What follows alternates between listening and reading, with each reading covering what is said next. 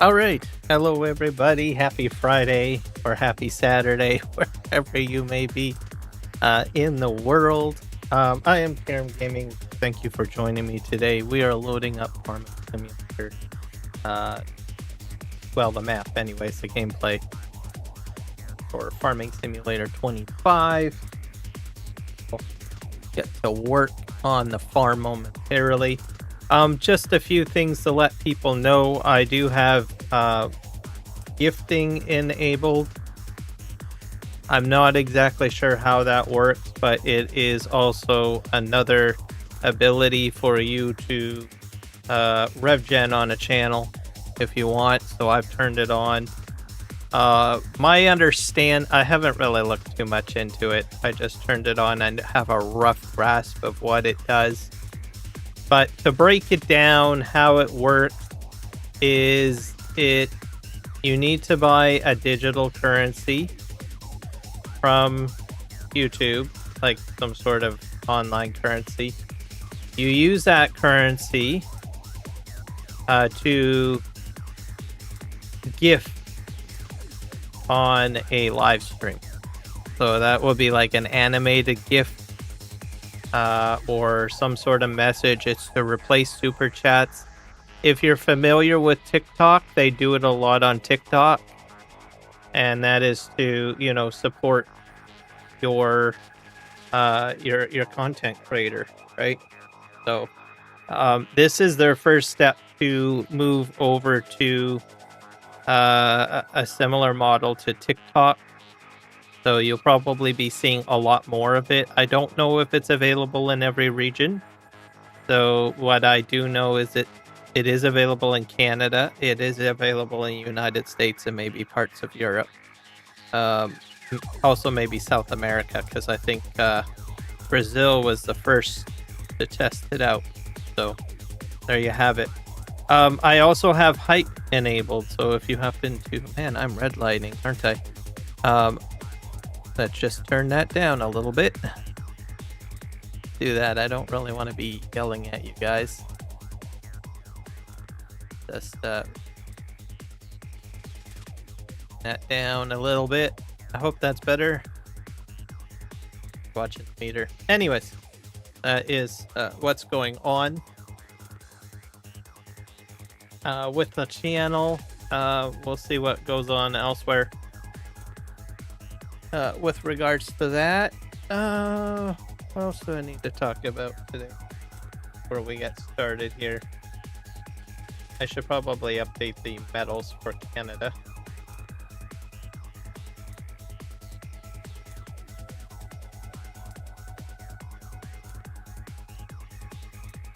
The other thing that I have done too, if you are a content creator and you want an auto shout out on my channel, you need to talk in the chat.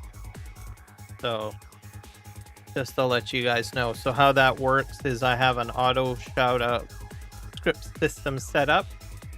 I've been working on that. What happens is if a content creator engages with me on a regular basis in my chat, I can add them to a user group within the script, which is fairly easy, so that the next time that they come in, or every time they come in, the chat will automatically promote their channel within the chat, if it works. It seems to sort of work. So I tried it out yesterday. I had the sim guy join my channel yesterday, and he's been in my chat for a while. It has promoted his channel.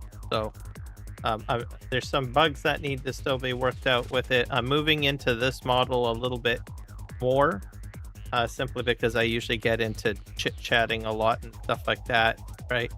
I'll have basically the algorithm auto promote for me. So that I've got that set up. I'm very psyched about it. I'm happy that I've got that in there. So if you've never talked to me in the chat and you're a content creator, all you have to do is just say hello. You don't have to do anything crazy. If you're a content creator and how do I put it? You're just lurking, it will not trip it. It will not trip it up. So as an example, I don't know, Eric the Crazy Viking or Kiwi, right? If you guys are just lurking in the background and you don't say hi at all, the script will not know that you're there. So as soon as you say hello in the chat, it should actually automatically trip the script and automatically dump your channel information into the chat for everyone. So I have a few bugs to fix with it, but we'll see what happens and go from there. Medals today, holy crow, we are up to about 8 bronze. So I guess we better go ahead and update that, shouldn't we? I have 8 bronze, everybody. 8 bronze. I was trying to get a public API for this, but the Olympics is very stingy. They don't want public API keys. I mean, there are some API keys out there, but you have to pay big money for it. So that's like the big networks, right? They buy in, so they get first dibs on promoting the Olympics on all their platforms. On YouTube, on whatever you can think of, essentially. So let's see here. I tried my best to find a public API that I could grab into. I might be able to do some website scraping. That's a possibility. I don't know if it would work, but I think I'm just going to stick with manual updating because it's not like goals are determined all the time. So games go on for a while. Hold on a sec. Did I do that wrong? Let's see, we have... I need to go back to bronze. Gold should be 4. Yep. 4. Yeah, so 4 gold, 5 silver, and 8 bronze. So go Team Canada. Fantastic. That's all I could say. All right. So yeah, so that's the news with regards to the channel. And we'll see what happens. Oh, I do need to bring up the chat manually because I did have some issues yesterday. Give me a sec. I have to pop out my chats. I'm going to be monitoring my chats for a little bit. Like, I have all my chats integrated into one system so that if I'm on any platform, it goes into one system. And it was working for quite some time up till yesterday when the sim guy was visiting on my channel during my live stream, and he's saying hello and all of that stuff, and I'm not seeing anything in my integrated chat interface. And I happened to jump onto Discord and he DM'd me and he says, dude, you gotta watch your chat. And I was like, oh. So I took a look or had taken a look, and I was like, holy crap, that's not good. So anyways, I'm going to be monitoring them, popping them out a little bit here and have them cover up my OBS, I guess, on the real estate. This doesn't look very good. I need my tracker to be fixed. Give me a sec to fix my tracker. Tracker is completely off. That just takes a few moments here. Open tracker. So speaking of Beam Eye Tracker, I usually post in Beam Eye Tracker a bit. Sometimes my live streams and stuff like that, they have a public area for that. One of the members there had appreciated that I had been posting inside the Discord and gave me an affiliate link. So if you want access to become an affiliate of iBeam Tracker, or Beam Eye Tracker, I should say, I have linked it in my Discord. So It's available there for any content creator that actually wants to become an affiliate, which means you're a partner. So if you sell any Beam eye tracker versions and stuff like that, you can get sales revenue. So if that's something that you want to do, by all means, you can find that link in my Discord. I posted it under the general chat. I didn't expect to have that be thrown at me. But I do have 2 games that I do. For one, there's not very many farming simulator or bus simulator content creators utilizing Beam eye tracker. So I think that's probably why they grabbed me, because there's myself and probably 2 other people that post in there or promote it. So if you want to become an affiliate with them and you like it, this is probably a good time to get on board, because there's very few of us posting and promoting in their Discord our live streams for Farming Simulator, or Bus Simulator for that matter. So opportunities await. Early bird gets the worm. So you can jump in there if that is something that you want to peruse. So their Discord has an area where you can promote your live stream. So this is another opportunity if you're a small channel like myself and you want a little bit more visibility outside of the Farming Simulator community, meaning that you can bring other people into the Farming Simulator community. This might be an opportunity for you to do so. So Beam eye tracker is a product for other driving simulation games, right? So you jump in there, you've got people doing, racing games, and they don't even know anything about Farming Simulator. This is an opportunity for you to bring in an audience of other gamers from other gaming platforms, like, racing games, bus simulator, trucking. Well, most of us are overlap with trucking simulator, but there you go. Flight simulator, right? You guys get the idea, right? So it's a wider community to broaden your hemispheres a little bit. I have 2 games that work with it: Bus Simulator and, of course, Farming Simulator. And I also have American Truck Simulator. And yes, but yeah, so it's an opportunity to promote your channel further if you join Beam eye tracker. But I would recommend having Beam eye tracker if you start posting in their channel, because they will probably start watching your content and they might say, what the heck, you're not even using our product, right? Anyways, enough about that.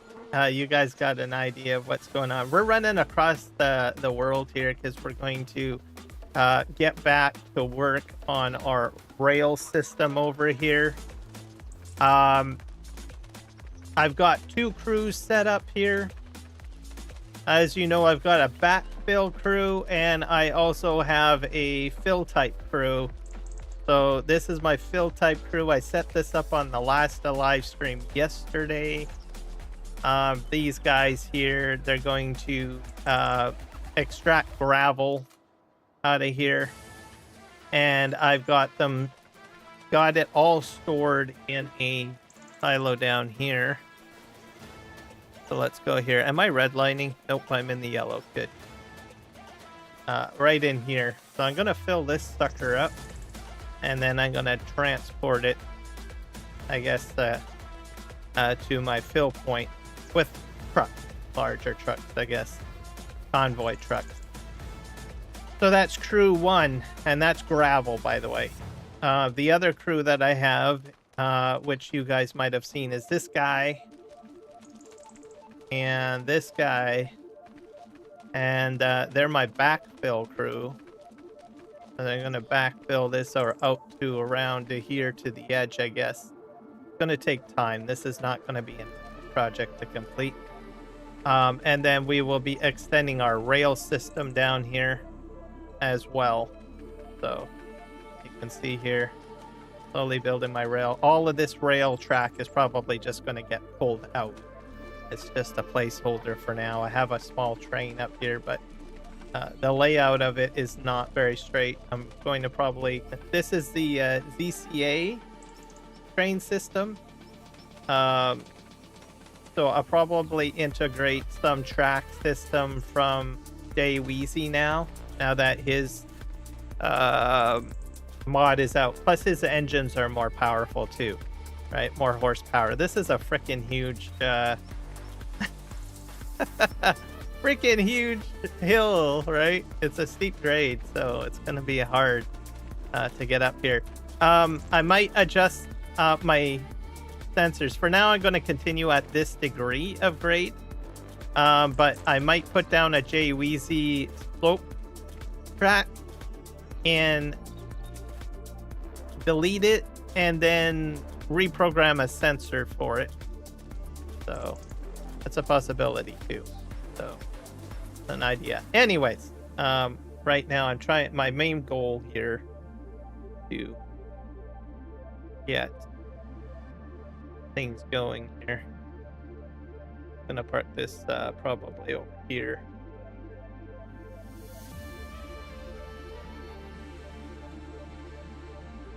Gravel collection is what's happening, and we'll be shipping it across the map. Probably going to need a power washer at some point. All right. Oh, another essential piece of my crew over here is way over here. I need my truck. This guy here. We're probably going to get into some planting too. I've already planted potatoes on yesterday's live stream. And then I also planted some oats. So that's sort of exactly what we've done. I'm just going to park this right over here, I guess. Now, because I need to start working on my hill structure here. Have to push my keyboard in.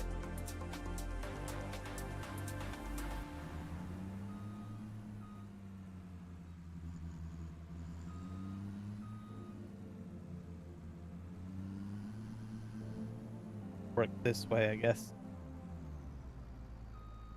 So I'm using Terraform in case anyone's wondering what I'm doing. Oh, there's the horn. Hit the wrong button. Good. Okay, Terraform's on. So what I've been doing is I'll build a berm.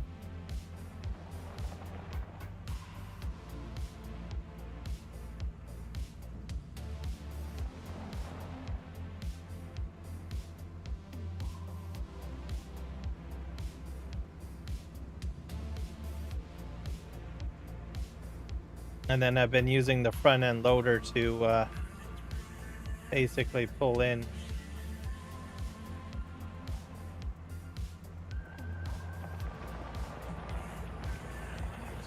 I could probably load it into a truck if I want, but I'm not really interested in doing it that way. I find it just easier to just dig and then use a front end loader to fill the truck, because once the truck fills up, I have to go and empty it. So figure it would be just easier if I just do a berm. It worked for me on yesterday's live stream.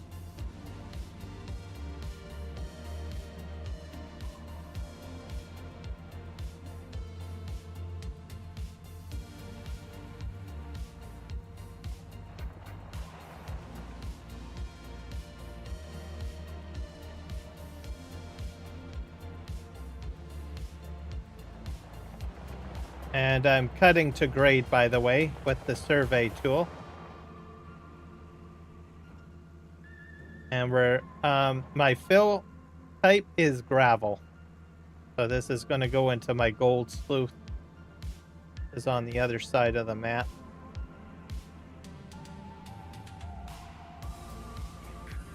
And I'm just basically filling a storage.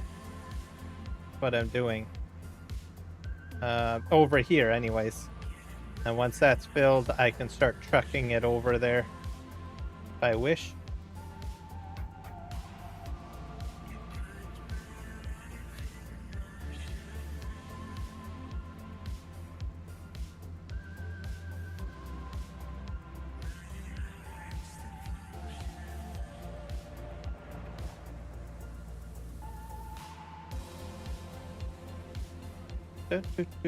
So yeah, it's Good Friday today. I got my coffee. I feel energized today, to tell you the truth, guys. Fantastic. Got my coffee going. I decided to put a little bit of lavender in it. So I grow my own lavender, in case people wanted to know. Have a lavender plant, an English lavender plant. I basically cut the flowers off. Actually, even, most people focus on the flowers. You can even use part of the stem and everything too, by the way. I think people focus because you get the same benefits out of it. I don't like everyone, like if you go into a tea shop, they always focus on the flowers, but the entire plant actually has the oil in it. Especially, at least anyways, the English lavender variety, I mean, it's very potent. Like I go right outside, even during winter when the flowers are dead, I can just smell the oil right off of it. Like, holy crows, powerful stuff. Right? So but mind you, the flowers I think have the most in it, but like I said, the stems are pretty good too.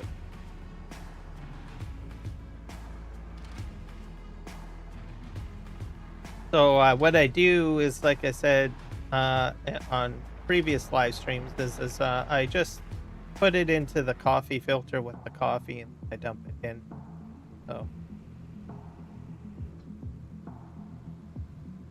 So, and I use Level Ground coffee. It's an organic coffee out of British Columbia on Vancouver Island.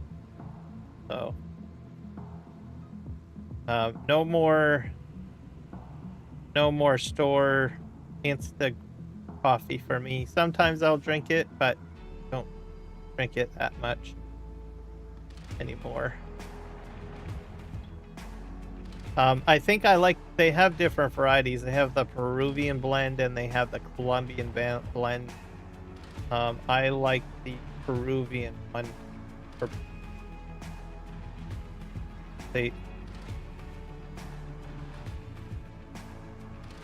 They blend it a bit different.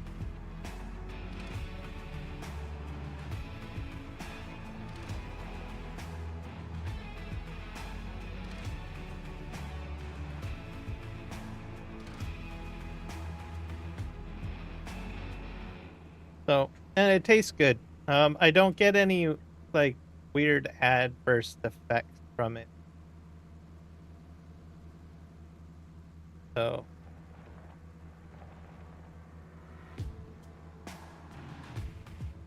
from some of the local coffee shops,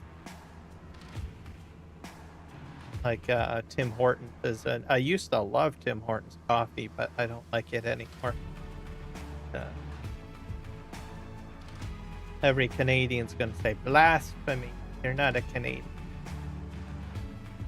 I shall not criticize Tim Hortons.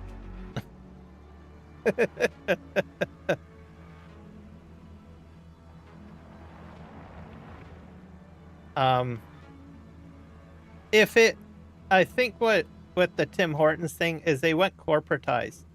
So when they first opened up, it was a franchise set up that was a homegrown franchise and not corporatized. So corporatized is like McDonald's, right? You need to use our ingredients to do it this way, right? You need to have it like logistically shipped to you, right?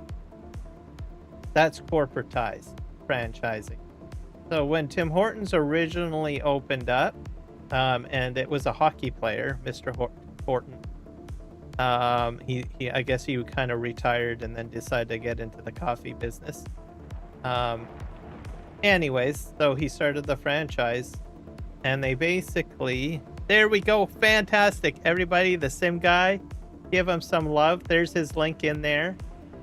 So if you're a content creator, just like the Sim guy there, give him some love. Jump on that link.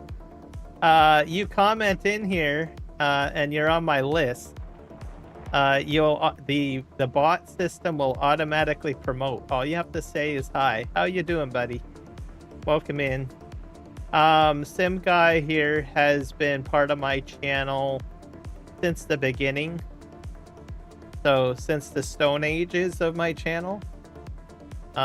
He's from the UK. He does farm sim content, and he does European truck simulator content. So be sure to go give him some love. He's trying to grow his channel. He's been recently getting back into the swing of things. He's been doing some farm content, ETS. He has a Discord set up, so join his Discord too. So yeah, give him some love, guys. So fantastic guy from the UK, and has been a stout supporter of my channel since the beginning. So how are you doing? How's the UK doing today for you? Hopefully you got good weather. It's sunny here today. Well, with some clouds, We have some clouds today. Did it go out? Yeah.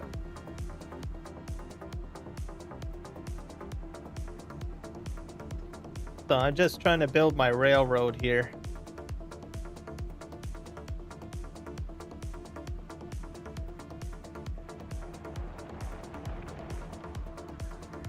Cold and wet?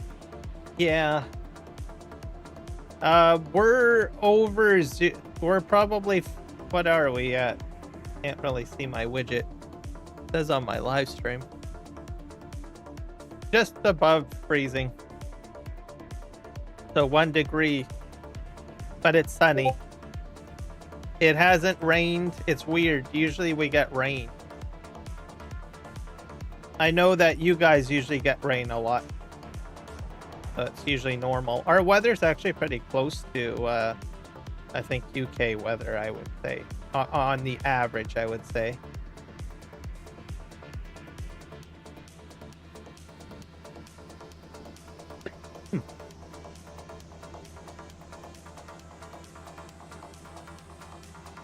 There's the Discord, everybody. So be sure to check out his Discord. He's completely rebuilt it too, so it's fantastic.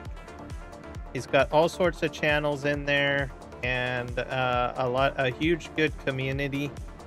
So be sure to help him out. Join his Discord too. You can post all sorts of things in there. He's got voice channels too, so if you want to do multiplayer, you can. Maybe you don't have an area to communicate, you can use his voice channels as well that are in there to do multiplayer sessions.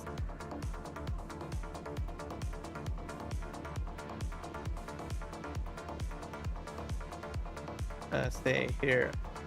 I'm probably going to have to move my excavator forward a little bit.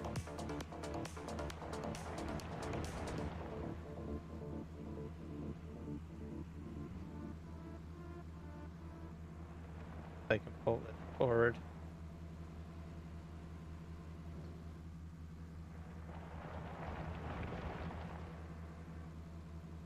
Scoop that up. That's a pretty good berm. I shouldn't have dumped right here. I should have, because I didn't extend very far. I have to move my machine forward. About there. I guess I could use that as my optimal marker.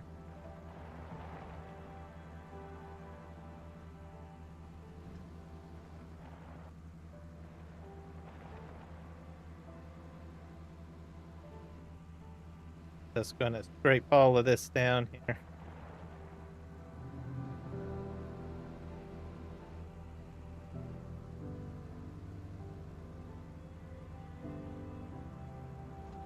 Today, what else? I've got potatoes growing, by the way. I might fast forward the second half of the stream. I probably might fast forward time to tomorrow so that I can,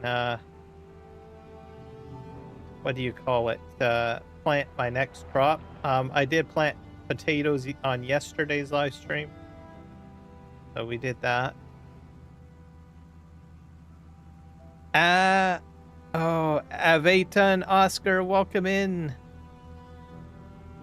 From Learjet. You're on a Learjet? Holy crow. Are you actually on a Learjet, or are you trying to indicate that you're a flight simulator person? Flight sim guy?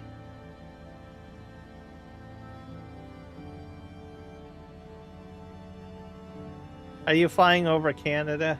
I don't know. Or Europe? I don't know. We've got a flight sim person in the house, I'm guessing. Unless you own a Learjet. You never know. You can get Wi-Fi on jets these days. So maybe you're on Discord on a Learjet for all I know. Is that what you're on? You're on a Learjet? Where does your Learjet take you today? And from which destination, sir? I'm a little grounded at the moment. I'm on the ground.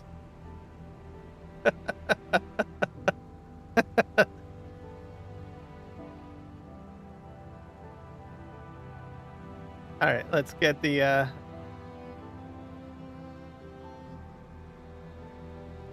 I don't fly very much, to tell you the truth. But I have been in a plane. One of my one of my best friend, VE7, in real life, by the way. So we're actually friends in real life. Meaning I can go visit him, get into my vehicle, and I can go say hello. He's a pilot. He's taken me up in a plane at Testa a few times. And he also likes flight sim as well. Wouldn't trust you flying a jet. Have seen you drive. Yeah, you don't. I have tried flight sim. I have tried flight sims, and yes, you don't want to fly with me. I have taken a 747 and barrel rolled it in the air. So trying to fly it like I don't know, an F-18 or something like that. And I have crashed many planes. I'm telling you, I have crashed the plane. Literally. It does happen. But I have enjoyed playing it a little bit. Some of the flight sims. I've done flights from like Vancouver to Ottawa, just to see how long it does. It's like real. It literally takes you like 4 hours to fly there. Literally, it's crazy. So I am very impressed with flight simulators. I think it's a interesting setup. I was skeptical, to tell you the truth. It was probably one of the first sims that I have ever tried, because it's all that I knew was out there at the time. And I was like, no, it can't be that real, right? And probably, I don't know, it felt very real to me, so I was convinced. I'm not a pilot, so I don't know, but my friend is a pilot. He says it's pretty darn close. So, all right. I'm gonna probably clean up this little bit here. We'll have to do some front end loader work here. Then I can put that in my storage.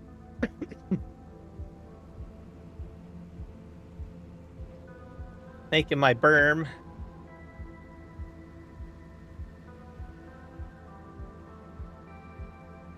I need a sip of coffee. Oh, it's getting a little dry.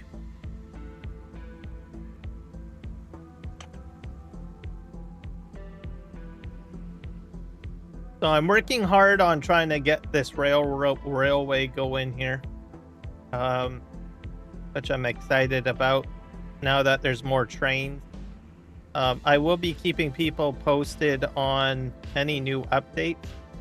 Like, he never even made a public announcement on the train mods. I only found out because the Stover, who's a content creator who loves train in Farm Sim, he made a video, and I'm subscribed to his channel.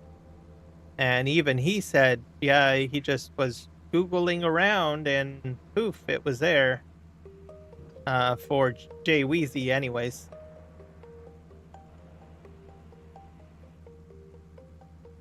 He also has construction mods apparently too. I haven't touched those yet.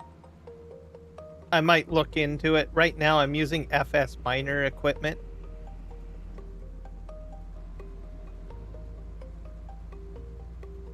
I think I use FS Miner because there's a wider selection. But if I see something that intrigues me, I will usually grab something else.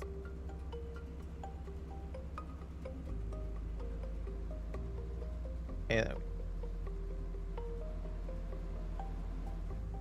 Shaking a little bit here.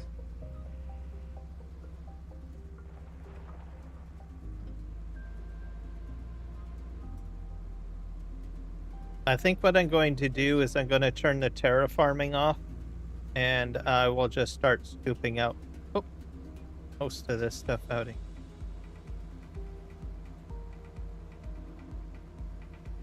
It's kind of like a light.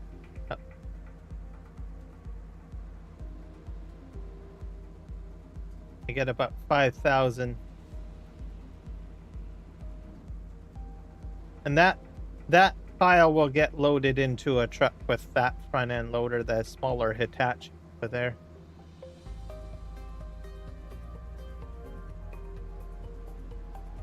We'll go into a rock truck.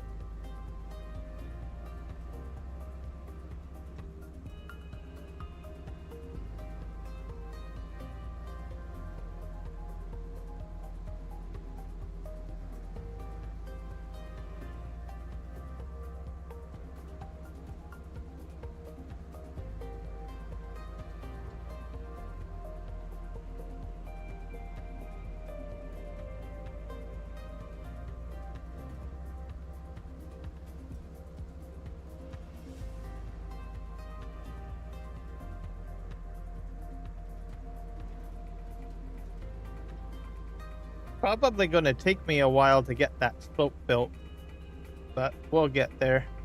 The slope grade is at 4.9 degrees or 4.8, I think. 4.8 or 4.9. The max degree on the track layout for DCA is 5 degrees. So what I did was, just for good measure, I set it at the, like, just below that. Just to be on the safe side. And I'm trying to maximize it. But I might need to make some more adjustments in the near future. Especially if I switch. I'm not sure what the actual degree of slope is on what do you call it, on Jay Weezy's yet. But that's pretty easy to figure out if you need to do it. Maybe you're going to start getting into that right away. The best way to target it, or, you know, get an idea of what to do, is just put one slope track down, because I don't think he has different degree track. It's like all his tracks are set to one specific degree. So it could be 3 degrees or 2 degrees, I don't know. But anyways, I'm spitting numbers. You put the track down, and it will auto terraform and raise the ground or decrease the ground to the track, is how it works. What I would then do, once you've done that, I guess I can go forward and start.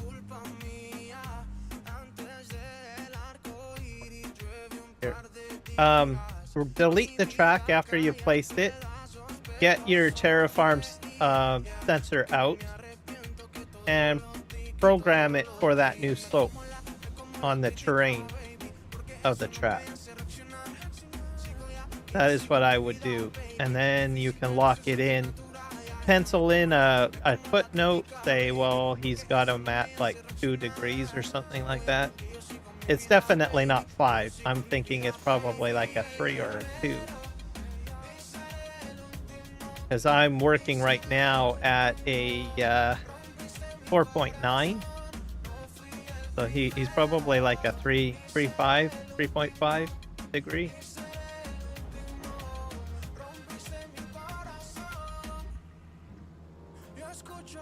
So that's how I would do it. And then you just set your machines to the new calibrated sensor, and off you go.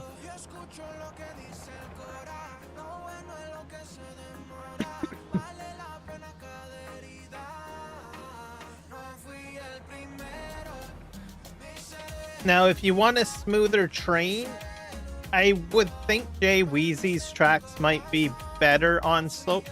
Like the slope degree is smoother.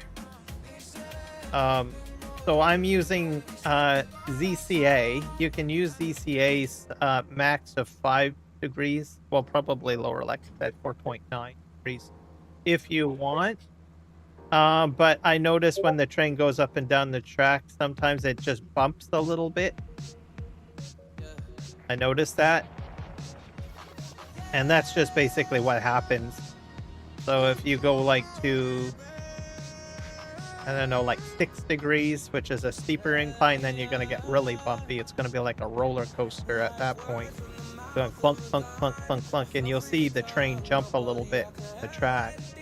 So that's how the track system works, because I don't think it's able to curve very well, right? Downwards. But if your slope can be less of a degree, like down to 2 degrees or something like that, the smoother the train will run off the track. So, just some information for you guys with placing tracks and stuff. I had originally put down for 5 degrees, and it was way too bumpy. That's why I reduced it down to 4.9, my degree of slope.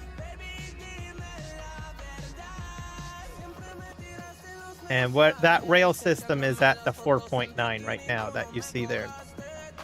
My stream here. This rail here. That's that 4.9 programmed with a sensor.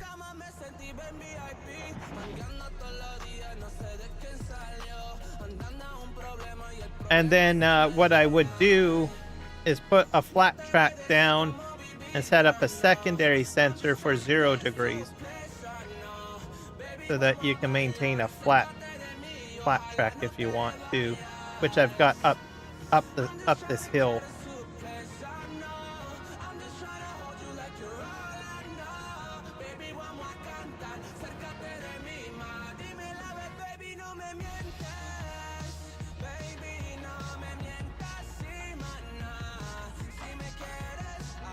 There. So hopefully that information will help you out.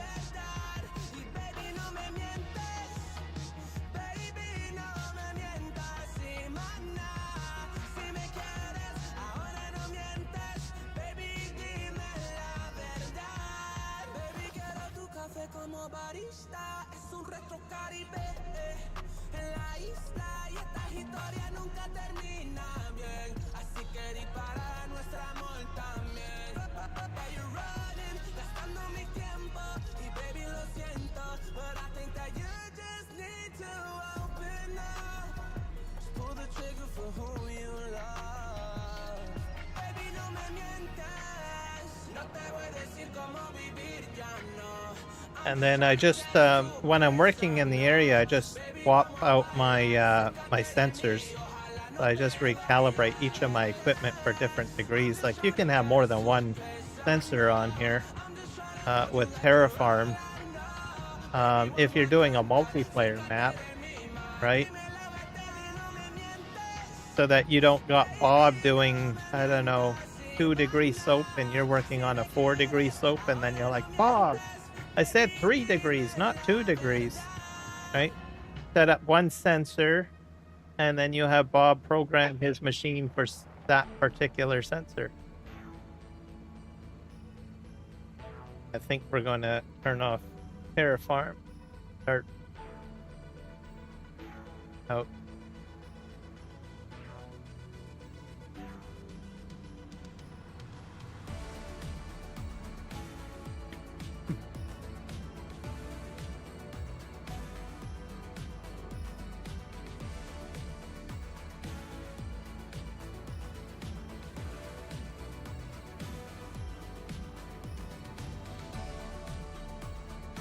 And once this is cleaned out of here, I'm going to start loading the truck and shipping it out. This is all gravel fill, so you can change your fill type in Terraform if you so desire. I mean, you could have it like spitting out wheat if you want. Oh, I need wheat. I'm I don't know, an alchemist.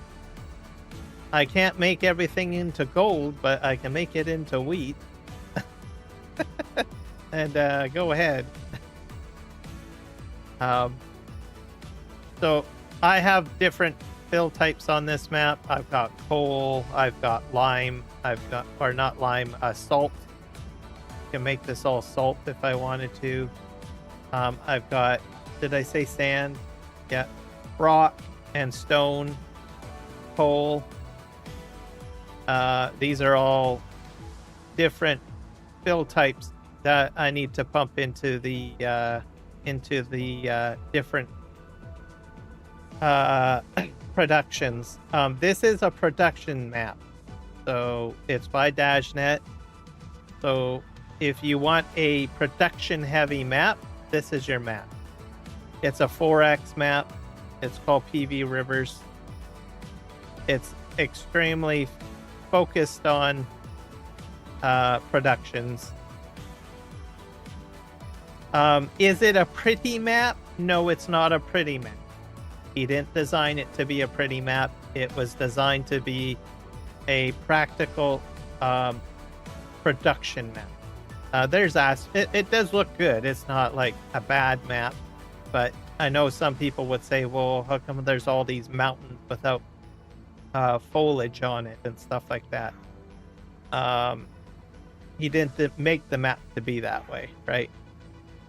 So you can use your imagination. I don't like the mountains, to tell you the truth, so I thought, well, how am I going to make it enjoyable for my gameplay, right? So look what I'm doing. I'm cutting into the mountain, right?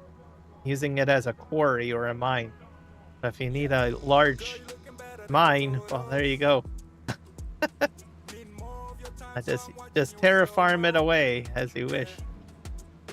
Some other features in it. There are boats in this on this map.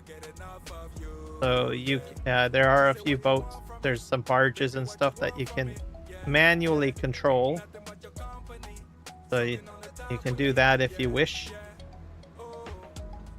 There's bridges that you need to build. So a lot of the map is not accessible other than using the the waterway. But there is construction projects where you have to build bridges. And then that opens up other areas of the map. So desired. And there's all sorts of, like I said, different productions in here. There's like a whiskey production. There's steel production. What else? There's a gold sleuth. So if you want to dump this material into a sleuth, you can, which it will be going into the sleuth. That's what this is, what it's for. What else? I'm trying to think here. There's a tobacco factory. There's a hemp factory. There's orchards. You can have an apple orchard. All sorts of stuff. Crazy.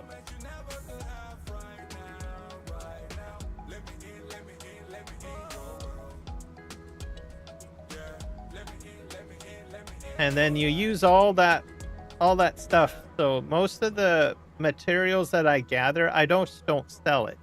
So I just don't take wheat to the store to sell. I basically dump it directly into a production, and I try to make the production bigger and better, essentially. I think I need to smooth that out. Got that all scooped out.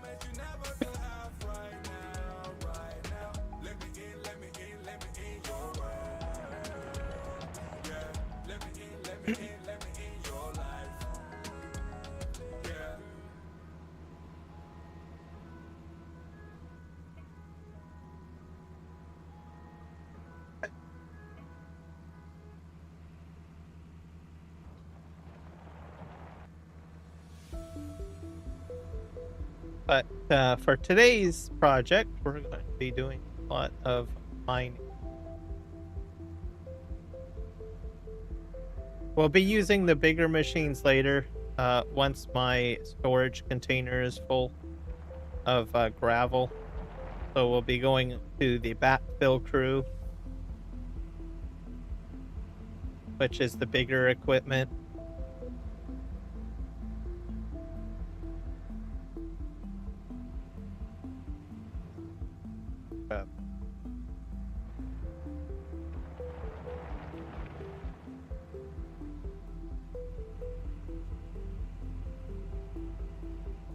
What else do I do on the map? I do a lot of logging.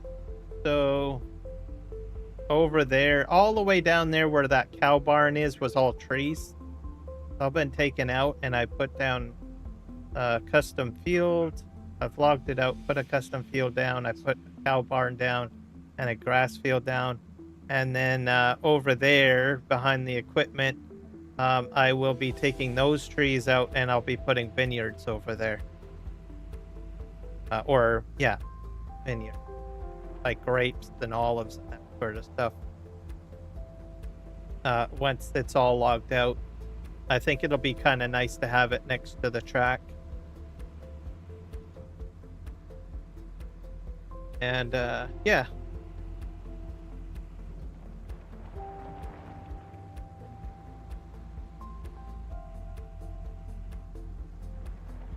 And this is pretty much the only area that I'm kind of doing a lot of heavy construction. There is some mines on the map that have like automatic spill out of fill types. So like gravel and stuff like that, and sand. So that's on the other side.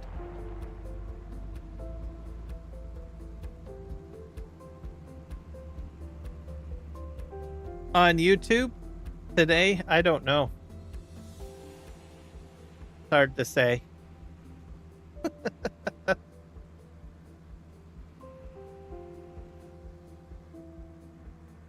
It's a hit and miss. I've been getting a lot of people for my World of Warcraft live streams. Not so much with Farm Sim lately.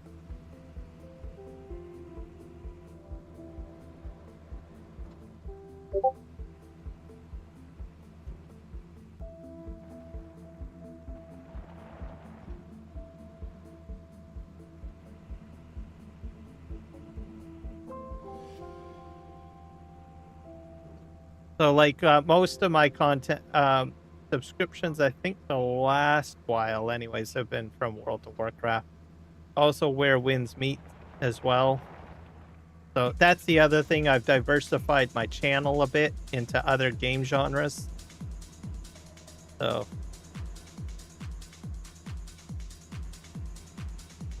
I don't think I'm the only one in the farming simulator community that has seen a dip. You can tell because people start doing other things on their live stream, like putting Lego together, or what else have I seen? Oh, I've seen some farm sim content creators doing coloring book on their live stream. And then there are some that have just jumped into doing more than one game on their live stream. So like as an example, they would do, well, your channel as an example, you do truck sim, right? So diversifying the types of games that they have.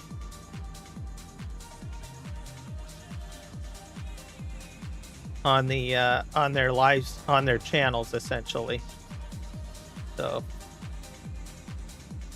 some content creators have jumped time zone. So if they normally, like I've noticed, and I've done that myself too, they will either live stream, normally they would live stream during the day or something, but then all of a sudden they change to like in the middle of the night, right? I've done that. Or early morning. Yeah. So something is up. I'm probably the only one talking about it right now. I don't hear many out, but I pay attention to what other content creators in the farm sim niche are doing, and they are looking to diversify somehow. So doing things differently, right? Some have moved into doing making mods on their channel, right? So that tells me that there's not a lot of people watching farming simulator content, other than, you know, those that are diehard fans, right?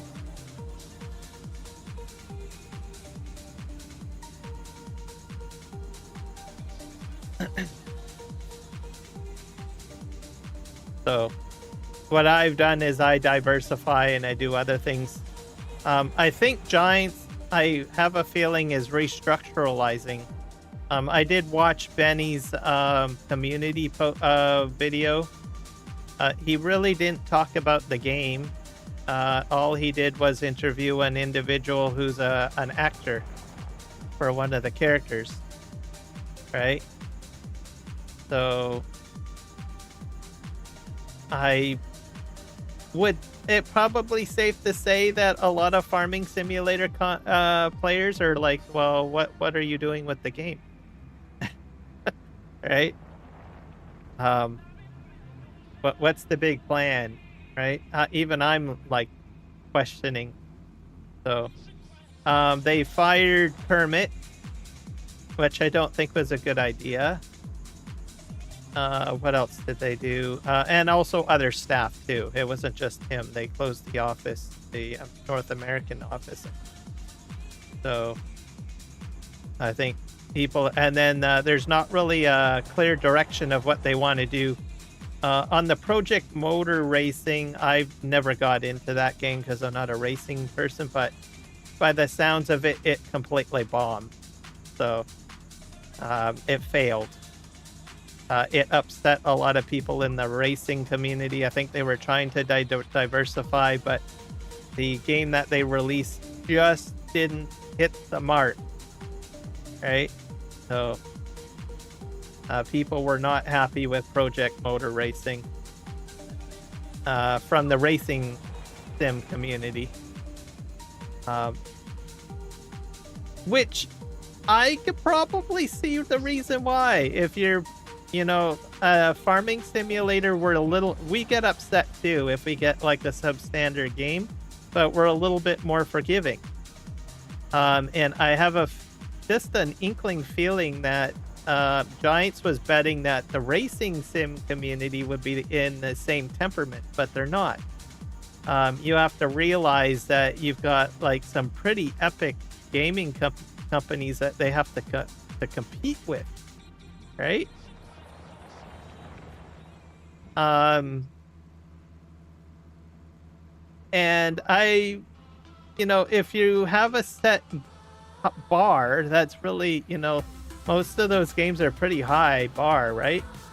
And you put a subpar game out, you're just gonna really upset your people. So I don't know. I think they made a big mistake.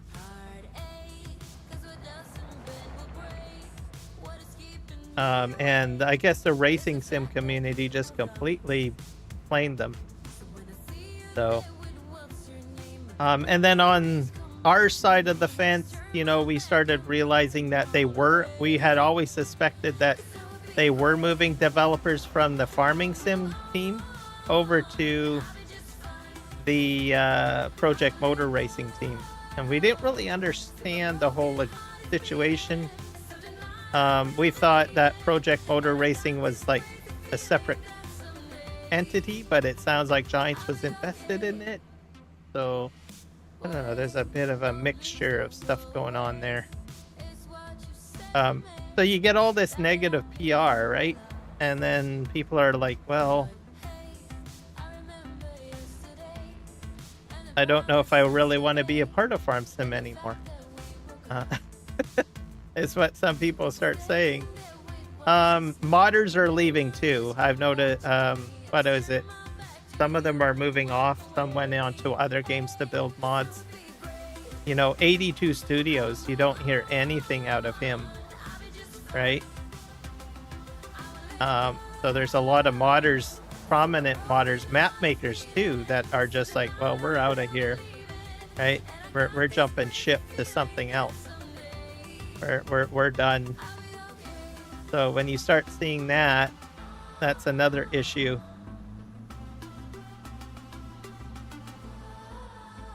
That will happen. The other thing too that I've heard rumors of is that some of the modders are, I don't know, building another farming simulator game. I've heard of that jumping around in the community too. Say, well, we're going to build it our way, which is perfectly fine.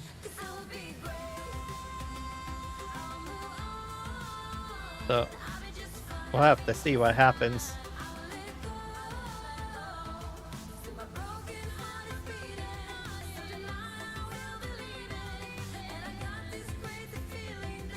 That's one reason why I won't become a Giants partner, because I don't think you can live stream another farming game on your channel if you're a Giants partner, I believe. So if modders do actually do something like that, I can jump because I'm not a Giants partner, right? So those Giants partners, they'll have a hard decision to make, especially if those modders actually make a pretty decent game that does heavily compete with Farming Simulator and kicks it out the cart, right? Because I was like, well, what do I do now, right?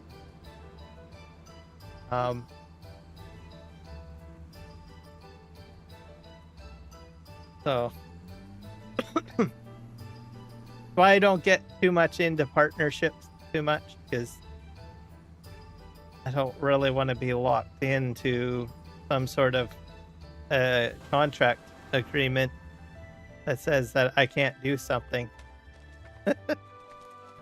All right, I'll go down here. Also, I have the freedom to speak a little bit more than probably what some Giants partners can and cannot do. Like most of the stuff that I say right now, probably I'm like pretty vocal and crass with my wording right now, which I'm realize.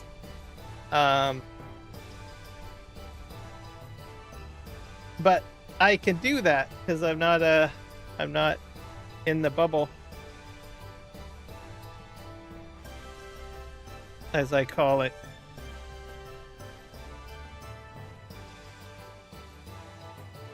But you need people to criticize, because even though criticism is bad, you only look at it if you're just gonna, wall up in a fetal position and cry. What you need to do is say, okay, well, how can I break down these criticisms and change it? And that's what Giants has to do, right? And I hearken back over to World of Warcraft, okay? If the World of Warcraft community has no problem flaming the shit out of Blizzard Entertainment, right? And the content creators for World of Warcraft, they go ahead and they drop F-bombs, literally F-bombs, about some of the stupid decisions that Blizzard does for World of Warcraft, right? It's part of the culture, right? Now, granted, Blizzard probably doesn't like to have to, do it, deal with these criticisms. Earlier on, they were a little bit more brick wally, but now they've embraced and they switched. Well, maybe we should actually listen to our game, to our player base, right? And that is what has happened. You've got more subscribers playing World of Warcraft. There is about 10 million subscribers paying about $20 a month just to play World of Warcraft. And they've maintained that model since 2001. Actually, I think the subscription fee was cheaper back then there. I think it was around $10. But anyways, plus on top of that, you've got your pay to win stuff as well, right? And they've gotten better at their game in the long run. I need to fix something here.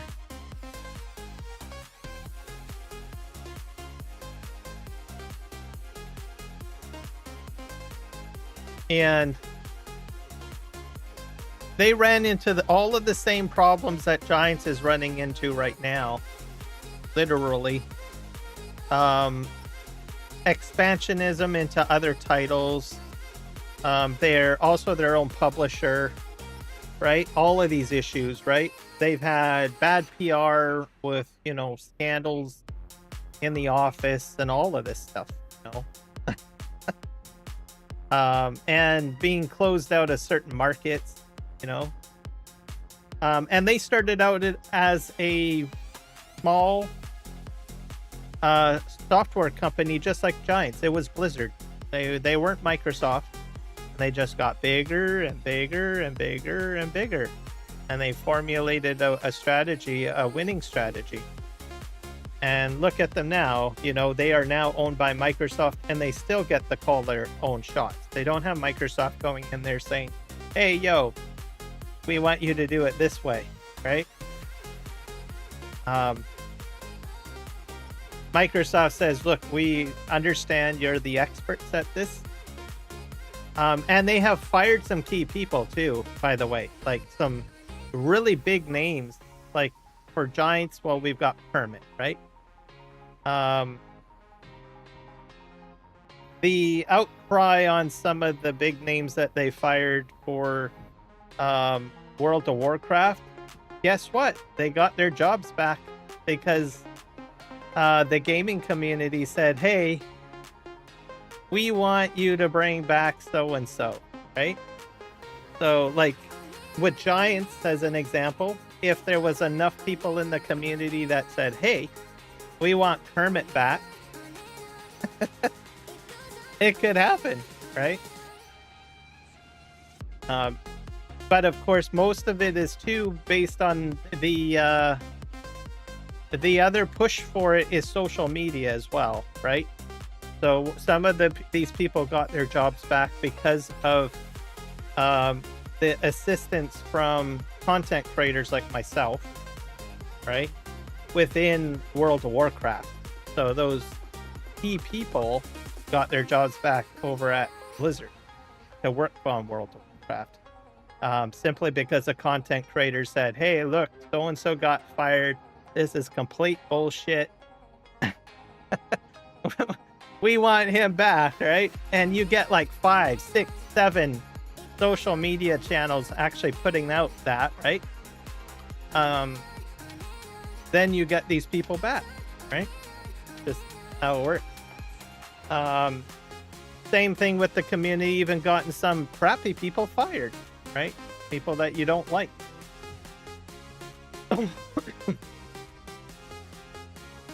So, with Giants, like I said, if you want Kermit back, you could get Kermit back. It's just you need to have the momentum to do it, right? You have to have enough people saying, hey, let's bring back Kermit, right? If you feel Kermit is actually the solution to fixing things, right?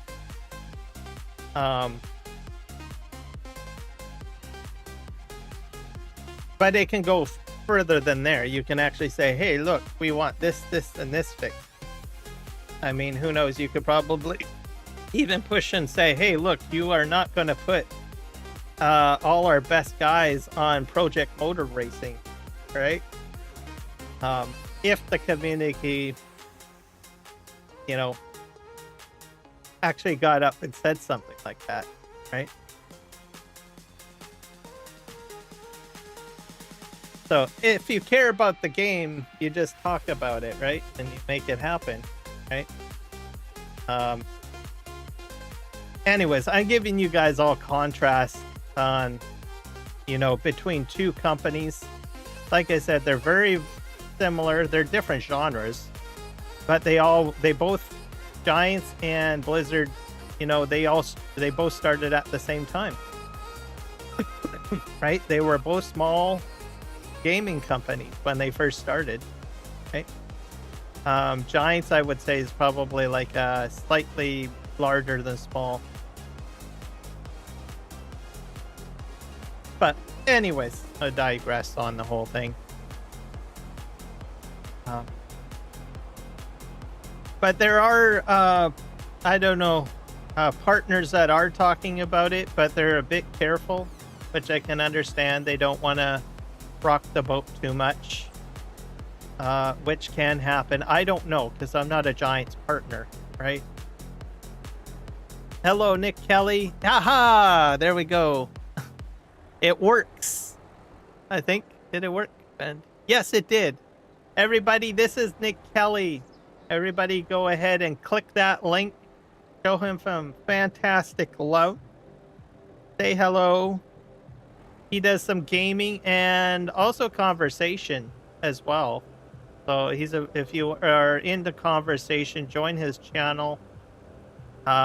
Hit the like button, join his live streams. He talks about all sorts of stuff. He does do some gaming from time to time here and there, so be sure to give him some love. He's been with my channel for quite a while as well, from the early inception.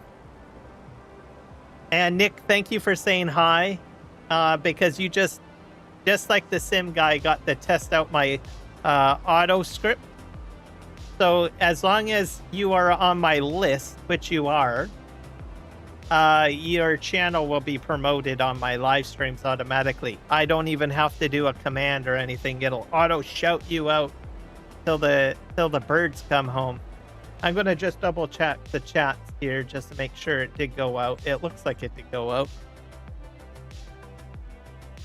See here. One of them didn't go out. I probably got a little bit more work to do. Oh wait. Yeah, both of them went out. Let me go to the other chat. I have to monitor my chats manually today a little bit. Add up. Did that go out? Yep, it did. So fantastic. So, I'm happy about that. Makes my job easier. Then I don't have to do a command. I don't have to do like exclamation Nick Kelly. So it'll automatically send out. To get it to trigger, the content creator first of all needs to be on my list, which I have already done. So I have a few. I'll probably add more as more but my main crew is in there. So all that the content creator needs to do, just like Nick and the sim guy, they just have to say hello in my chat, and the script will automatically spit out a shout out. So, and a link to their channel, which I think is fantastic. So it makes my job easier. I don't have to take my my foot off the gas. I don't have to put in a command or anything like that. It's just completely automatic. So I'm trying to automate my stream a little bit more. Make my job easier. But we're talking about games today, Nick, which is a big thing, and content for Farm Sim. I kind of shared my criticisms and my thoughts on the whole thing. Of the situation with it. I imagine at some point it will improve. I have a feeling that they're probably restructuring. Like they're probably trying to figure out, well, what's our game plan, boys? Right? That's probably why we had Benny just only do the one interview and not really give a huge plan.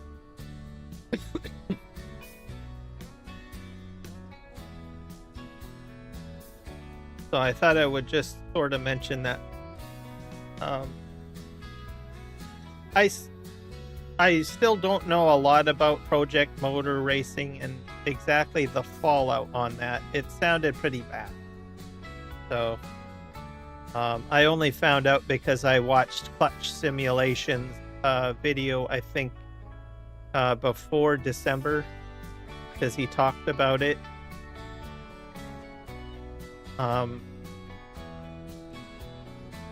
I like watching him because he's a little bit more vocal, right?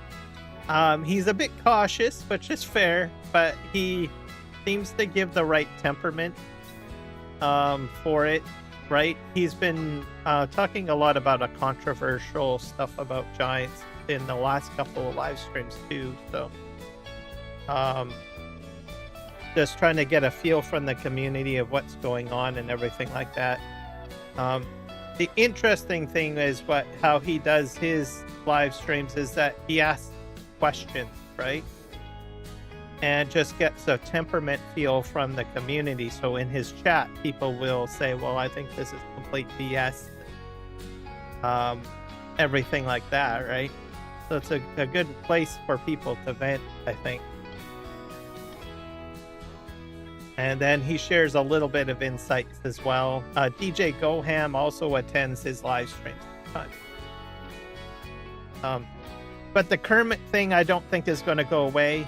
I think that is probably the hugest problem right there. Huge problem that they let him go.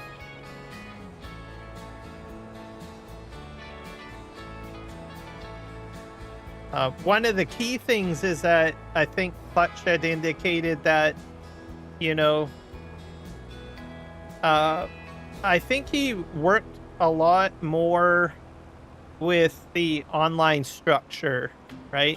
He also worked with the event planning, I imagine, too. But part of being a community coordinator, I think he worked with his fellow other content creators and the ambassador program and stuff like that, right? I think those are key things.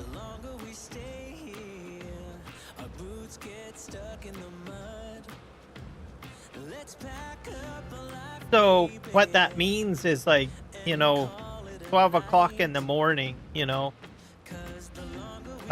send him a DM on Discord. Hey, how there's errors happening in farm sim. Can you like make a post about it or a bulletin? I don't know what kind of conversations go back and forth, but anyways, he's answering DMs like at different hours of the night, day, stuff like that.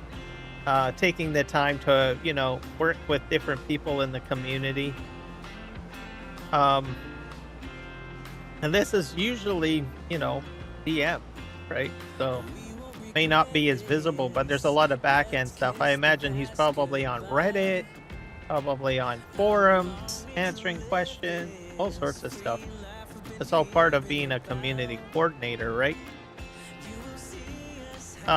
He's done some of the short videos lately too,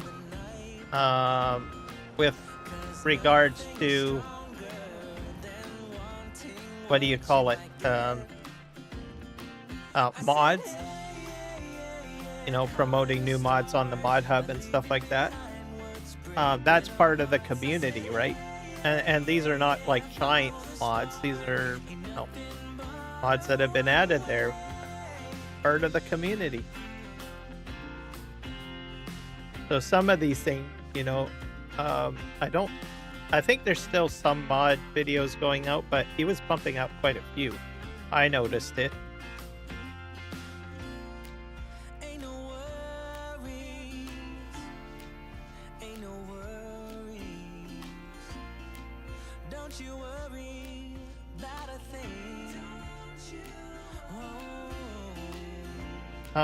He's also on Discord answering questions as well, right?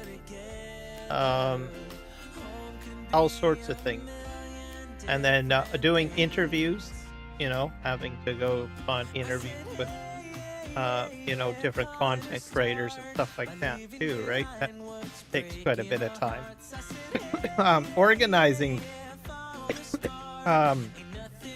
content creators, right? I think there was a couple of years earlier on at I think some of the farm cons where content creators didn't have like Wi-Fi access. Eventually, criticism came out, said, well, let's come up with a better plan to try to get this sorted out, right?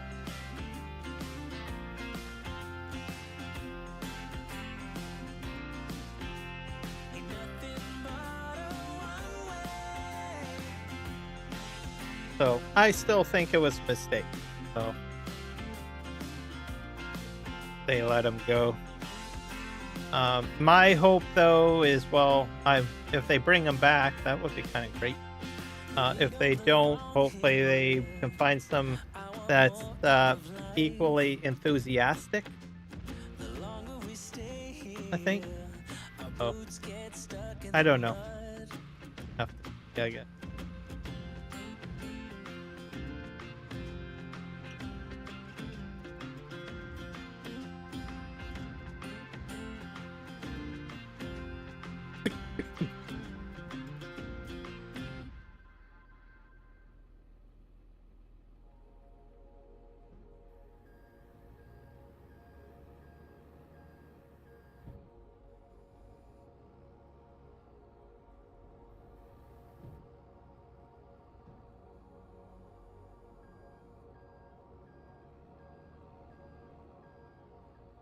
Have to start backfilling it. Not sure how far I am off from.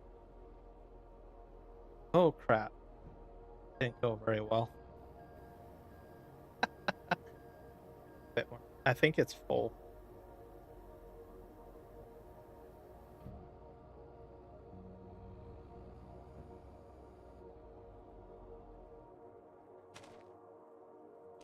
All gravel.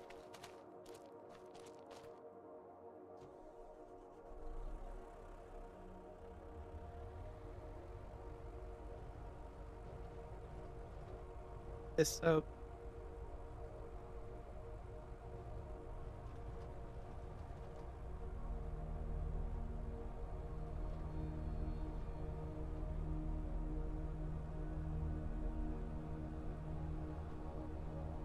But for me, I'm actually enjoying the diversity. Like most of my channel has been focused on farm sim, and oops, the crush. I decided to there's other games that I enjoy playing, and I've decided to diversify my gameplays that I do. So like I do Where Winds Meet, Dune, Bus Simulator, World of Warcraft. I still do the farm sim.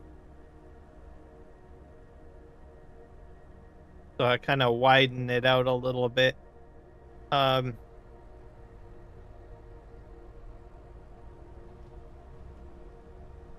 Just to try things out, meet new people, which is great.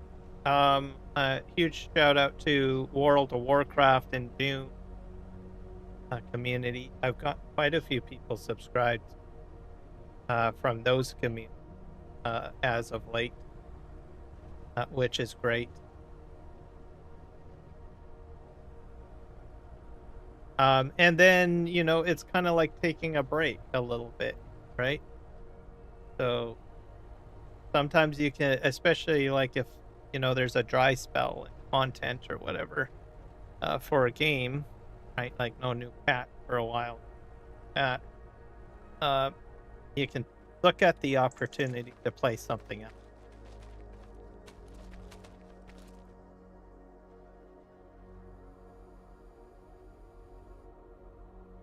Also, you get to meet new people too, especially as a content creator. You meet other content creators in other game niches with other ideas, right? Which has happened for me. I've met, some other content creators outside of the farming sim content creation zone, right? And you can kind of pick up new skills or new ideas of how to do things on your live stream, right? As an example, the script that I'm running, right, for shoutouts, right? It was suggested to me from a World of Warcraft content creator. And he said, "Well, you can probably set up a script to make your life a little easier on your live stream, right? If you go ahead and do this." Like, oh, okay. So look into that. He didn't give me the full framework. He said he just gave me the ideas and concepts, right? And then I just went ahead and did it.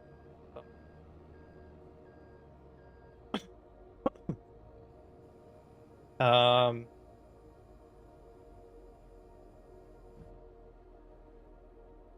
Other ideas of thumbnails as well too. Like some of my thumbnails are a little bit different now.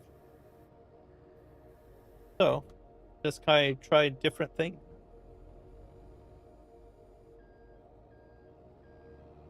And I think I've gotten raided a few times from some of the World of Warcraft people, which is kind of awesome as well. Some of their channels, they get like so many people watching, like crazy.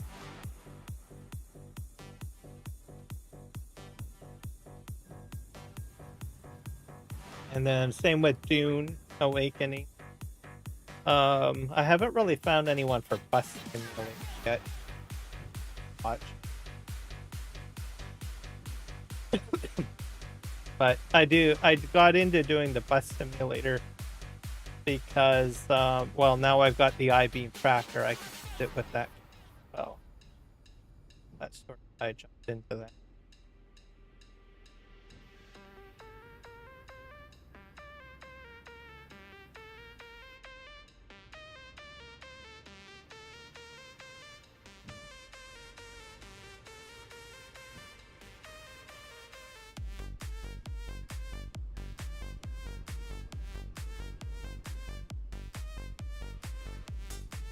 I think I can this will probably be the last bucket to put in. I'm probably going to need a power wash.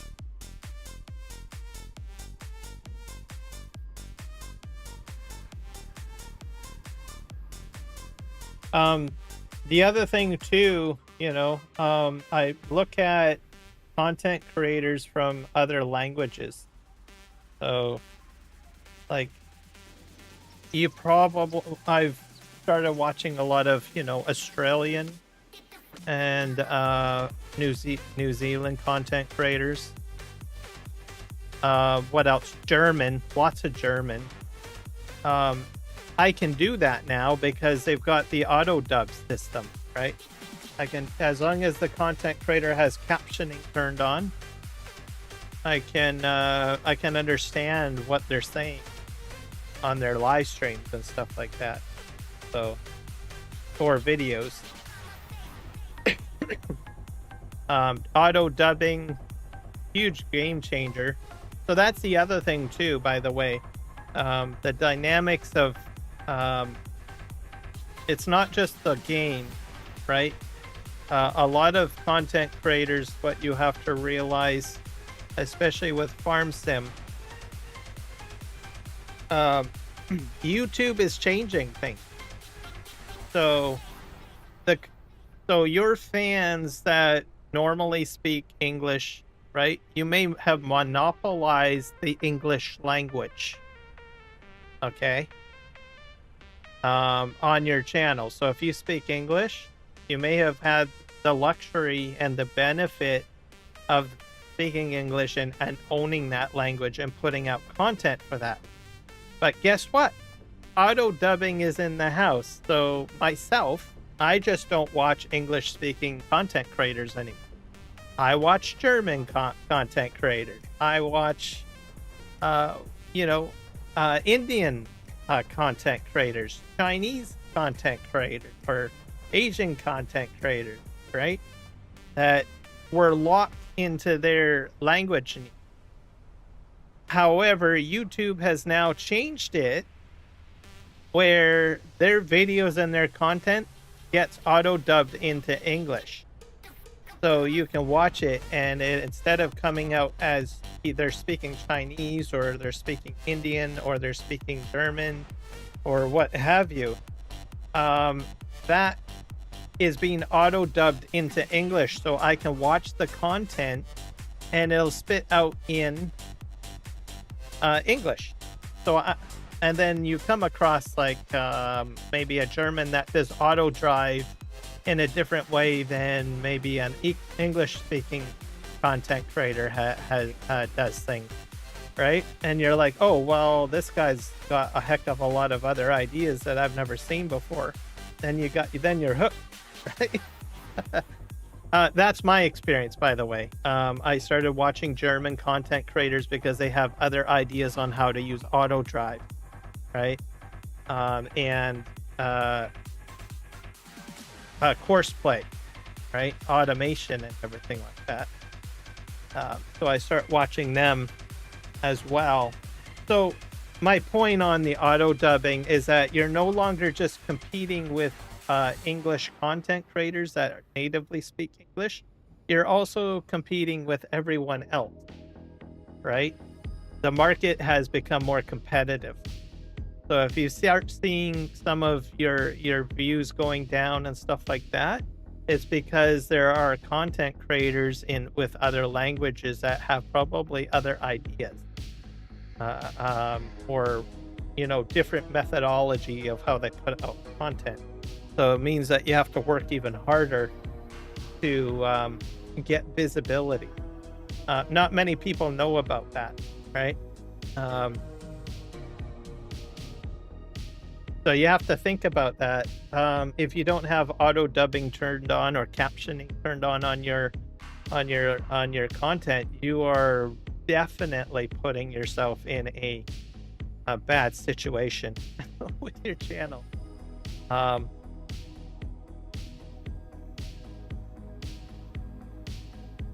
The other thing too to take note is that YouTube has given more control to the viewer.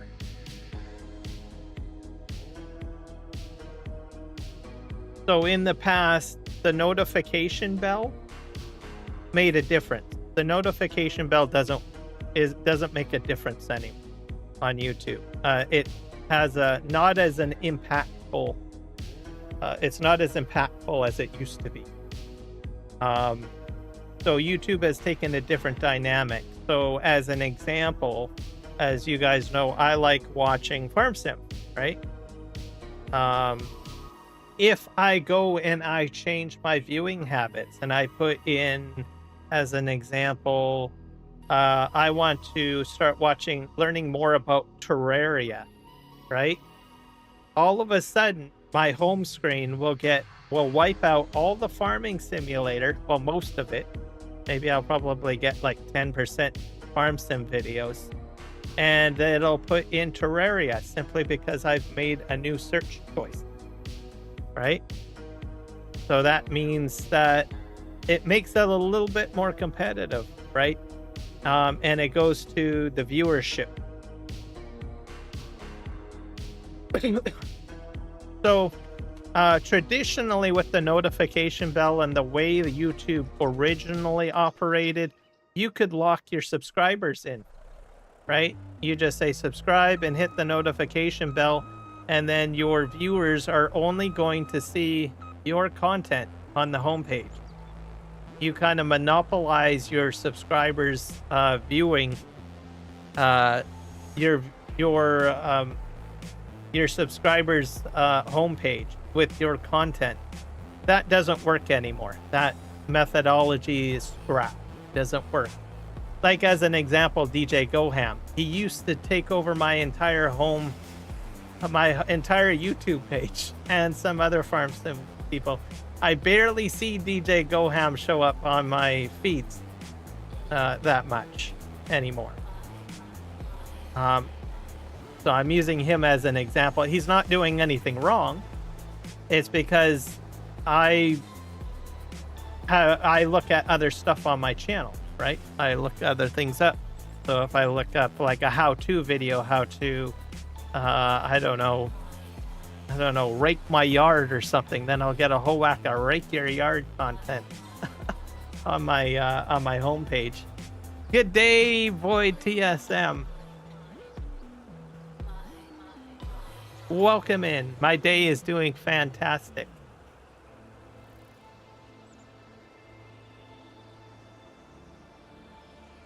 I've got 2 live streams going at the moment, so I've got dual chats. I do horizontal and vertical.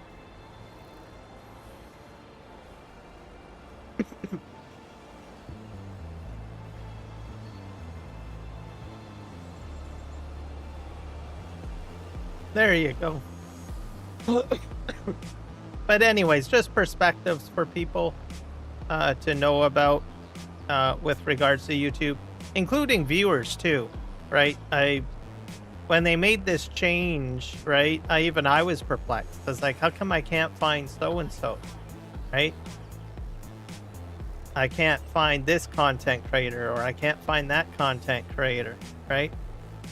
DJ I have to actually look for now, whereas he doesn't usually show up on my live feeds as much anymore. I have to actually, manually go to DJ Goham's channel. I have to go in and bring up the news video and stuff like that, right? The other thing too is smaller channels are getting more visibility. I've noticed that as well. Like, larger channels don't get as much visibility anymore. Like, I start seeing smaller channels coming out of nowhere. Even with Farm Sim, I was like, oh, where did this guy come from? How come I didn't know him? Even some large channels too that I never even knew about, right? Oop, that wrong. So the dynamic is done differently. What do you call it? I guess it's kind of more of a breaking news kind of situation, like topic mainstream. So the AI probably takes a look and says, well, what is people really interested in seeing? Or what does Karam Gaming really like looking at, right? And the AI custom tailors it to that individual and like I said, it completely throws the notification bell out the door. So I don't even pay attention to that. It doesn't work. You don't know why you weren't showing? If you're on Wi-Fi or on a data plan, that's normal. You're going to see hiccups like that.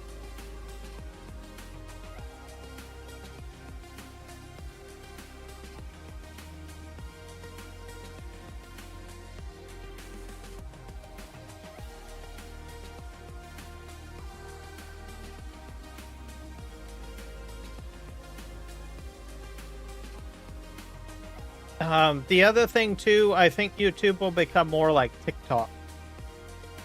So I don't really know much about TikTok. So you may have to do a little bit more work on your live streams, right? If you want to. And there are some content creators in the farming sim area that are sort of moving in that direction. So they will have like spin the wheel, mini games and stuff like that added in. There's some Twitch streamers that kind of bring that do dual streaming that brings that over into the YouTube environment. Like Billy Alpaca as an example, right? He's a huge Twitch streamer. He does have a YouTube channel, and he dual streams over here while he's doing Twitch. But he has all sorts of little mini games that are always running on his live stream. So you're probably going to see a lot more of that coming over into YouTube. So if you kind of want an idea of what to expect with YouTube, look at Twitch, how live streamers could do things there, as well as TikTok. And you'll have an idea of how it all sort of works. So it's going to be a bit different. All right.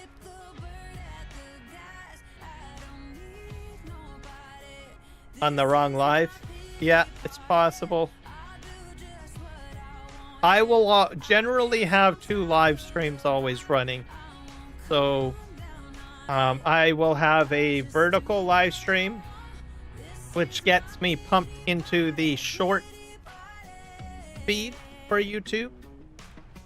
And I will also have a horizontal live stream in case someone says, "Oh, I can barely see your game. Don't you have a better..." And I have been criticized for that in the past. Like, dude, I can barely see the game. What are you doing to me?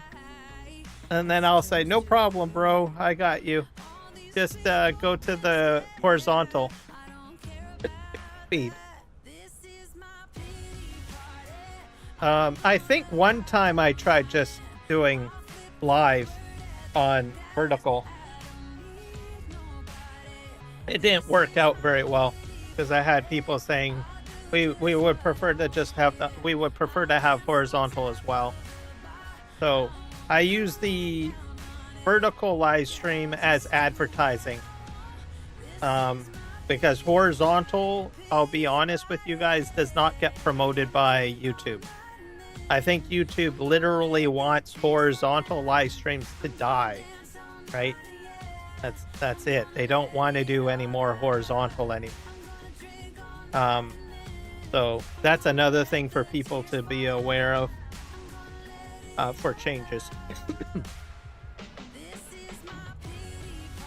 Turn on. I'm gonna go on Discord, so I'm not talk much. Oh, fair enough.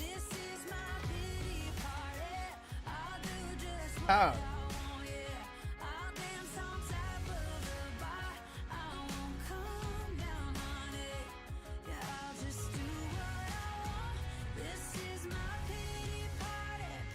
So hopefully I'm not boring everyone on it. Just I like talking about content creation and stuff. Just spitting it out. I've actually cut down on talking about it over the over the years, I guess, or recently. I try to, I guess, limit how much I go in depth about content creation, because I know it's not everybody's thing. But I also, when I try to explain content creation or the strategies from the big companies and stuff like that, I try to also throw in the viewer aspect of it too, right? So not just for content creators to understand the algorithm, but the viewers need to understand the algorithm as well, right? Because there is some thick ficklers, right? Like, I can't find my favorite guy, right? And that happens a lot. So, and it's all part of what's changing.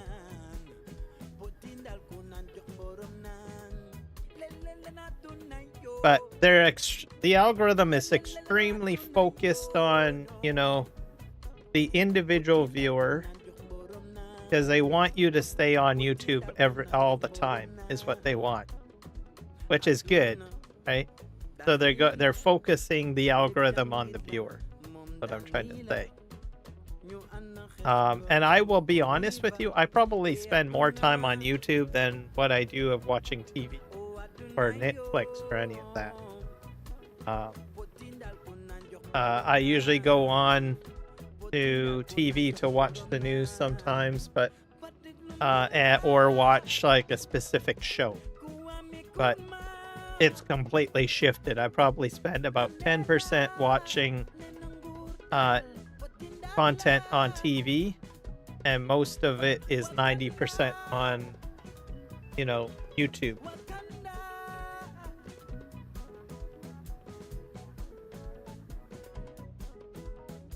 Even streaming platforms I don't watch as much. I have very specific shows that I watch on streaming platforms. So, and then after that, I couldn't care less. I'll be on YouTube, just going around.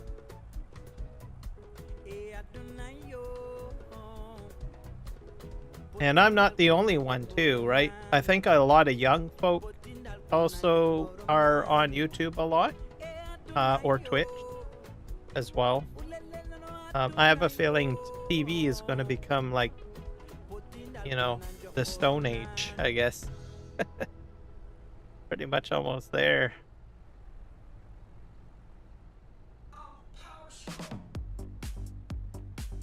I even sometimes will watch the news on YouTube, like CTV News, BBC News. I will watch it live on my YouTube. The same broadcast that's on TV, right?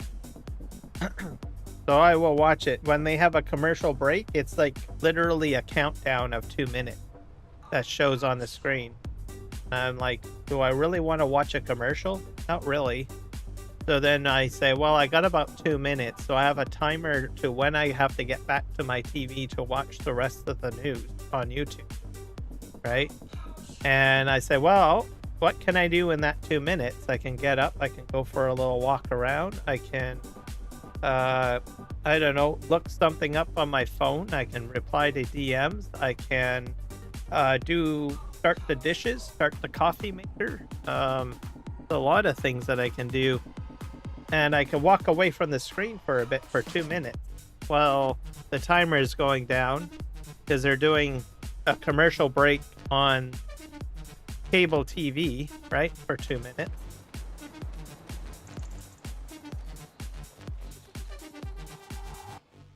Or you can sit in silence for a bit. I mean, there's usually a little bit of a music with the timer. You know how a stream starts and it has that little timer that counts down? Think of it that for every commercial break, right, on YouTube. So they put that in there. So you can sit in silence for a wee bit. Oops, that's all really bad.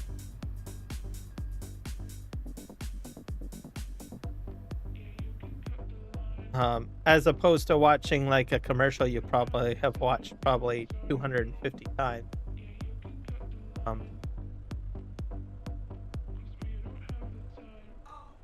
As for like YouTube commercials, some networks I think do have the commercials, but I noticed some don't. I don't know if they have like an exclusive buy-in at YouTube to say, look, we don't want any commercial branding during our live streams.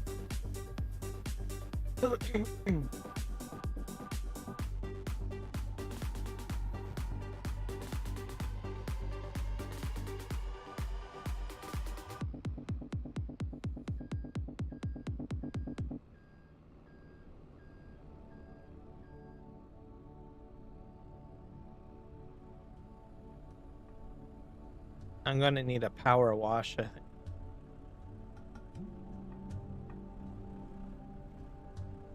Arch.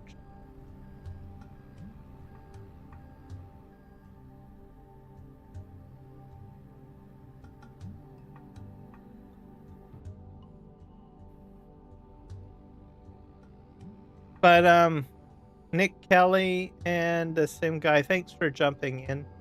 You did me a huge solid by testing out my script. Just want to mention that. I got it going like I think yesterday or something like that. I was hoping someone would say hello.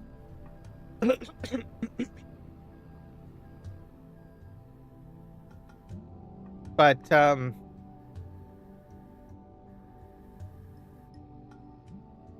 I've got my key people on there. So I have like Kiwi, I have Ghost Pet, Wiki, the Sim Guy, Nick Kelly, Eric, the Crazy Viking in there on the list, Nikolai, as well on the list. So if any of those content creators say hello, the script should kick in and it will auto shout out links. The messaging I might make some adjustments too. I don't know. I just sort of put it together. I usually excuse my building concept is to put in a framework and then I do the landscaping afterward. How I do things. So I just see how things work. If it works, it works. If no point in, putting the furniture into the house if the house isn't going to remain standing. So that's great. I still have the commands as well, so like hashtag commands, but just in case, I'll probably keep those.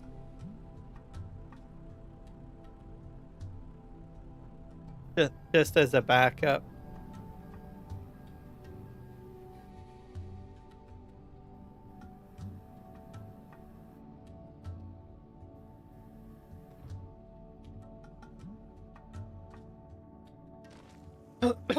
But what I can do is then it saves me from having to take myself away from the game to type in a command. Right?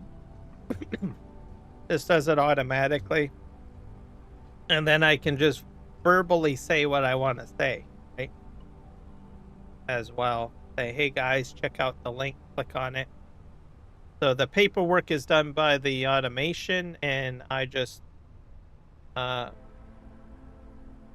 verbalize things.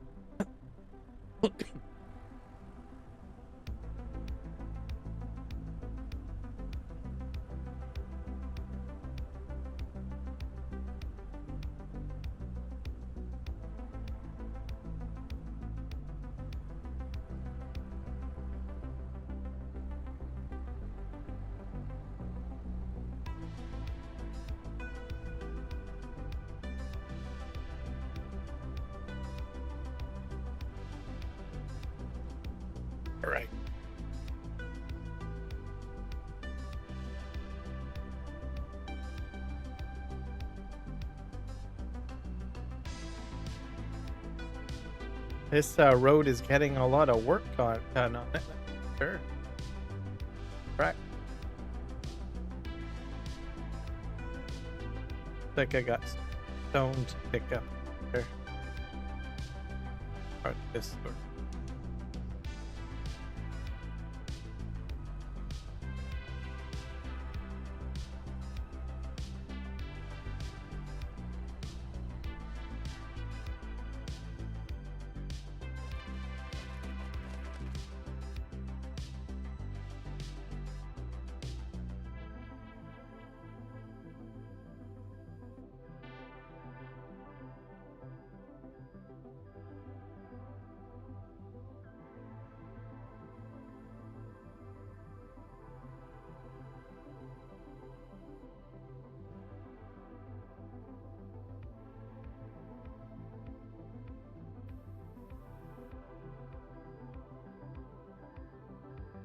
Bit of a mess over there.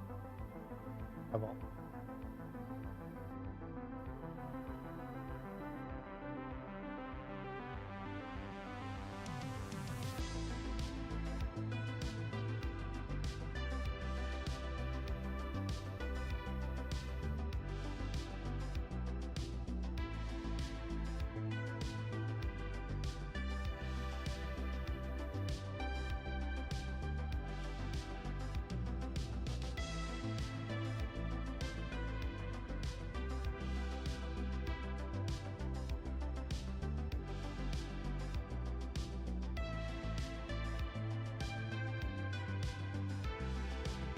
Up.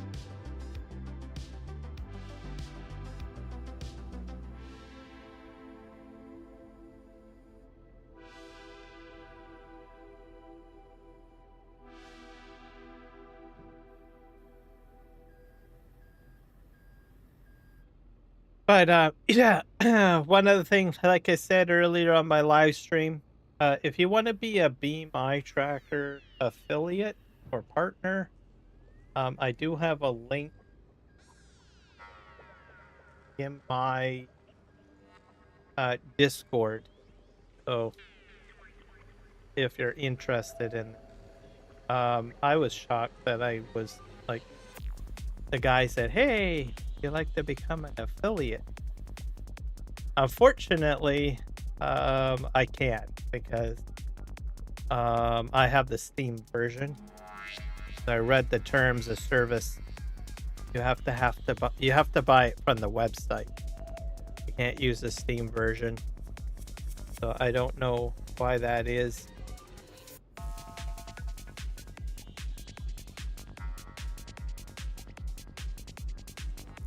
Some companies just don't like Steam. Well, they do offer it for sale on, but I think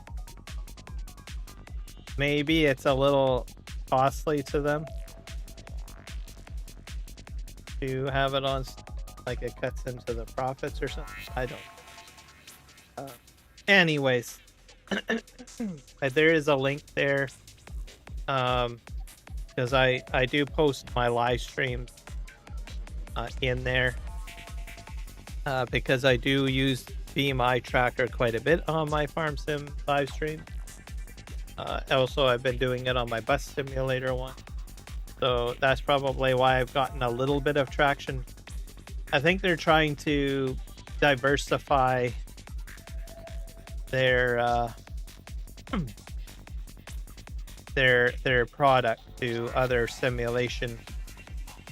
There's not very many farm sim content creators that post in the promote your live stream section on their Discord. So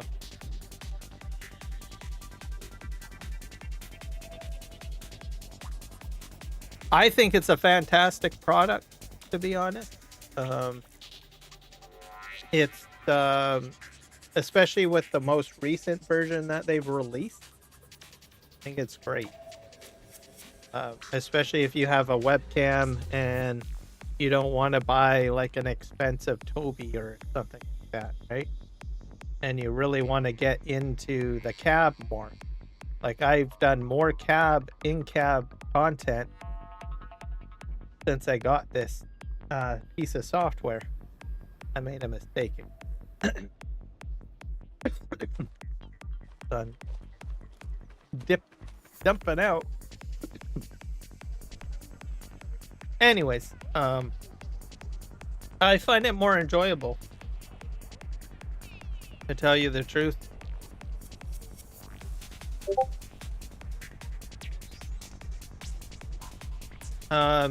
The other thing too is the webcam's small too, so you have a webcam that you're not using, right? Ta-da!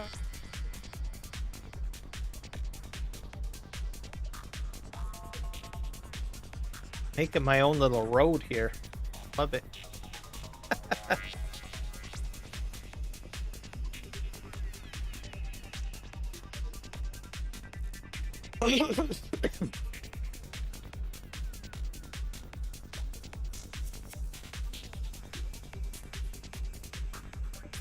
So if you're an affiliate, that would mean that you would be like, if you sell their product or promote their product and get sales, you would basically get part of the revenue. So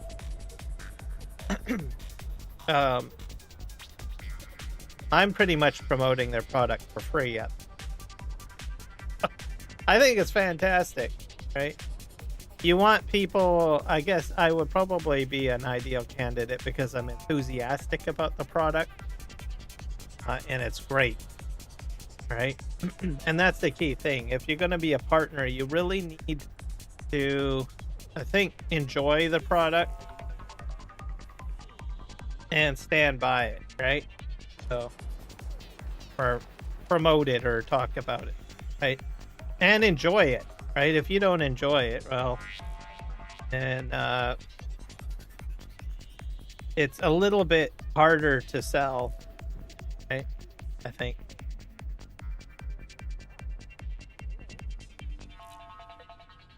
But there's drawbacks, like I said earlier, right? You're a partner, you might not be inclined to criticize the product if something goes bad, right? Just the nature of it, right?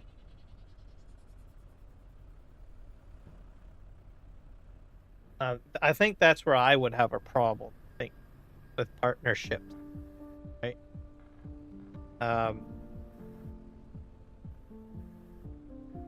I don't really I like to, if I see something wrong with something, I like to talk about it, right? Or discuss it or mention it. Just don't want to feel hush hush things.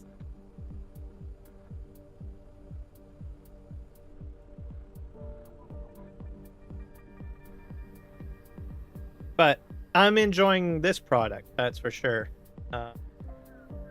Good. And if you own it and you enjoy it as well, it has changed my gaming experience quite a bit. I do more in-game stuff. Like when I first started playing Farm Sim, I was just mouse and keyboard guy. Now I've got like Thrustmaster joysticks. I've got a steering column. I've got the heavy equipment bundle side panel. You can buy that separately, by the way. You don't need the steering wheel. I did not like the steering wheel for that. Because it looked like it was made of plastic. So you can just buy the side panel. I bought it. It's not that bad. It's actually pretty good. The only thing is the mounting system is a little challenging for desk. But you can probably bolt it down or find another way to get onto your desk if you really wanted to. I gotta return back. Out, I think. Am I full? Nope, half full.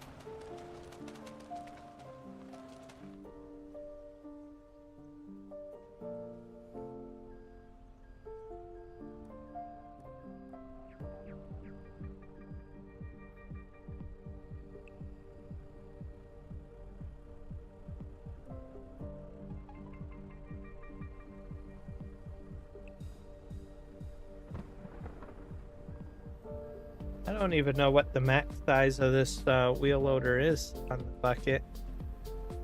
I don't think it's 10K, is it? Oh, it is 10K. Sure if I can get something got a little larger. Should look at my fleet of wheel loaders. I do enjoy this one though, Hitachi. I went with the Hitachi because the in-game has the Volvo. There's a lot of people that do what is it?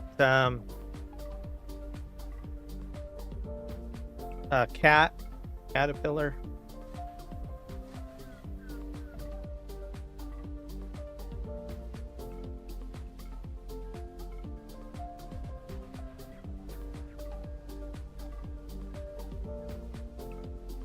I think I can get this entire thing.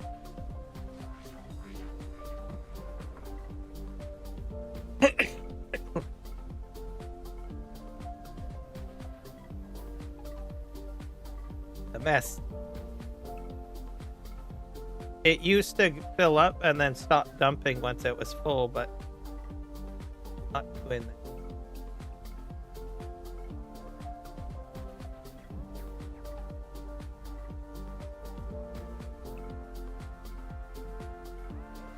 Park that there.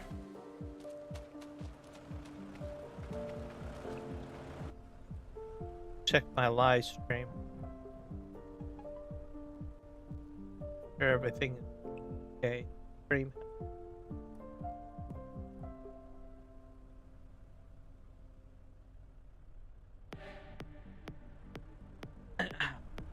And I whoopsied last night, so I don't. Anyone that might have caught, I was planning on doing a live stream last night, but I was doing more PC maintenance. And I used a new cleaning tool, and I don't know what had happened. It literally wiped out all my scenes, everything for OBS. So I had to rebuild my entire stream setup yesterday.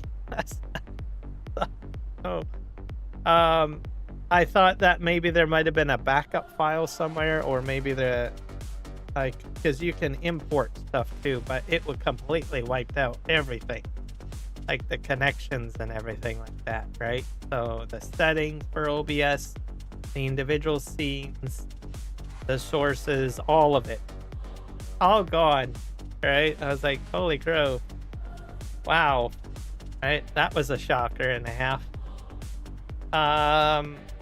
So I looked everywhere for backups, see if there was anything, or maybe the files weren't linked up, and I didn't find anything. So I completely uninstalled OBS, uninstalled all of the ADEM, all of it, just the entire application. I thought, well, if I've gone this far, I might as well make sure that I do, because if I'm going to rebuild, I might as well, because even the individual settings for what was it? Individual settings for your bit rate, your encoder, all of that all those settings were gone. That's probably the most frustrating stuff to set up usually when you're doing live streams. You have to do it, for me, I have to do it for 2 live streams because I do vertical and horizontal, right? Anyways, I had to go ahead and do all of that last night. Wasn't as hard. I think every time that I do it, it becomes easier and easier. Numbers I remember and stuff like that. It's a lot easier to just plug it in compared to previously. When I first live streamed, I hated it when something went wrong and I had to fiddle with all of that stuff. It was a mess. So I spent most of my time doing that. I decided to do a clean install of OBS. Make sure that it's all good. A lot of streaming suites are exceptionally horrible. Like if you update it, it keeps a bunch of crap in the system. So It's probably a good idea every so often to reinstall your studio software. Most people don't like doing that, but there is a lot of stuff like Atom Studio. Oh my gosh, that was surprising. It still had like the original 4 versions of the original vertical plugin installed. So I went into add remove because I was updating, right? And I was like, hold on a sec. Why is there like 4 versions of Atom installed? Right? So I cleared all that out. And I went to Atom and I said, dude, you realize that your installer doesn't clear out the old installer, right? If you're gonna have us update, you should have an uninstaller that will clear out the older version, right? Out, along with unnecessary registry keys and all of that stuff, because you don't want a bunch of registry keys, you know, on your system, because it's just gonna slow everything down. So love the product, but come on.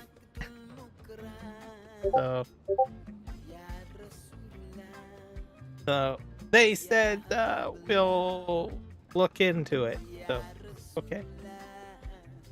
Says you're gonna have more problems, right? You got all sorts of different users, right? You're gonna have some that are just starting live streaming for the very first time that aren't very technical, and there's a lot of them too, right? There's a lot of people that are not technical that just simply want to go in and start streaming, and that's what they're selling. That's what the product is, right? The streaming suite anyways, right? Me, I've done the vertical plugin, all of the multi-stream stuff or whatever, the plugins that they have. It has more of a technical aspect of setup. But anyways, I said, your customers are wanting, you know, easy, not complex. So if you leave registry keys in there or 5 or 6 installations of, you know, your software still installed and it's not clearing out, people are going to have some problems, right? Conflict and stuff like that. So anyways, that's what I told them. Said, well, those are fair point. Yep. But it's not just Atom. There's other ones too, like Stream Elements does it. Prism Studios. I'm still new to Meld Studio. I can't really comment on that. I don't use it that much. What else is there? Streamlabs. Another one, right?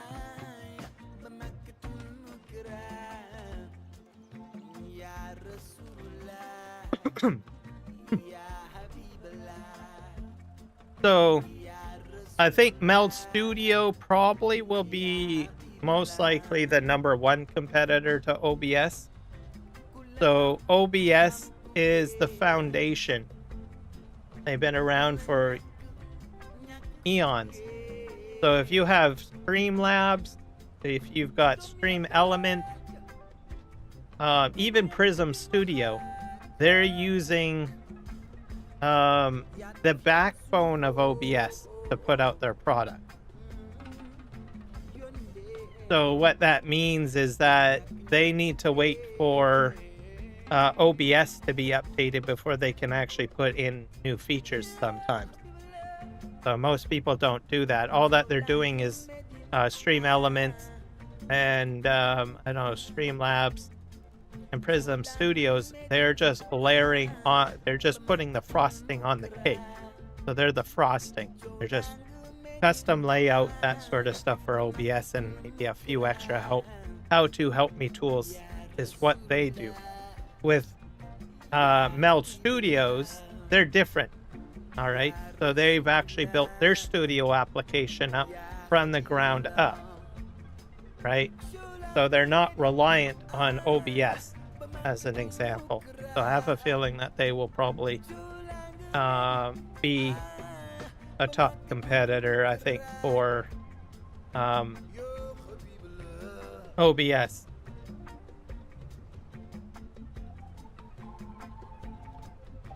And they came out last year. I played with it a little bit. There's some things that I don't like. So when it comes to multi-streaming, I generally like more control over bitrate and resources. Because if you don't have that control, like I do some pretty complex stuff. I've got video for my overlays. Those are videos that I made, right? That's part of my overlay. Also, I got scripting stuff in the background, widgets, a lot of complex stuff going on.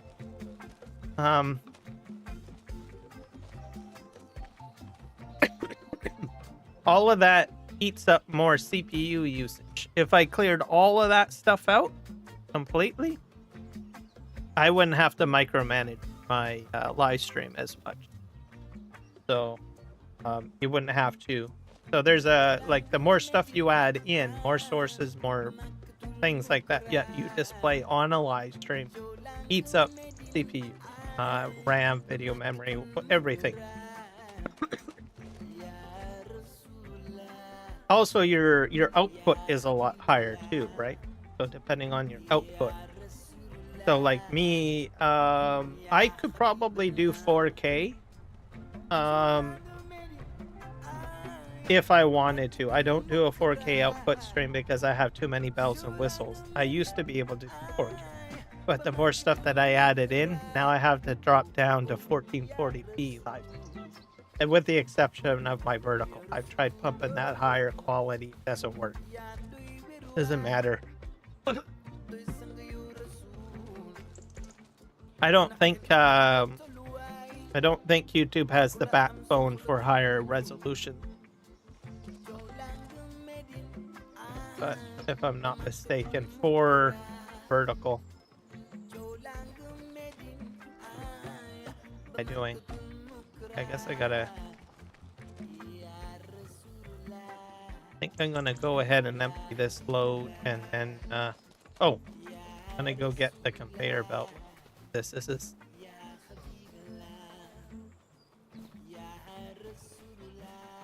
I can cut out.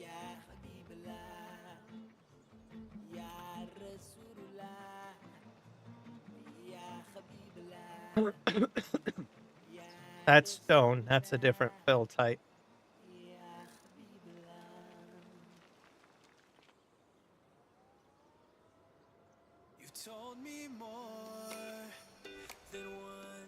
I think I got snow. What is that? What that is? That's snow? Anyways, I'm gonna go ahead and clean this area up.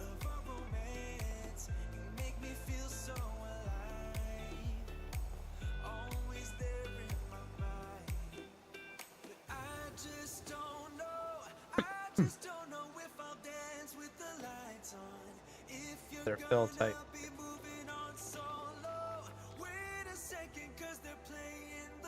So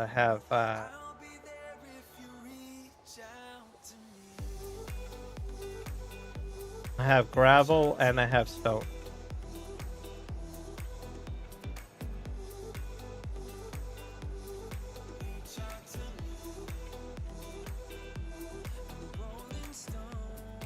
Gravel.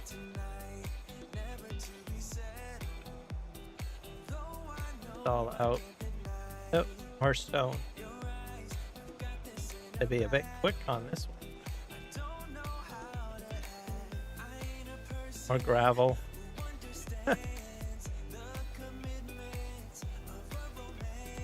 Oh.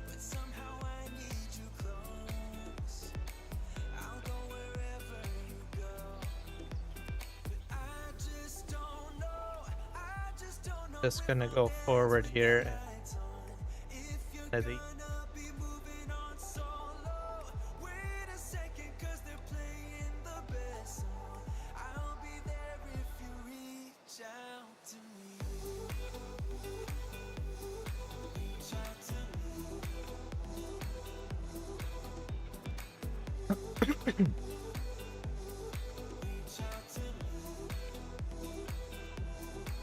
Or gravel.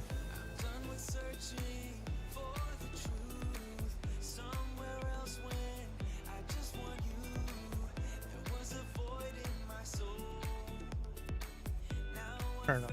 Actually, I'll turn off the belt. Try to separate these two piles.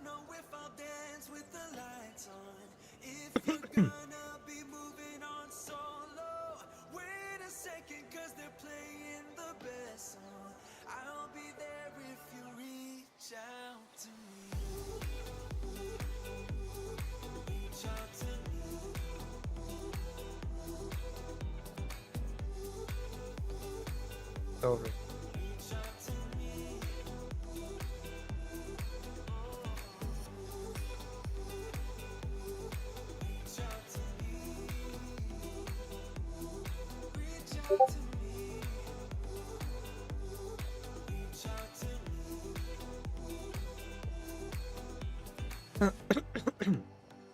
I think I can probably take that across the street.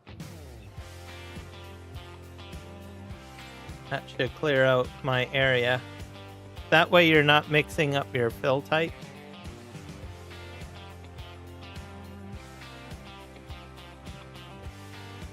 You decide to switch.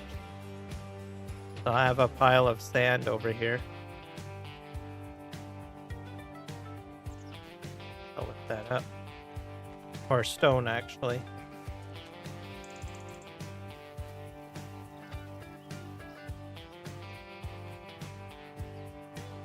Oh, that out. Once this pile gets too large, I can easily just move it. Suppose. Fill the leftovers in.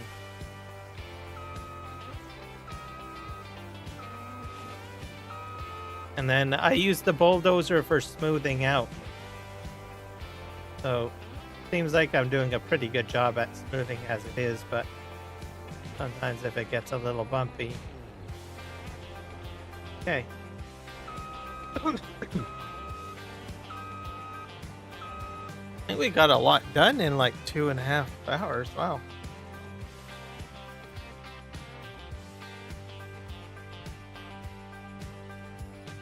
Oh wait, we're gonna do the other fill type.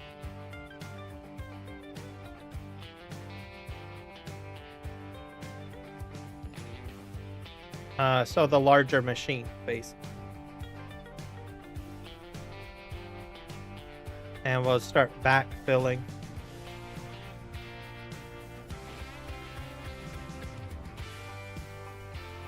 I'll probably need to move the excavator out of the way, I guess.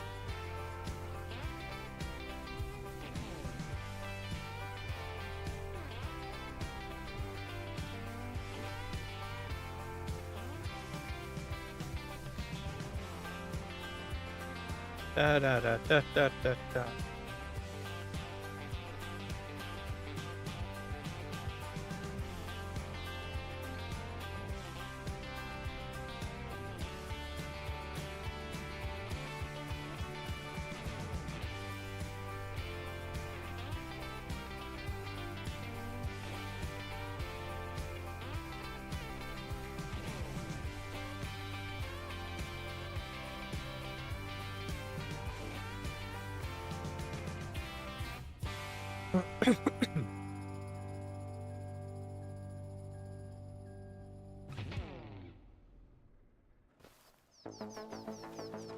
Probably take this out of here.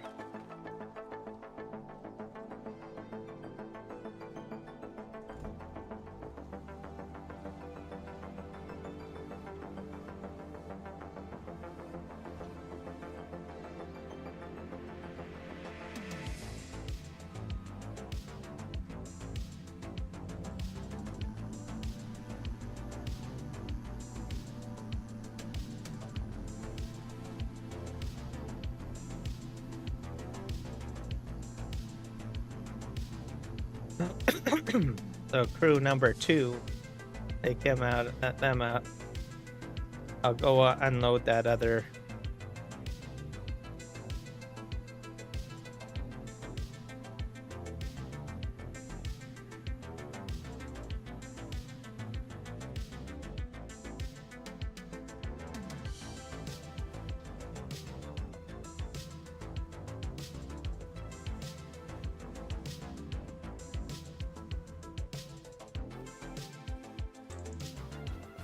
Good enough.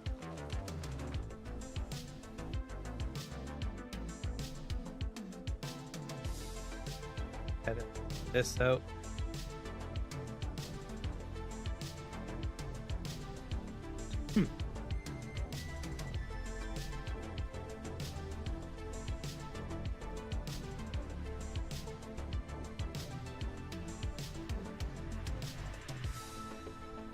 I don't know how much gravel I got in there.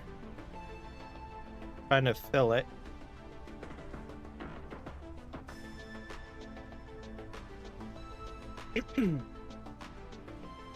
Gravel storage.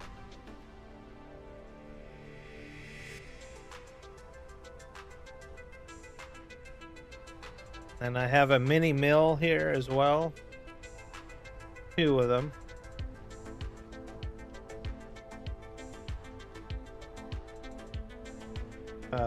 Trigger will tell me if I have it. I think I can hold about 1,000,000 liters. I don't. But still. Gravel. So close. 886,000 liters of gravel.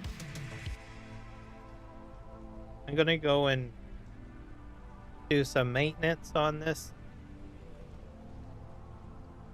The gas is pretty low. I'm at about half a tank, and I'll give it a good spray. Front loader probably could use some clean. It's hard to see through the glass. I don't think I have my flat deck here though. Flat deck's over the other farm.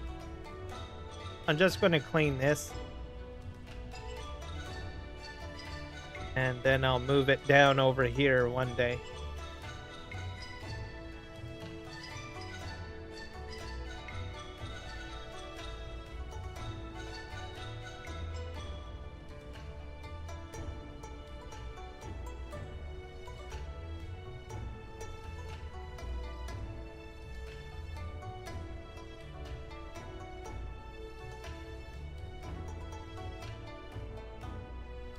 Trucking away.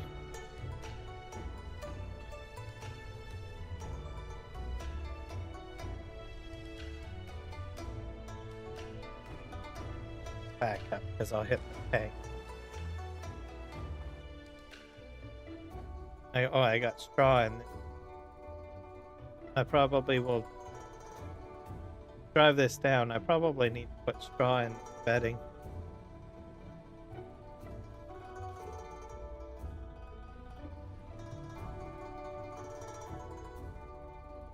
Part.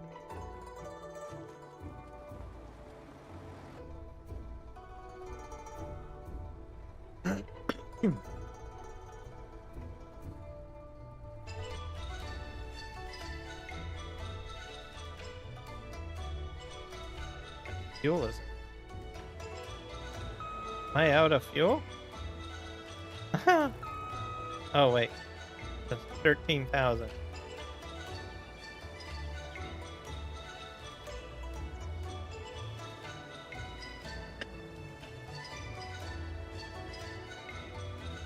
I have to make my own fuel on the map, just so people are aware. There's a factory that you have to buy, and you have to put corn in it, you have to put sugar cane in it. I somewhat survived on selling equipment and buying equipment, because you got a full tank, right? And you buy a piece of equipment. So that's how I started out on the map. And oh, that was crazy. Oh, I caught inside the washer. Anyways, that's how I started, and I got enough money. I just was getting to the point where I was running out of fuel, and I had just gotten enough fuel out, like made. It was kind of crazy. On this map, and I was like, oh, thank God I got fuel now. It was great.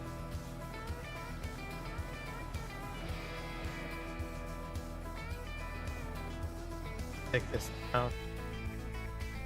Park it.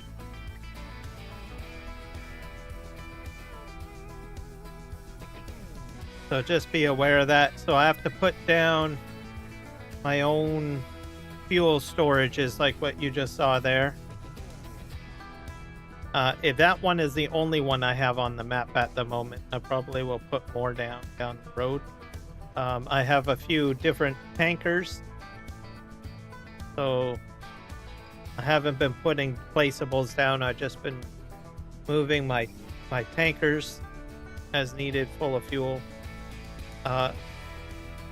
Or I'm do what I'm just doing right now. Like I'm pretty close to that fill up point, so from where I'm working, so I just drive down there. Sort of how it works out for me. We're going to just park this guy right here. All right. What else? We got some stuff. So.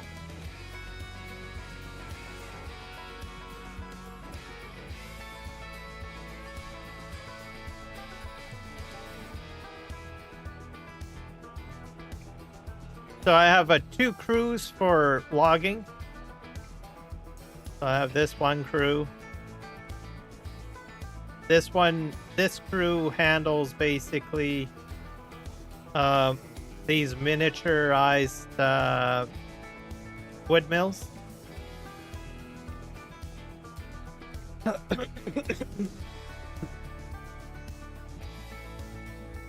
And I pretty much just need one truckload, right? With the front truck and the rear truck. That's about it. And then it keeps pretty busy doing what it does, right? And the resources from these mills are used for my building projects.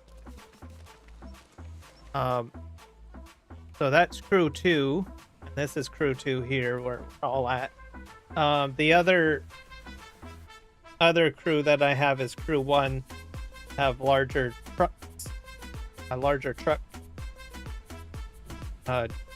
with 2 trailers, and what else? I have a crane to load the truck too, and a few other pieces of equipment for crew 2, and I also use this forestry machine. Now, the other crew, not this crew that I'm with now, but it facilitates my main mills. So they're much larger ones. They're full on production. I've got 2 coopers going. What else? I got the main wood mill going, and I got a paper mill going. I think something else too. So, I take larger trees to those, and that's how I make money.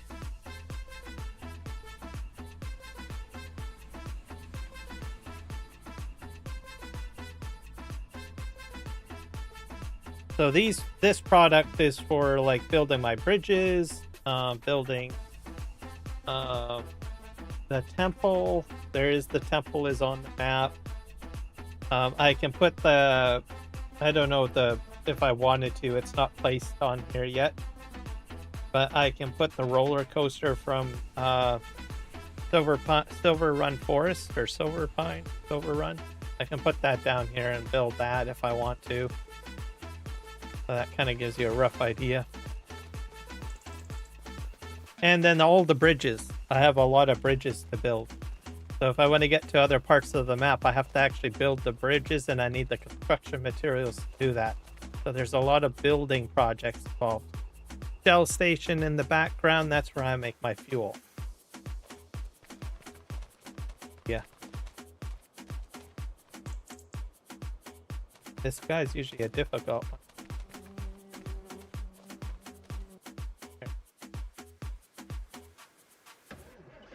So,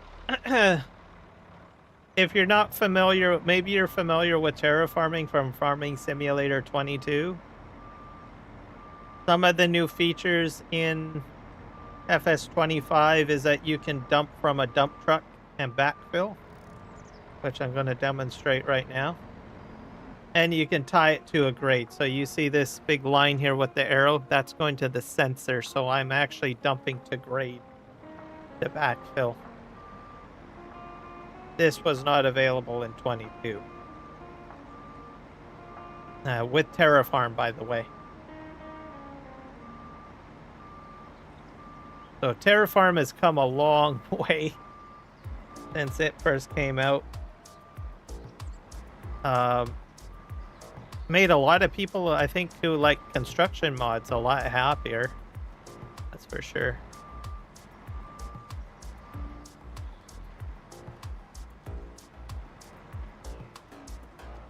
I don't think I did this right. Yeah, I didn't do it right, guys. Damn it.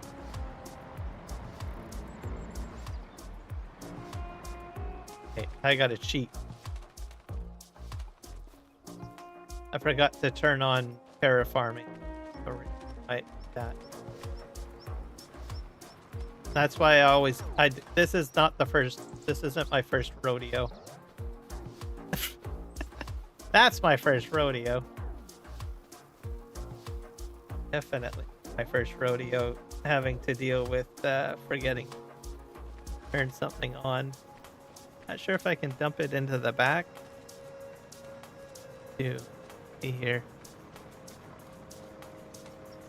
To put this like right here.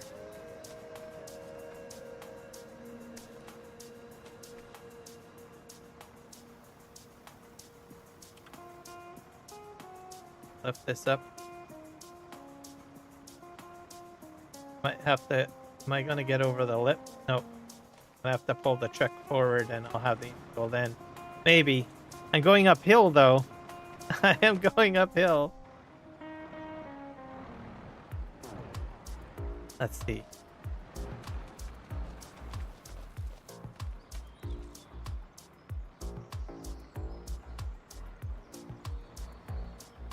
There, good enough.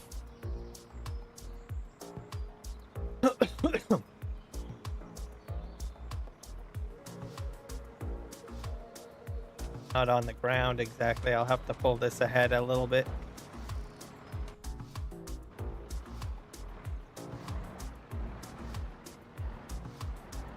Good enough. There we go. Needs to be completely flat on the ground. There. Fix my problem. Ah, gosh.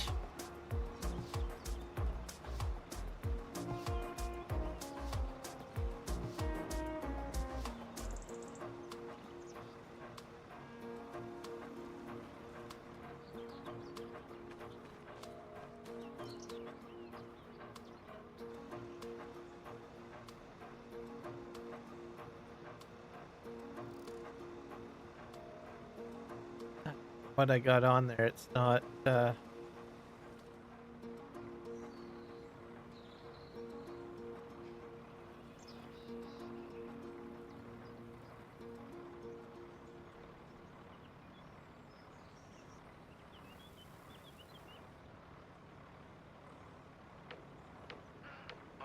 not picking up. Probably I need to. Sure, well, that's interesting. I got some of it. Okay, let me hit.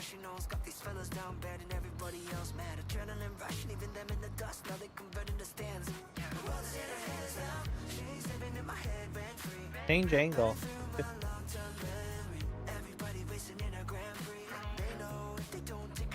That's. Notice that. That must be an update.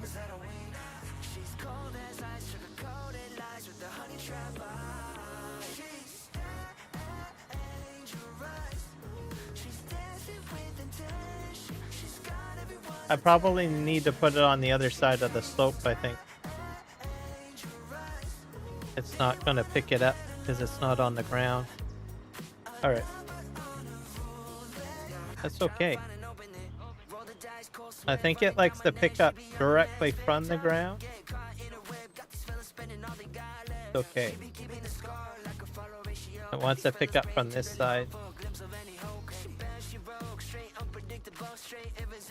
All fixed.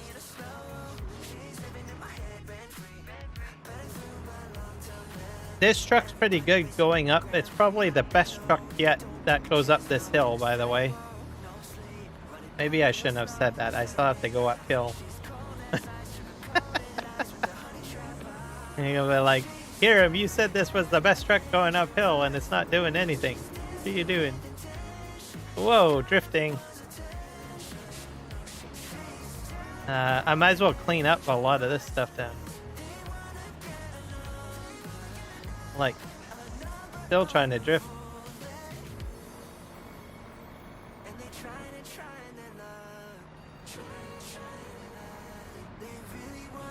Alright, let's go ahead and pick this all up.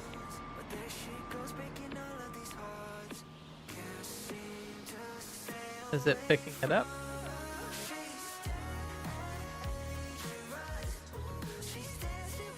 There we go.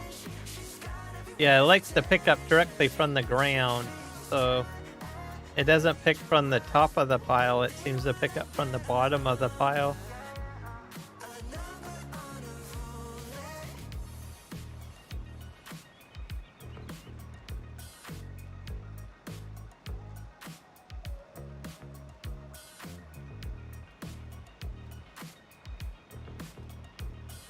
A good job though cleaning it. Angle, I guess that is the pickup angle. I never noticed that. That might be a new update on this particular mod. It's I don't know what the name of it is, but universal auto pickup belts or something like that.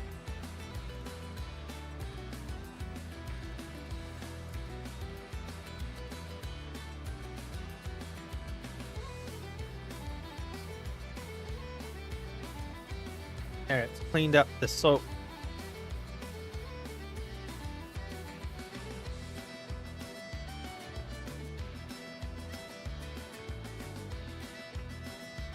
Turn you off.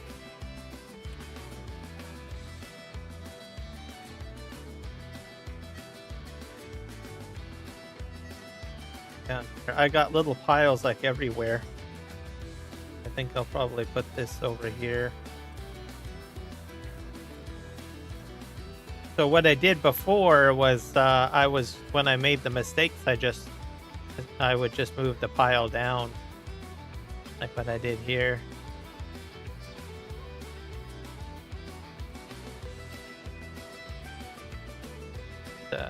This one here.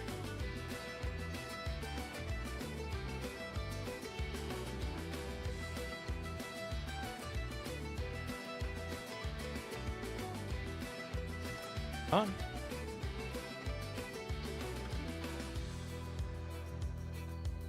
Just dump this to ground. Sure, it looks a lot nicer. And then we'll try going uphill and we'll see if I'm a liar or see.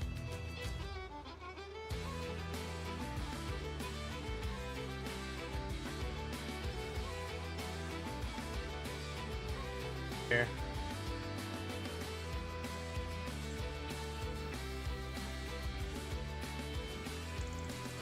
See how my cows are doing. Buffaloes and cows. You got mineral feed in. How are we doing on buffalo milk? Good milk. My cows are not mature, so I have less milk. Straw needs to be filled. I guess I'll have to move that truck down here to do the bedding. Manure is pretty high. Probably gonna have to do something with that.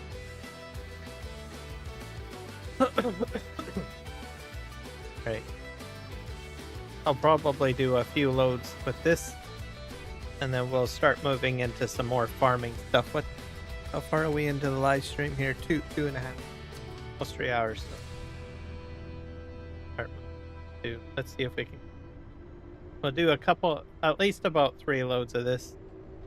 Yeah, this is going uphill quite easily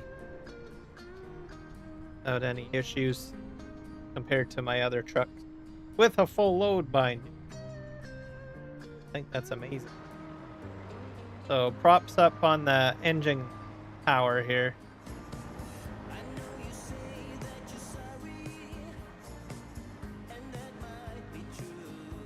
Oh, am I stuck now?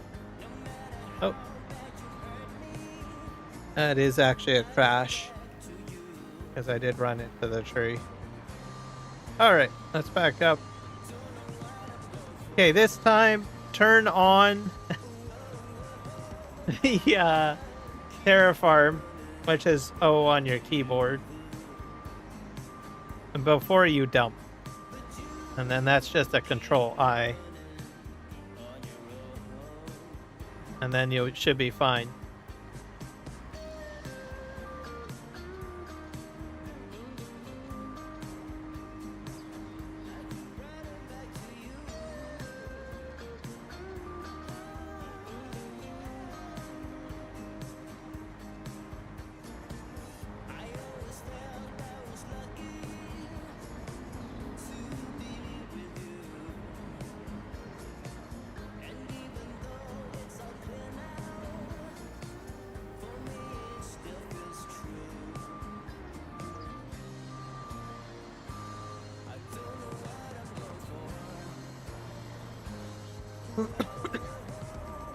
So it does a fairly good job, I guess, I would say.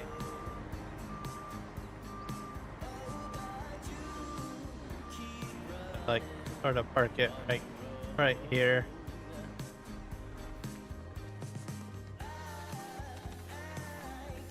So we'll get in here. This thing lifts a lot. Oh, this has got stone in it. Just dump this out here. Turn the Terraform on.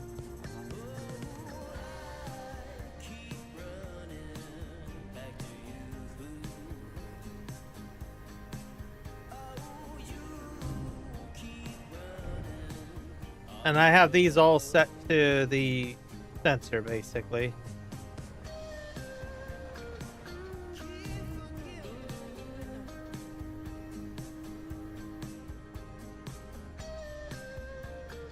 There's an excavator that is like a reverse excavator. I tried that. I'm not really good with that piece of equipment.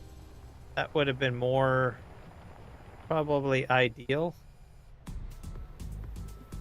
It just sort of, I tried it out. I didn't do very good so with it. I would probably look to someone more experienced. Utilize that, but I did give it a try. It came with that dump truck, by the way,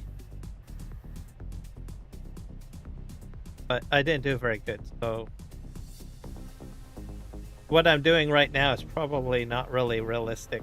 Would probably use that specific excavator. That's a reverse excavator, and it's to do the scraping. Like, it would go up like this, what I'm doing right now. And then what it has is it has a latch at the bottom of the bucket. So then you could probably like swing it to the left or right and then release the latch to dump. Sort of how it works. But I just don't have the what do you call it, muscle memory to do it. It just was uncomfortable for me.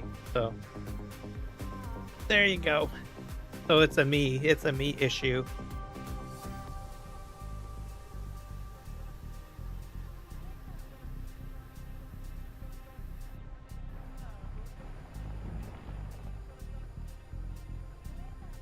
So I decided to use this as an alternative.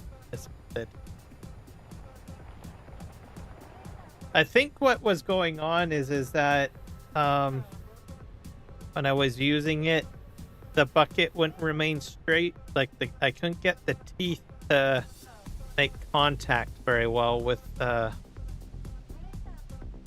with the rock surface is what my issue was. Because it does have some of the same functionality as this front-end loader, but a little bit different.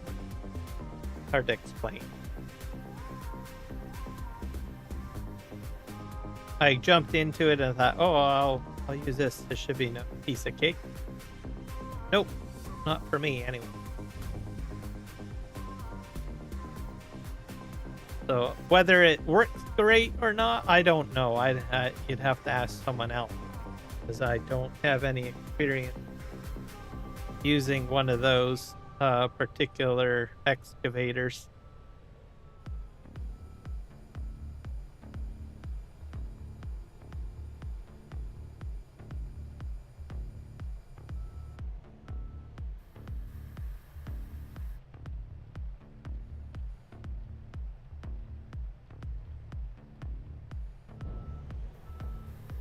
But I don't know. If I am a little bit disappointed though that I couldn't use it. Like, gosh darn it, I suck. I might revisit it down the road or something, perhaps. I don't know. If I'm in the experimental. Maybe I'll load it up on the test map that I have. That I did with the train. And just try practicing or something. And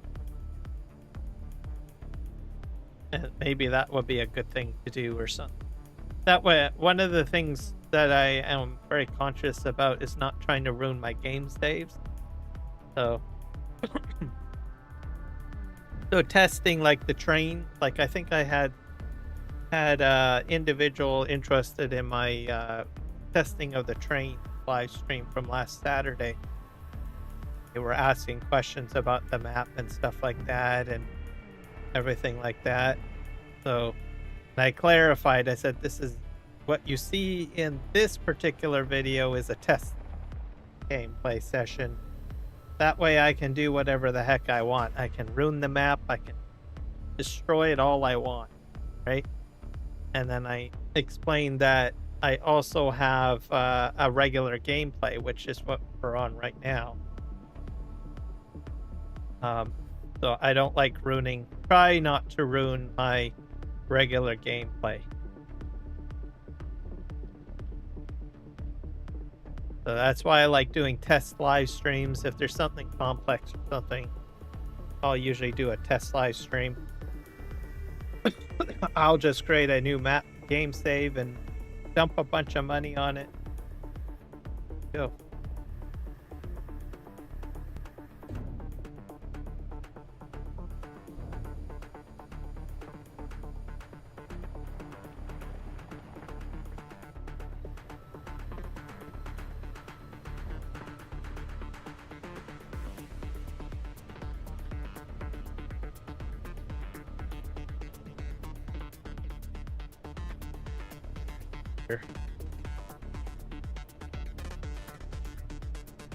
This thing does not stop very well, by the way, because it's a heavy machine, a lot of weight. So make sure you slow down.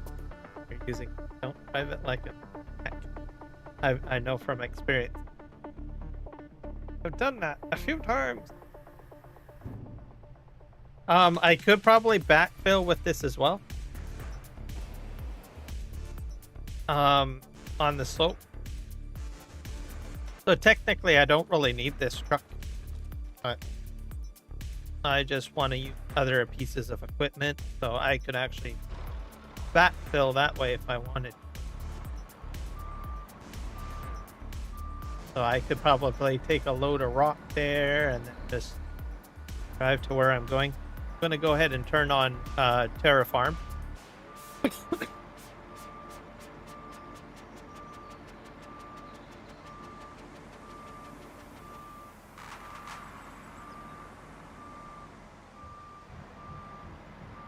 So I'm trying to get as close as I can to the mountain slope here, because I'm going to need to do a huge turn to where that wood crane with the track. So I decided to backfill fill all of this.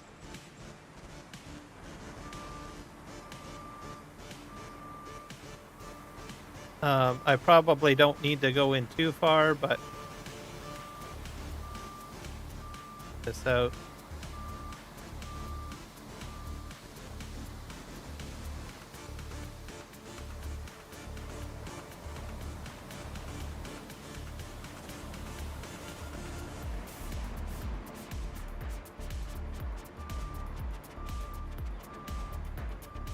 I love this song. This is just perfect for this moment.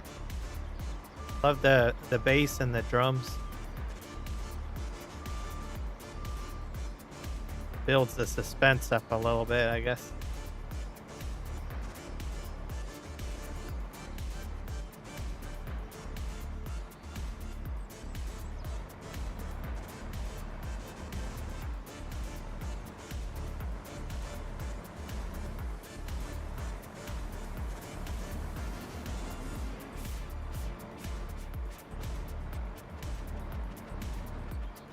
Now that mountain rock is going to remain. It's going to be a monument, basically, in my eye.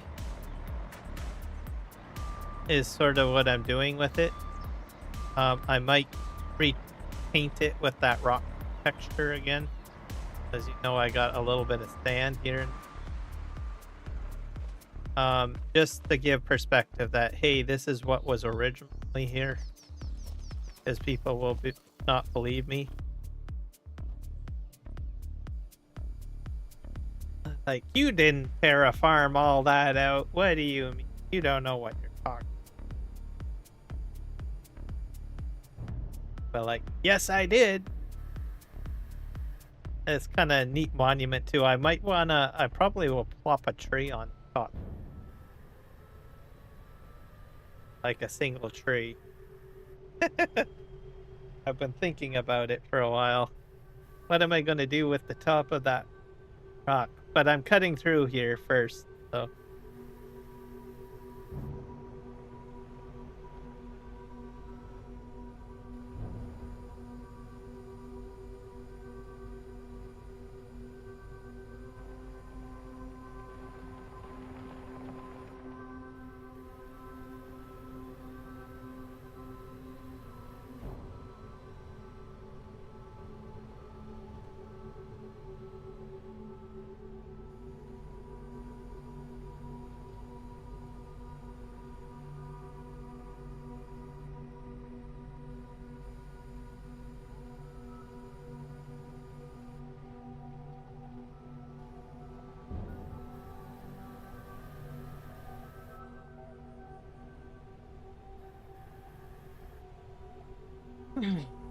Probably side cut a little bit here.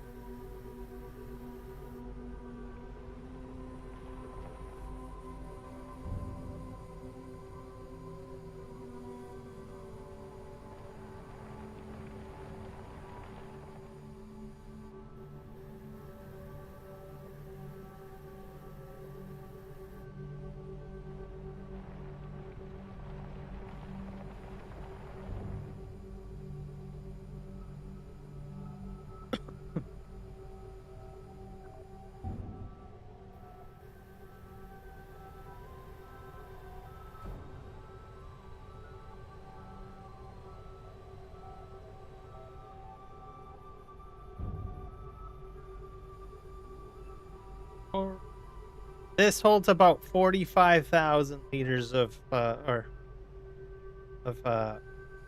stone. Just to give you guys a bit of context of rock I'm pulling out with this wheel loader.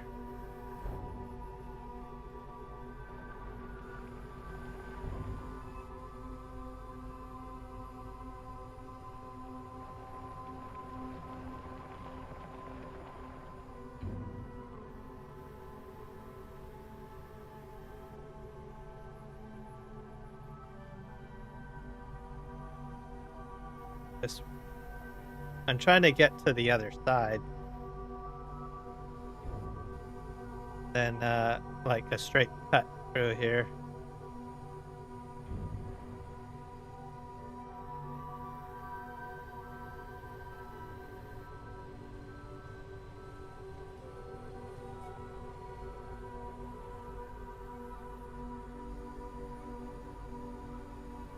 There's a lot of other mountains that I can work on if I want to.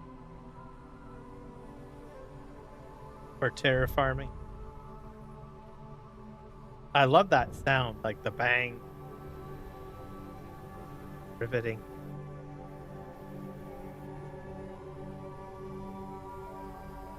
Go in here. This up.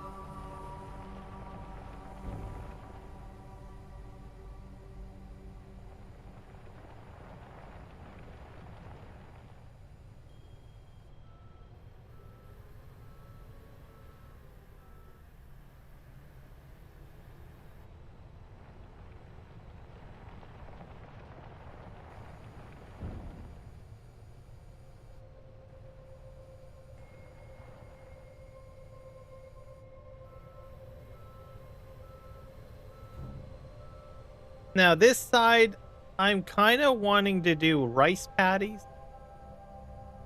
Rice on this side of the railroad track. What I'm going to be doing. So once the rocks are out of the way, I guess. Pull forward. So that will be the. I'm full. So that whole mountain side that I'm removing is going to be rice. I'm going to be doing rice over there, maybe orchard stuff. So it's going to be very different. Once I get most of this stuff out of here.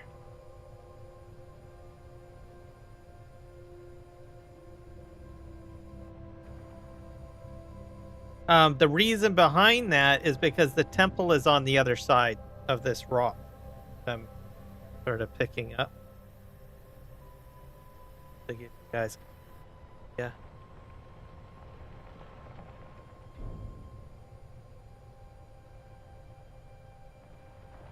So I do have kind of a vision. The amazing thing about the fact that this project is taking so long, I have more time to sort of envision what I want to put in. Makes sense? Like when I first started, I was like, oh, well, I'm just going to move a mountain. Right? And I get rid of this mountain.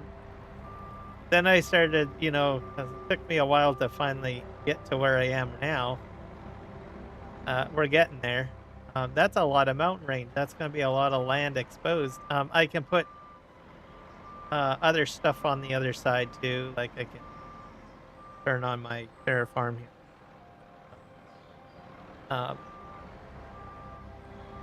I can put other fields. I sort of want to put small fields. I thought, well, I could do rice and, like I said, orchards of some sort. Works out pretty good. Trying to get this as smooth as possible here.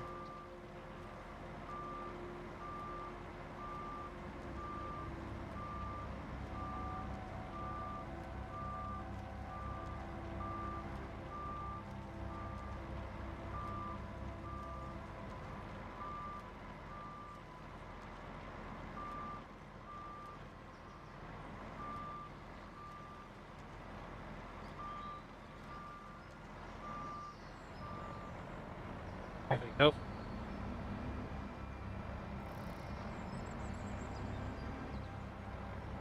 And then if I do a great job clearing all this out, I can easily go across and do the same over there if I want. See? So, I mean, there's a lot of these weird mountains. I don't like them. Oh. But, like, they're all over there too, right? So. But I said, well, I can use that to my advantage. If you got something ugly that's sitting there, well, that's a great way to terraform, right? Get rid of it with terraforming. So I took an ugly thing and made it into something that I could work with.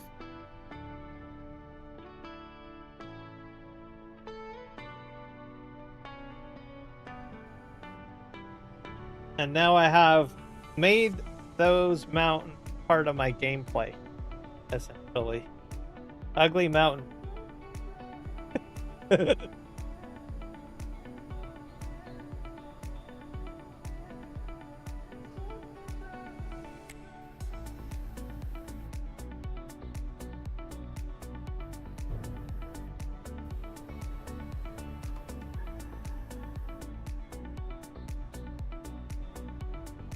I could put trees on here too. I could do forest. I could replant if I want to. I can do that too.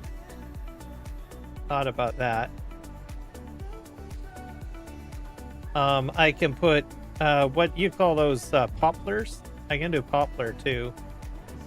Poplar is needed on this map. Wood chips are part of the protection chain, so it's not just an item that you have to sell. It has a use, right? So I will be needing to have poplar fields put down on this map. Right now, most of my wood chips are coming out of my productions.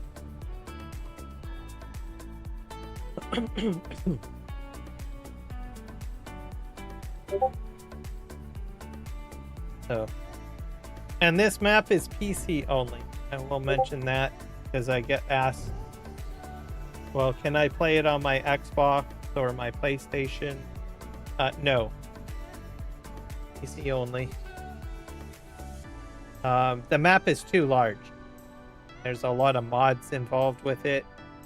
There's a lot of things packaged in with the map to make it work. So, and those mods are made by other parts of the team. So like Billy Alpaca, T. Miller, missing a few names. But these are a group of people that are good friends. They live stream on Twitch. I try to mention them as much as I can because I know that they're not on YouTube. So, and I'm on YouTube, so most people are like, I have no clue who you're talking about. Right? But they're on Twitch. And they're from the Sim Game Alliance.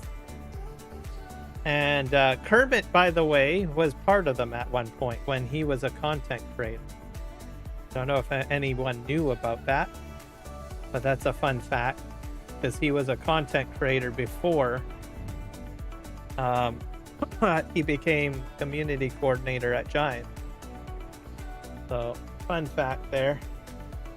And he live streamed on Twitch. He was part of the Sim Game Alliance. They call themselves the Sim Game Alliance because they do other games as well, like Fishing Simulator. They're really big on, what is it, that factory, the big factory game where you gotta build a huge factory, right? Forget what it is. Satisfactory. Yeah. So a lot of the PV maps are based on Satisfactory, right? It's trying to make Farm Sim into a huge factory for production and logistics. That's what it is. That's what this map is. So that's why I said earlier, it's not intended to look pretty, right?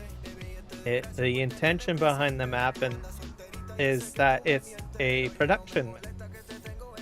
So they try to replicate Satisfactory as best they can. Same with SimCity as well. Like I think FS22 was interesting. That was close to SimCity because you had on PV Canyon Crossing, if you watch that, you put down a house and you need to make sure that the people are happy in the house. And this isn't Farm Sim. And so you'd have to, like, I don't know, give them, I don't know, electricity. There's electricity on PV Canyon Crossing, which is the FS22 map, by the way. This map isn't that production heavy as PV Canyon. And that was a 16x. have a lot of fun on it.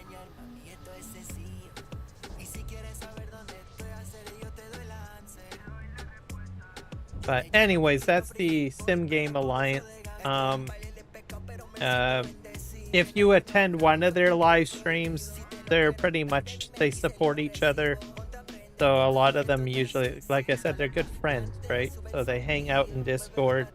So one person live streams, and then in Discord, they're in the background hanging out, chit chatting. So like if Dave ends his live stream, he'll be on Boomhauer's stream still in the background on Discord, and chit chat with them through chat and involved. It's an interesting dynamic of friends, and there's like at least about 10 of them, right? They all live stream. They have the passion of, you know, simulation games, and then they also, you know, contribute to building the maps, I guess saying goes. I don't know, very unique in the setup. That's all that I can say.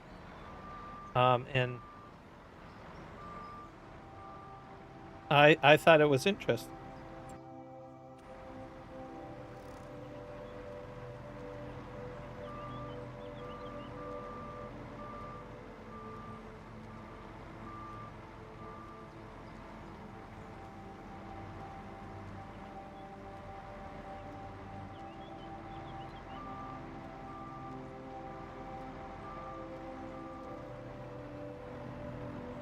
So from time to time I talk about them because, like I said, they're mainly on Twitch. So most people don't know that there's these types of communities out there. I like to kind of comment about it, especially if they're interesting communities, right? To have that kind of social bond is like uncanny, right? To be able to just hang out with a set of people and enjoy your time a lot with them and just enjoy the game and also build a larger community from it at the same time. It's interesting.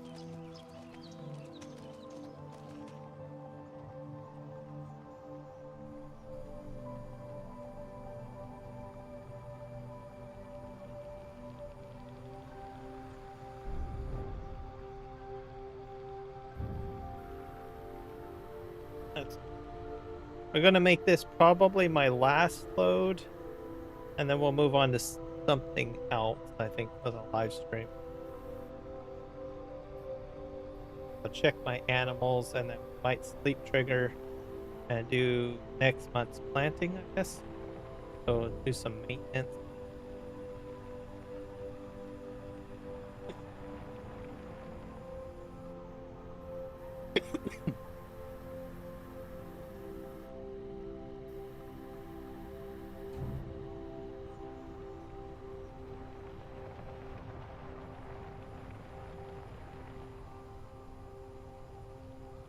My next live stream, I might do a little bit more logging because I think my production's probably pretty.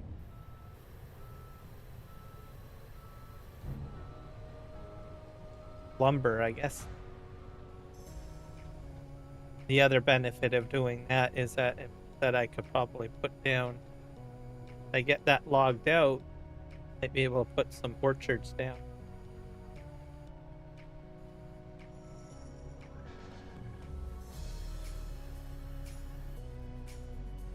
That here you go.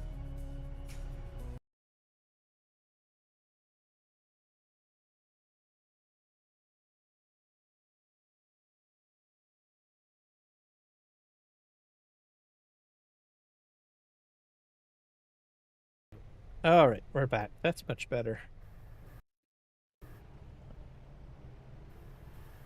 Starting chip.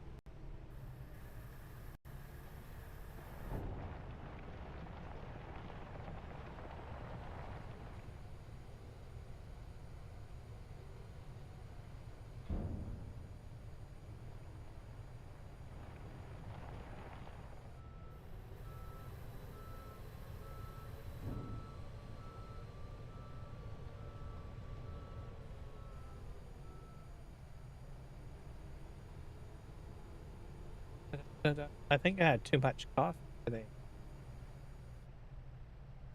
Really chit chatty today.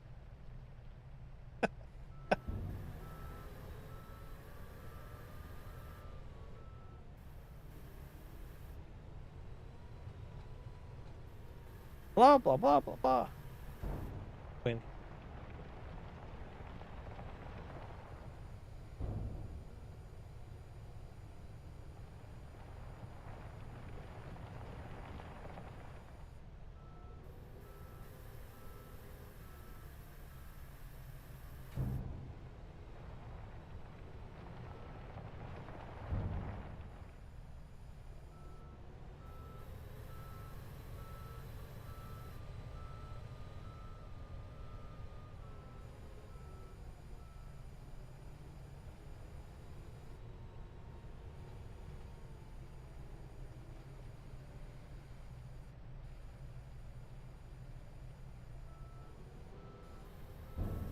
um, uh,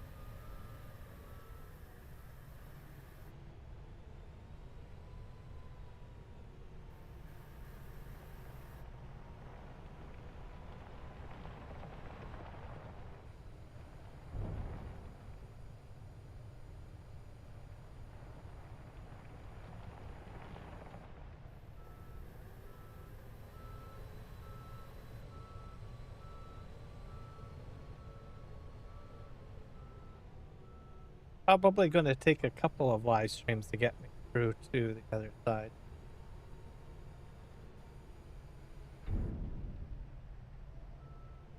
I full.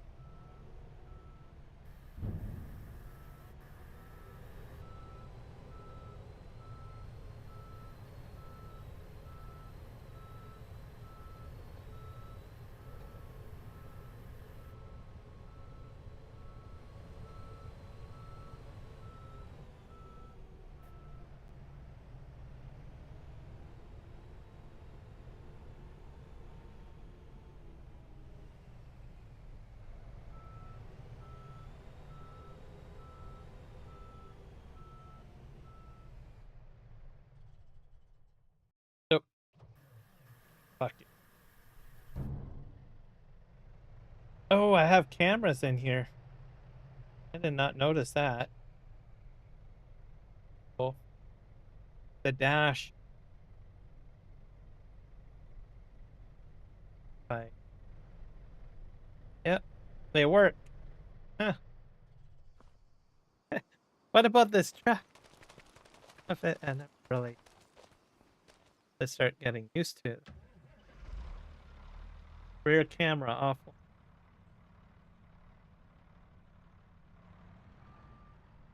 Looks like I need an update. Camera doesn't work.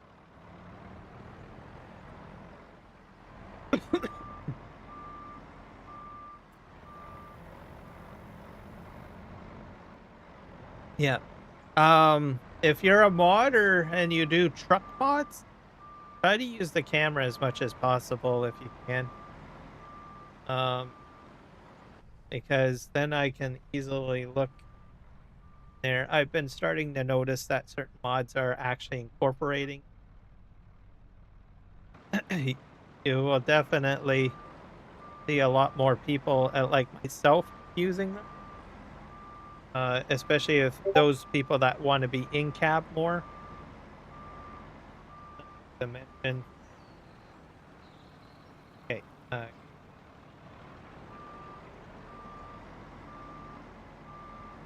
start dumping, I guess.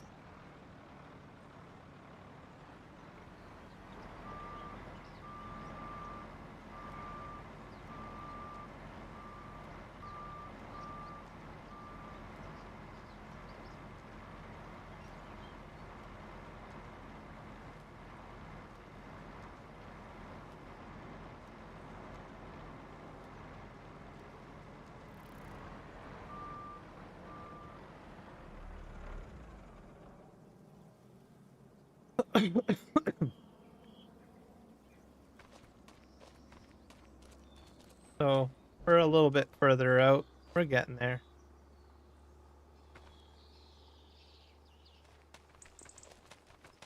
All right. We need to get straw.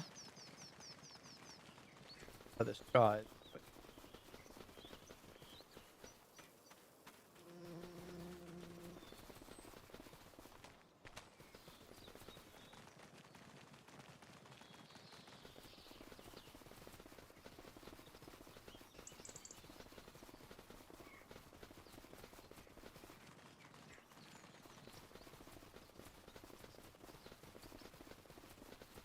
a little bit of animal care.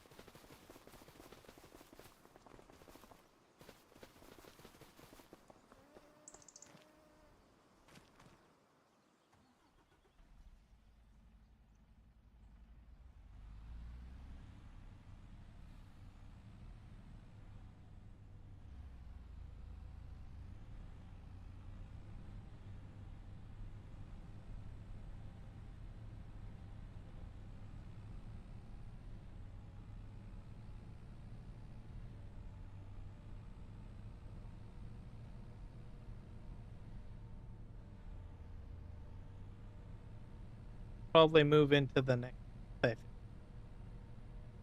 or drops.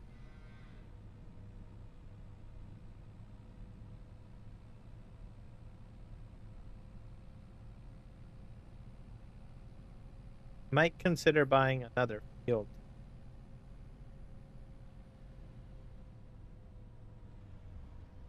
See,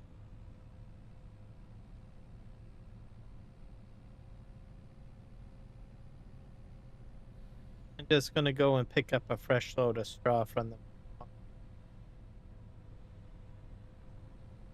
because I'm down to 27%. They could probably benefit.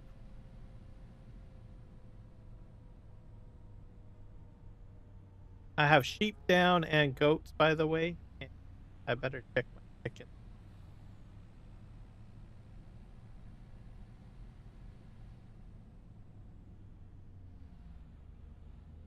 Is all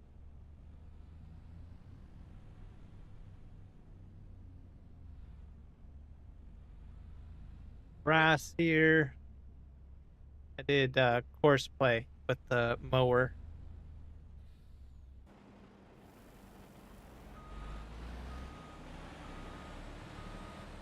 I love the Flegel trailers for this.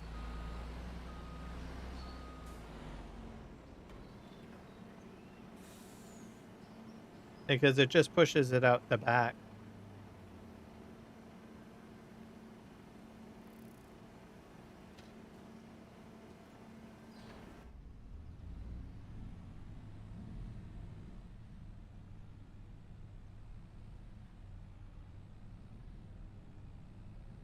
So I'm gonna I'm gonna be putting all my grass into that bunker there.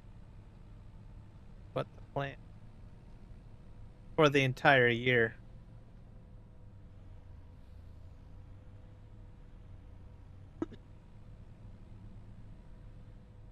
I will have a massive silage.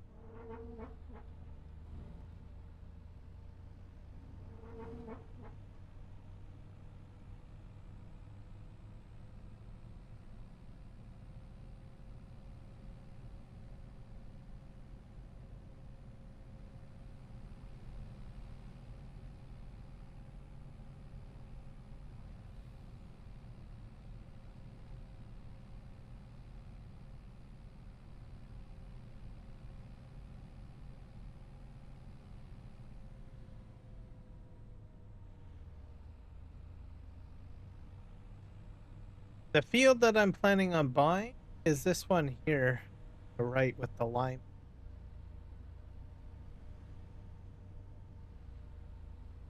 Have sugar cane. I don't think it's growing. Let's start growing.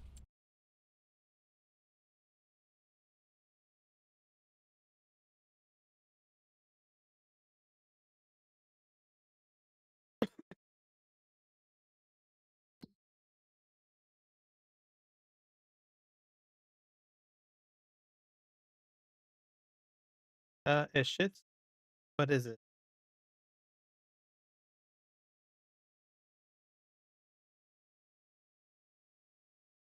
I don't know if you have to replant sugar.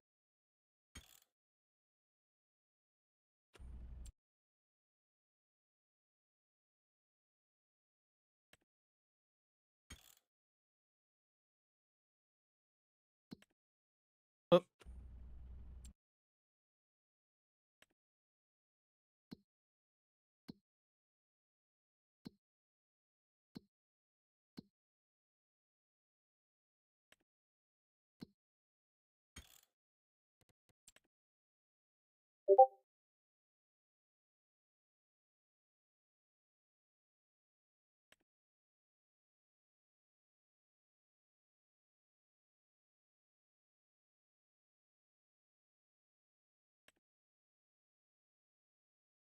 harvest sugar cane. The sugar cane harvest. Okay. Sugar harvest. There. Pepper. This sugar pepper trail. On a sugar cane regrows. Village is nearly. To play with periodic plowing required. The grass aerated after harvest. Test results are with a subsoil. A plow will be sufficient for loosening the ground. You can stop sugar. So it's supposed to regrow.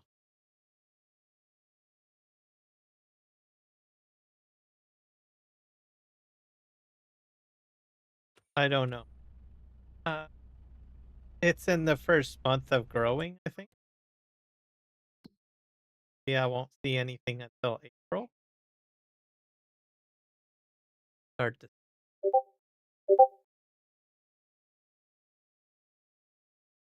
Who knows?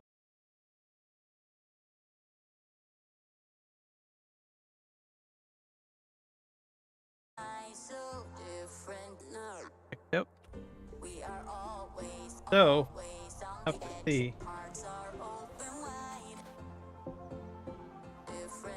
Nitrogen level a bit off. It says harvested, so I don't know. Seems weird. Oh well, I'm not too worried because if I have to replant it, that's I shouldn't have to. But I'll show you why I don't need to replant or why I don't need any more sugarcane. Because boys and girls, right there, that green stuff, that's sugarcane. Got enough sugarcane as it is. So I can last at least another season or whatever for my sugar factory. Alright.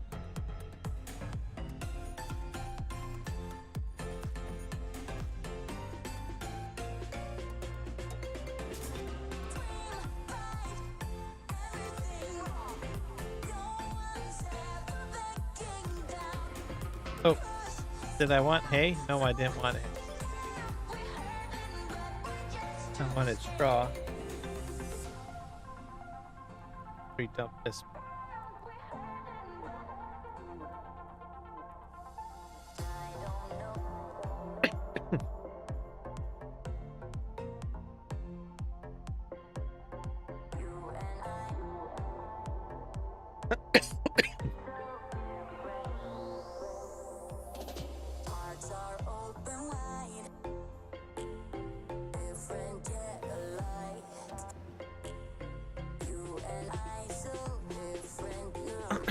fill up with straw now.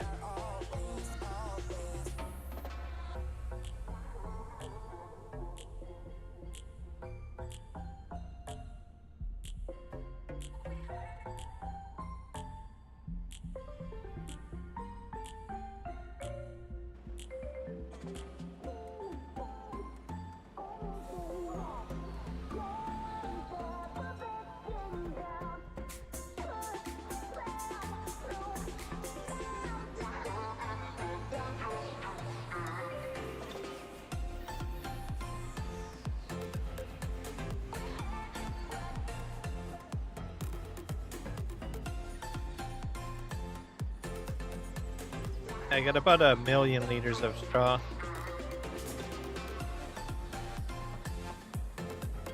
I was going to plant, I think, sorghum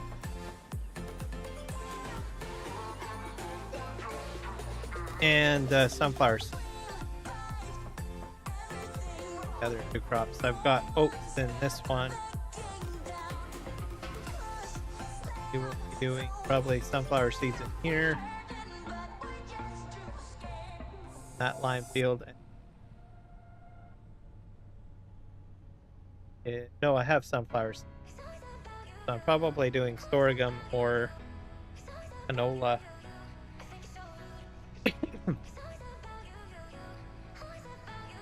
Then there's this field here that I might buy. Find out.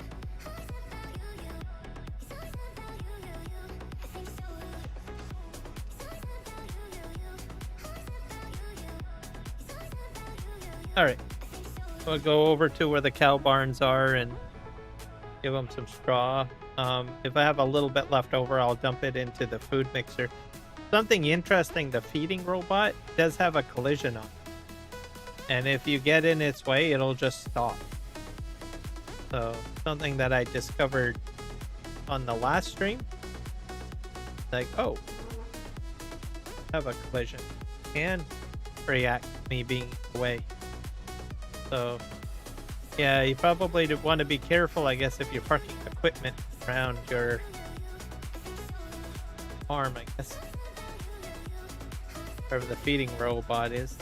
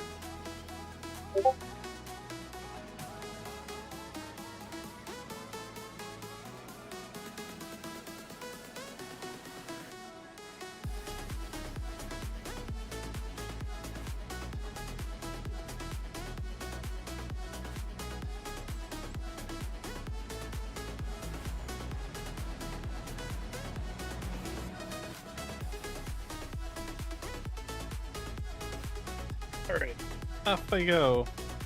Go get some more straw. Get in.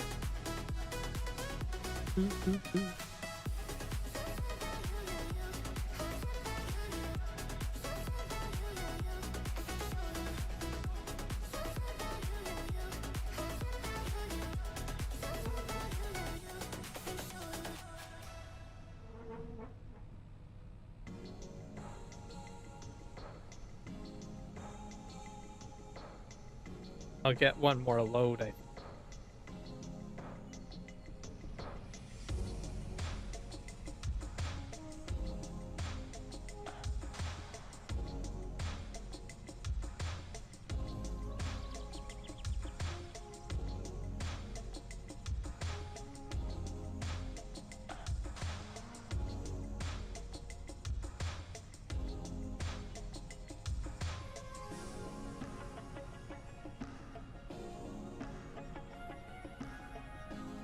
But I have a feeling this sugarcane's going to grow.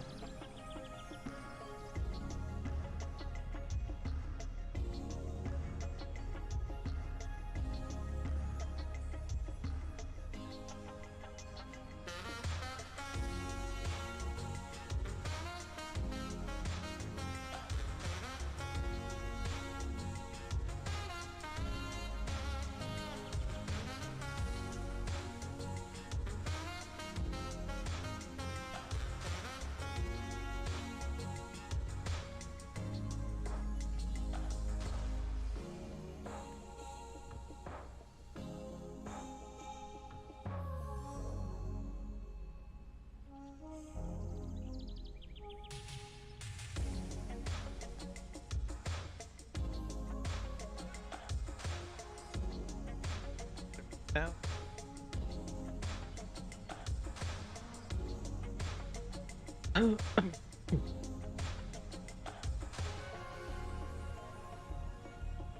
So this field here will remain the same size because I don't want to be doing a lot of sugar cane. So that will remain it. But this field, if I buy this one here that I'm driving on, the lime, I might merge it into this field over here. This one. Or wait, no, I didn't do that right. Sorry. Not buying that one. This one that I'm on here, I might buy and then merge these two fields there. This has got potatoes in it. So I might use it for like potatoes and probably sugar beet. What I might end up doing.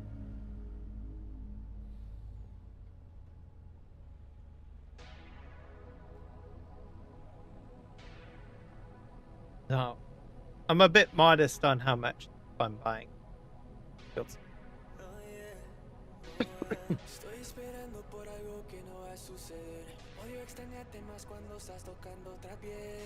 To get back up to 20 million. Down 5 million. Which I'll get there. I was really low down to 13. So I started with 20 mil, try to have to get back up to 20. So that's another thing that I'm doing on the map. 20 million. I've been maintaining that, but I've spent a lot of money. Every time I expand, I run into a deficit. Yes. Is that the word? Yeah, deficit.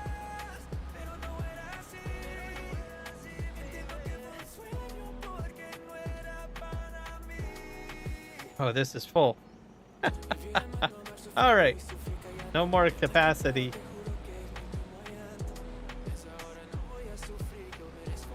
So we'll go to the feeding robot. Come in here. This is probably not all gone.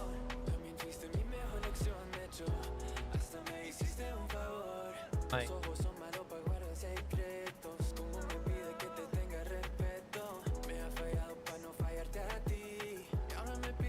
Filling.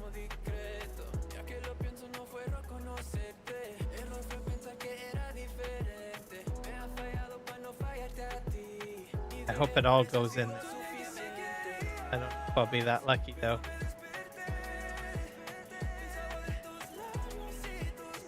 Nope. 5,000. This was probably what happened to me the last time. That with a little bit. So I'll leave this truck here.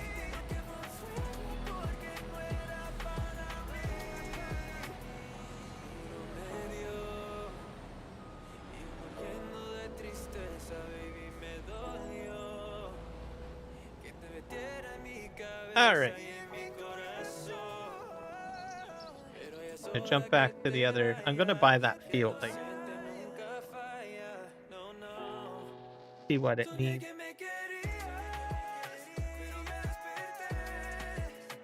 I think it has a crop growing already though. Field 7. Got Walter owns it. No data. Oh, Walter, we're buying it from you.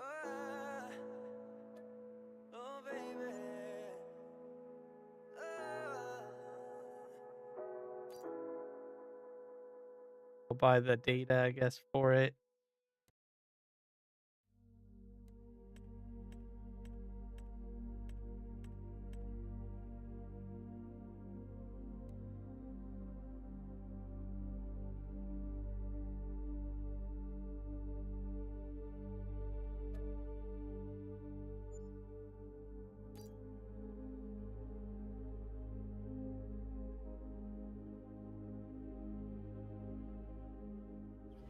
Probably put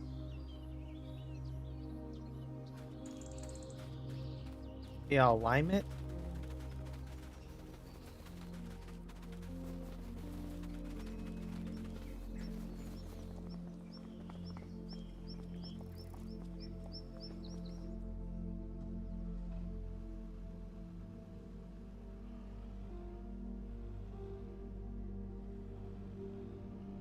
climb.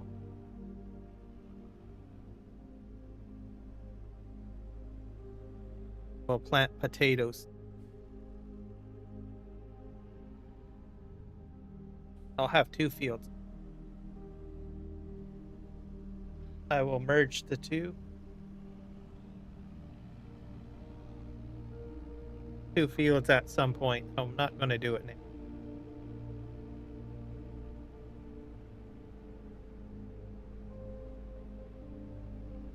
Either that, or maybe I might decide to keep them separate.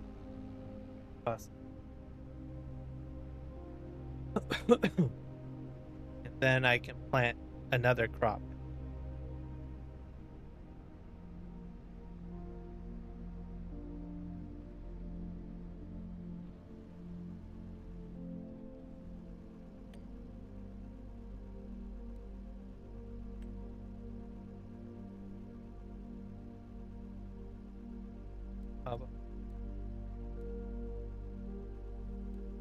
Headland.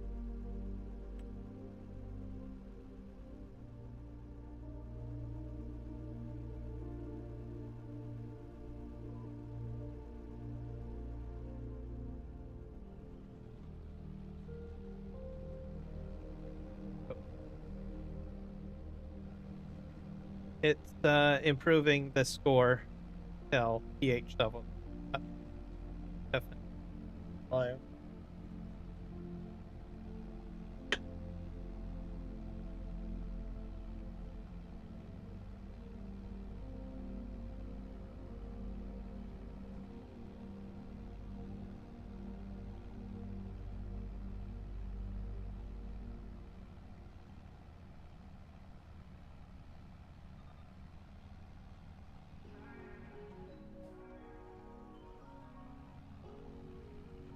Hello, Void.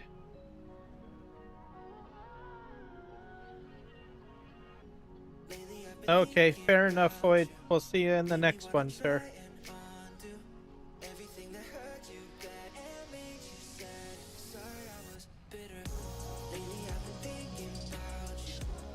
Red line, and then I'm gonna plant potatoes on it. I'll have 2 fields of potatoes, which would be good.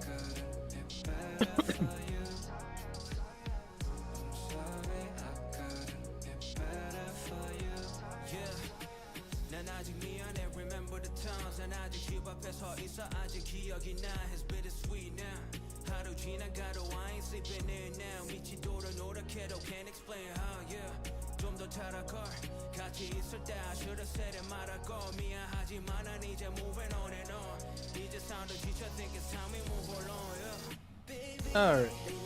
Go. Yeah, take care. These potatoes are gonna go into my potato chip factory over there. I've already got 1 field planted from last live stream. With the new planter, by the way, which we will be featuring, I guess, on this live stream too. It'll be great.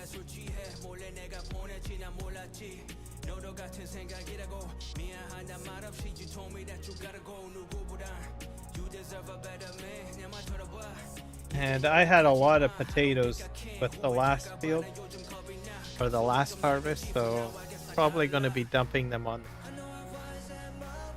just like the sugar cane.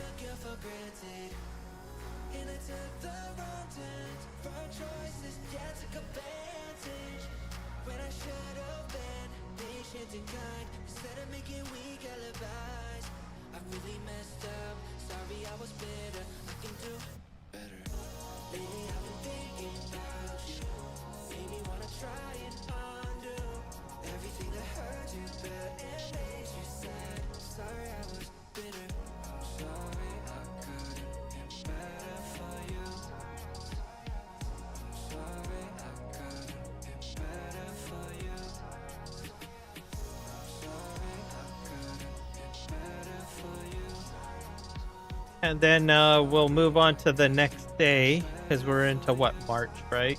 So we'll go into April and plant the other crops that I have.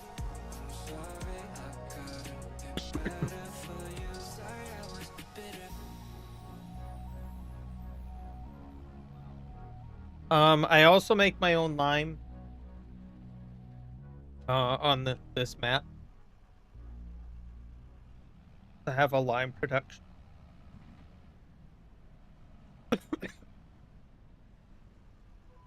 I do want to get into seed production. I think I have the AGI pack. I do that.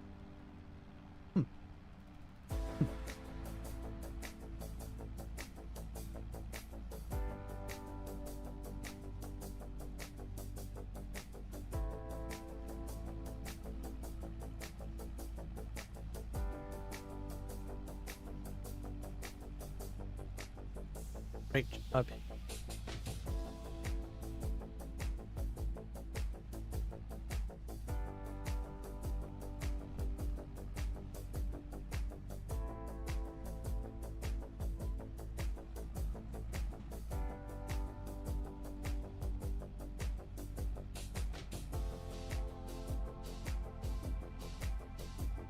Go fill this up with lime.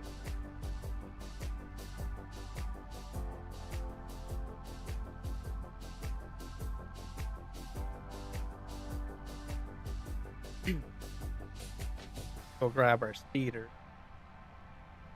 potato plant.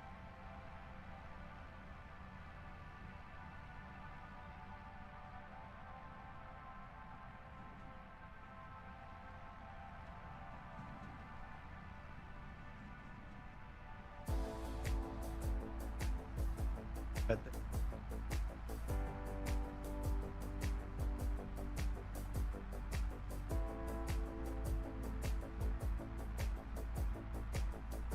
nice spreading. Oh, I am spreading. That's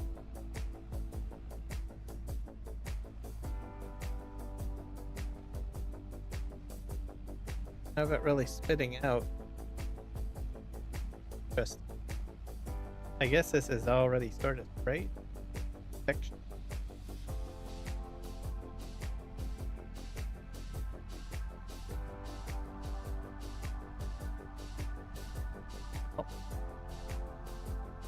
I go fill this up.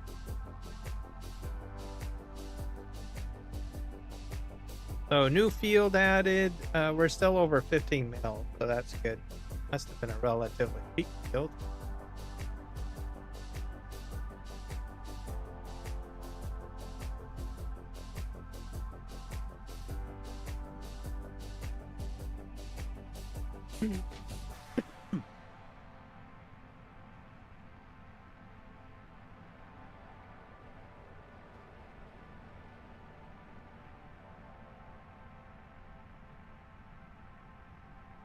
Oops, I went to the wrong fill type.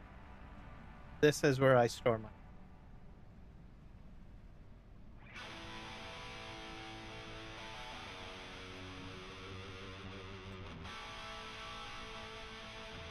Have to transport more lime.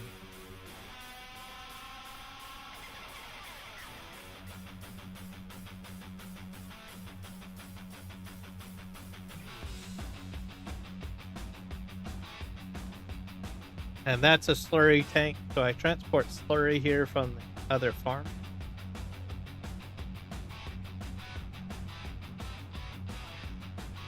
Because then I can use the next app to spread.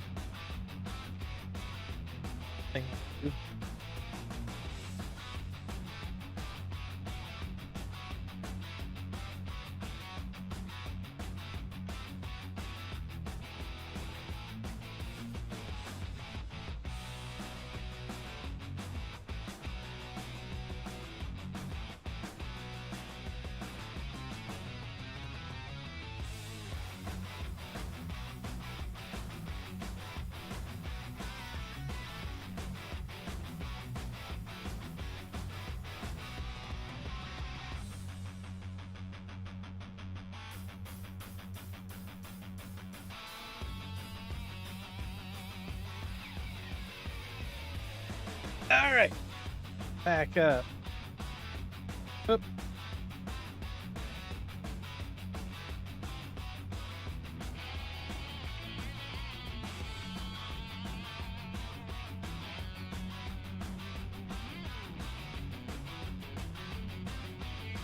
Let's go get our potato planter. Get that going.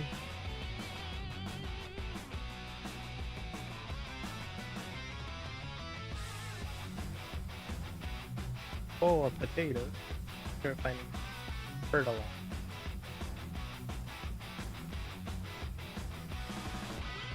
This takes liquid fertilizer, by the way. So all of it.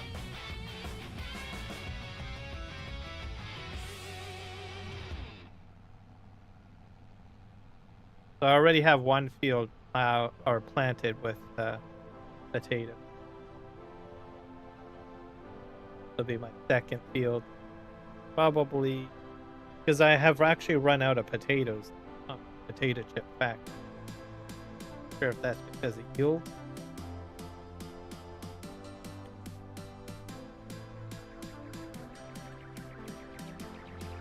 Get like 2.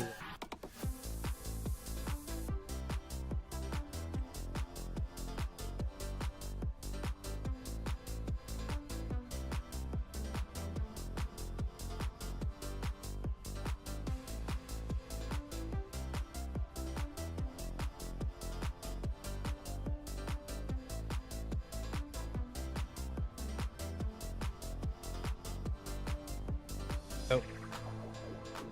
Precision farming says it's fertilizing.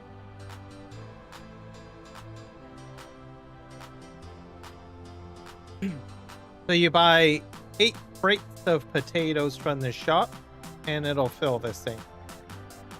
Great. So you don't really have to worry about whether you're going to run out. And this came out on the mod hub, I believe, last week. So fantastic.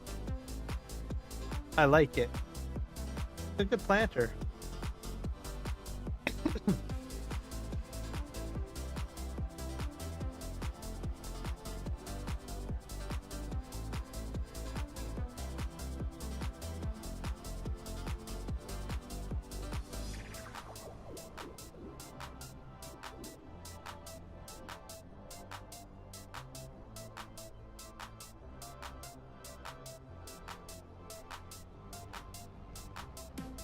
Spinner.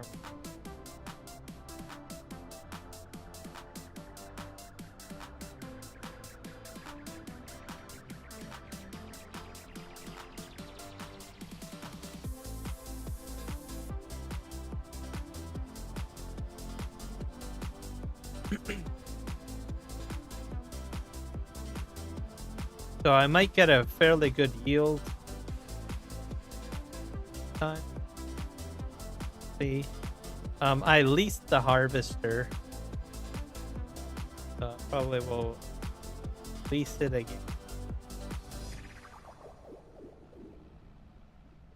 Or a harvester.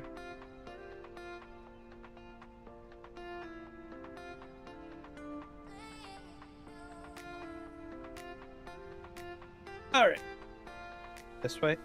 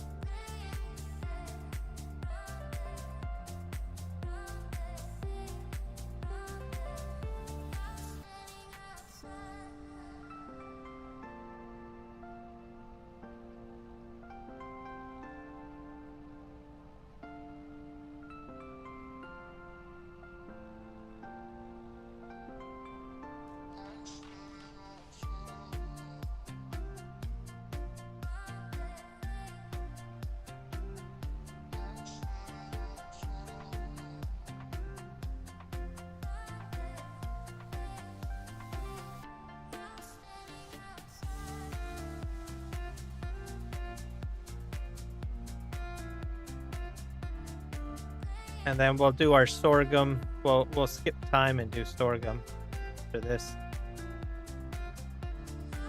It's on agenda, I guess.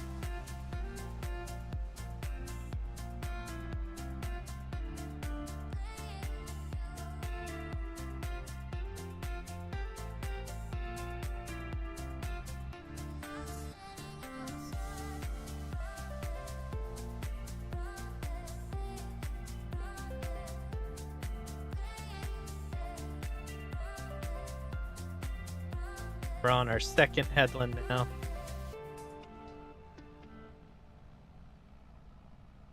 So we'll plant this and we'll see how much we get. We'll probably be doing like sugar beets probably too, doing stuff like that, I guess, in these fields. I'm not exactly sure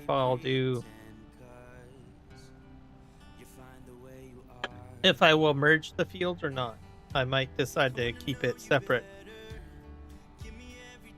So I can assess how much product I get, right? And if I get too much, well, got too much, I will just not merge it. It's an idea, I guess.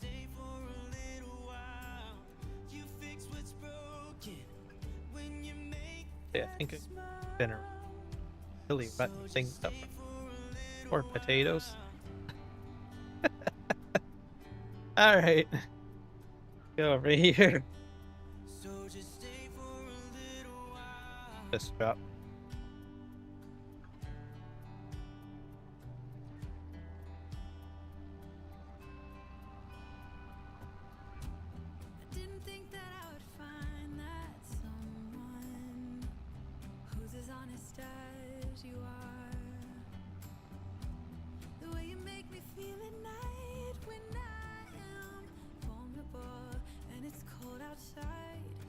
Make it all right. I wanna know you better. Give me every detail. I won't judge you, as you know. I could stay forever when I'm lying in your arms. Oh, my heart is open. It just took some time. Now I just hope that you stay for a little while. But yeah, this field definitely needs the fertilizer on it. It's like orange. That's horrible.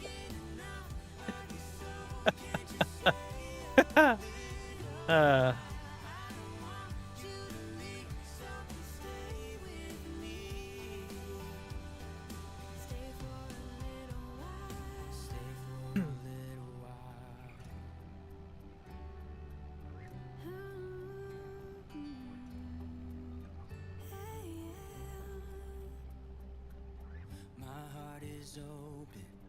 It just took some time. Been Now I just hope that you stay about for a 60%.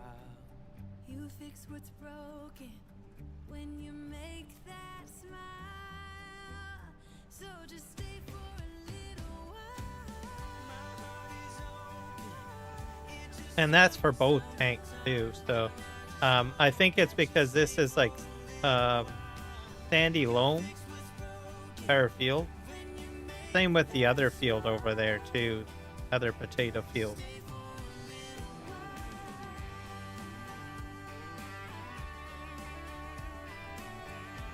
I thought was kind of interesting. So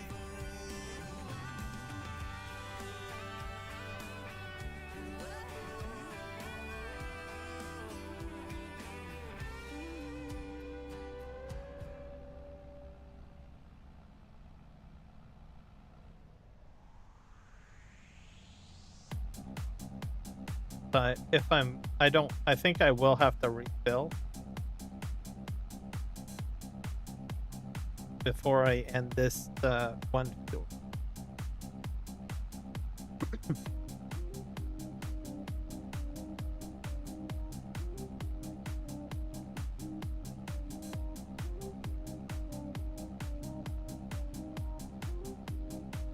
At some point, I'm going to put some hives down too. I I don't need honey this time.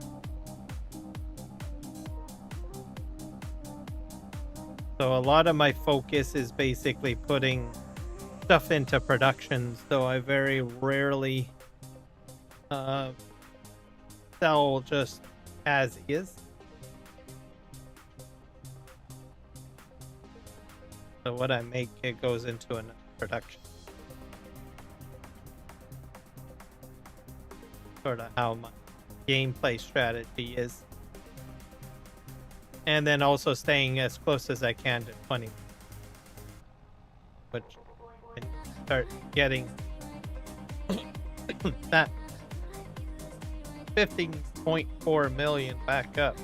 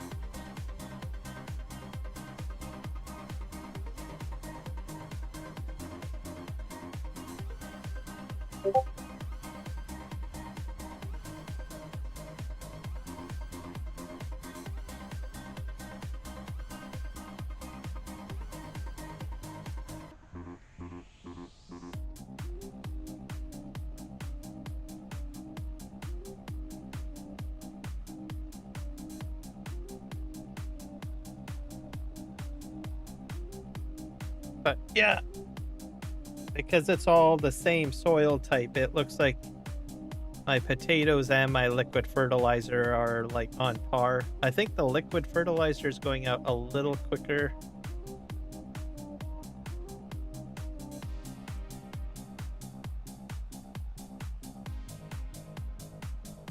Yeah, it's down to now it's really chopping down.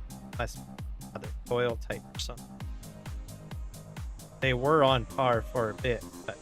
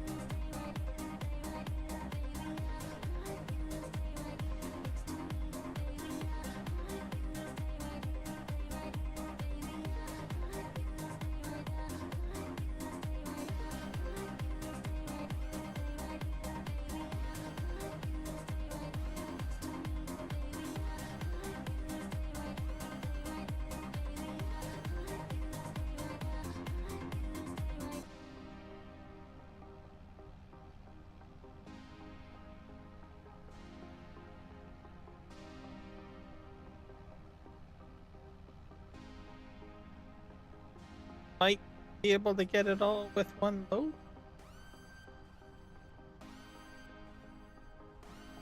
Amazing if I can.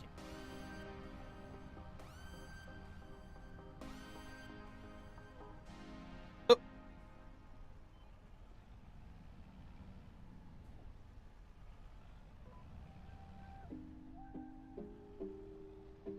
Here we go.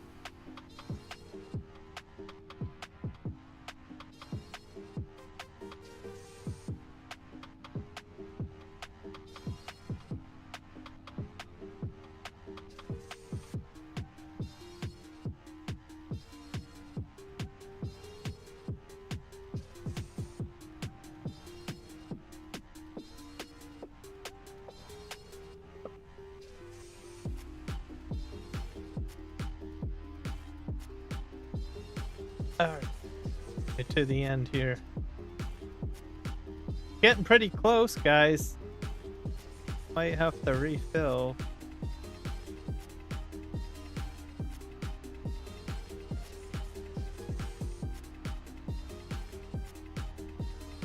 See.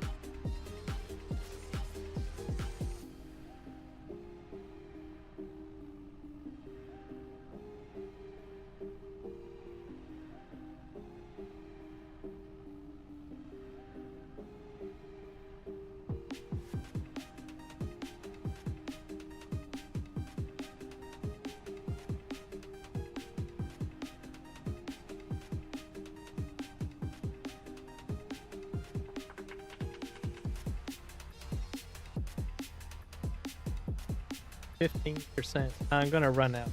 Have a feeling.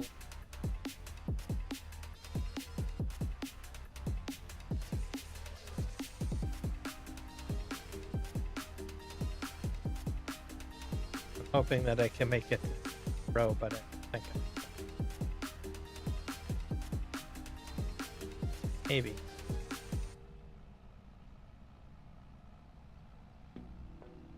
There's like 64 liters of liquid fertilizer in there. It says 12%. Great.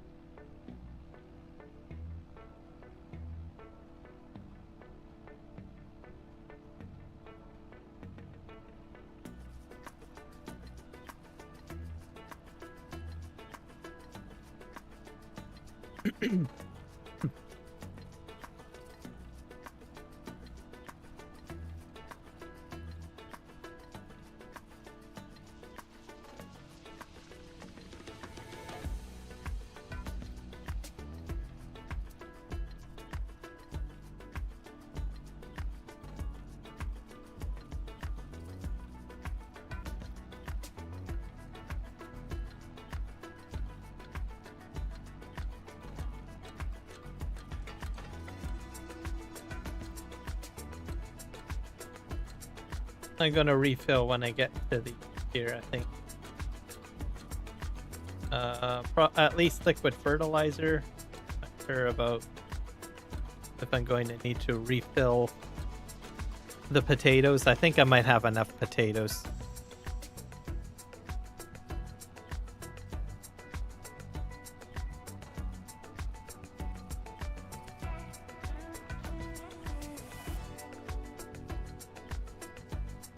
I think I might just go and get some more liquid fertilizer. I won't buy more potatoes yet. I think we can probably get it all.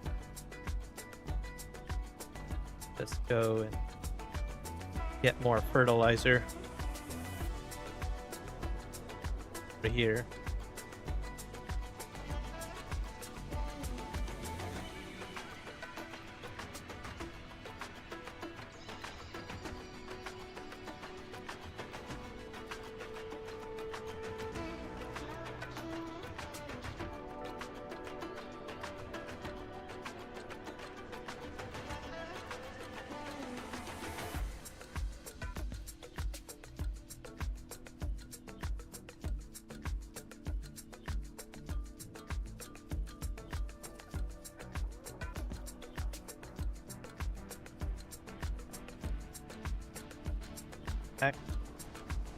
If I do need more potatoes, then get more potatoes.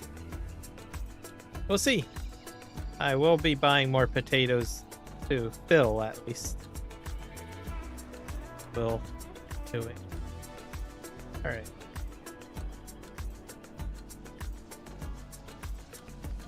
I think I can do it, guys. Up the last.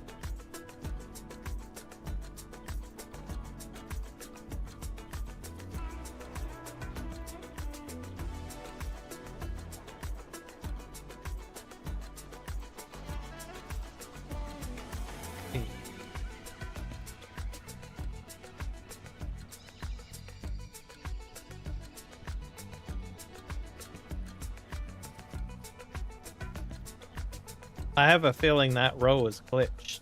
Something on the left, because it's saying that it's fertilized.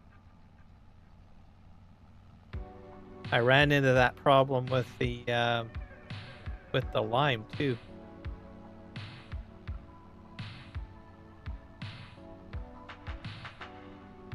Yeah, I have a feeling I can do it.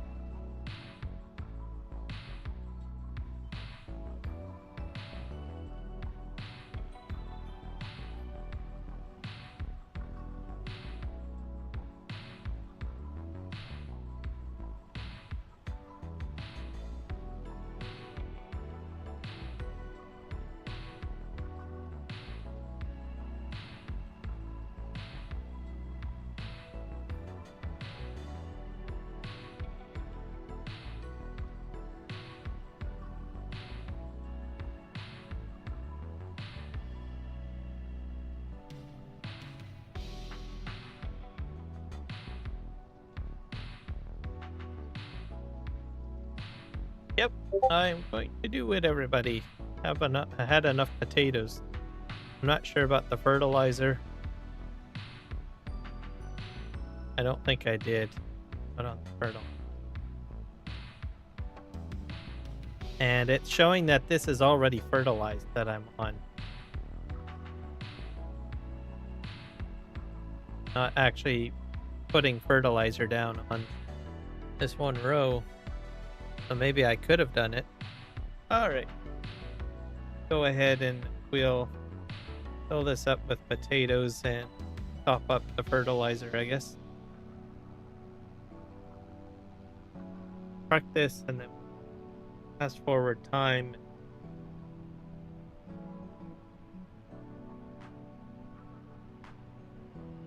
Try to, I guess, plant sorghum.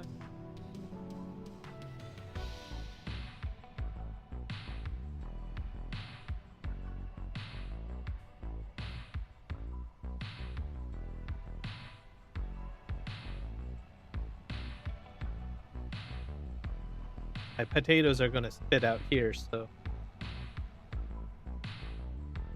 I ate, I guess.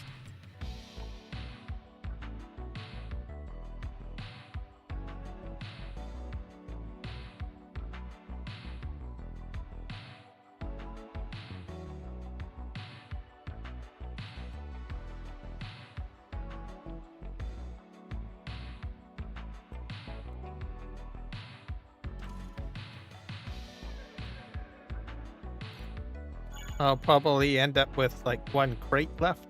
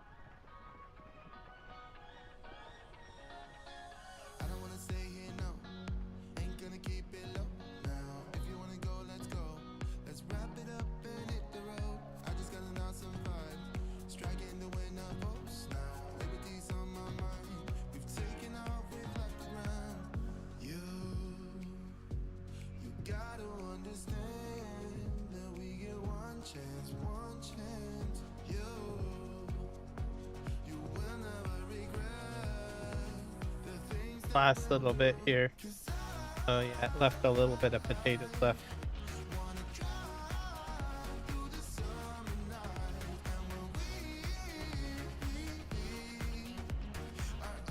With the potato planter.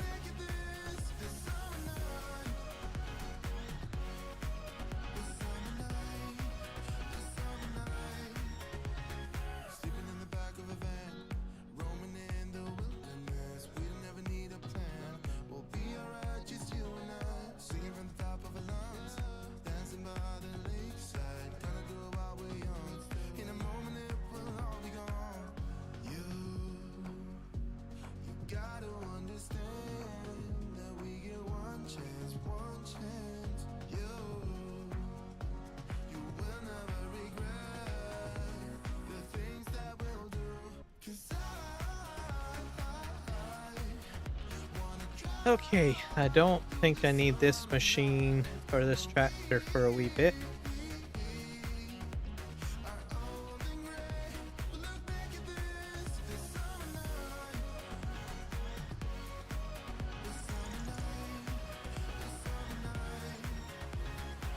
Park it. Fast forward time into April so we can plant our other crop.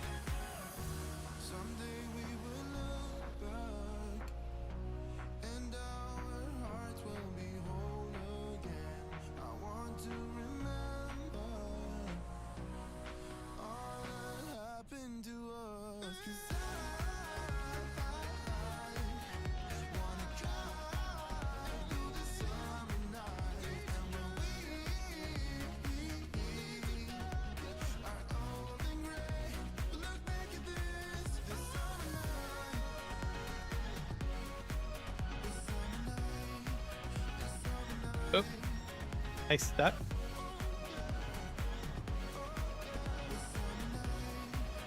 Yep. Oh, wait, I guess.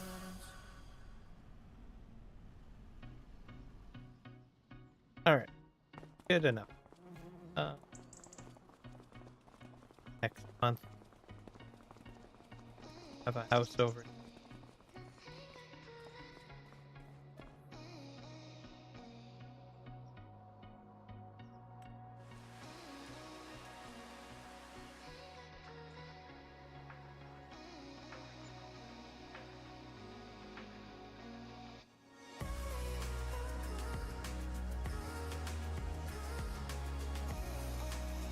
I think we're doing sorghum.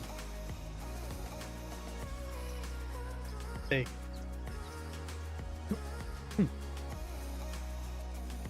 Which we'll be planning with the next act. Oh, my chicken coop has problem.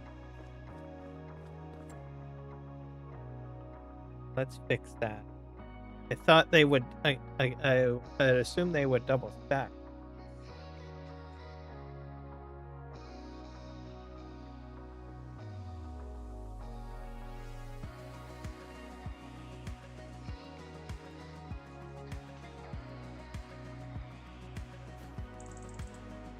So I have a.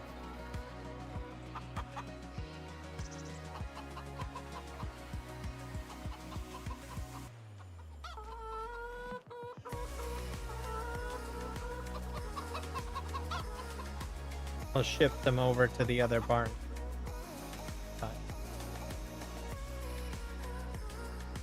The April. We'll cut the grass or get my lawnmower onto force play.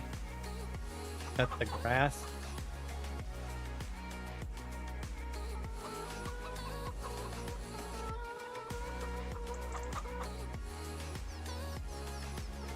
Allow that to spit out. I don't know if I have any. But how's this doing? Meadow grass is fine. Food is fine. Perfect. Is this growing?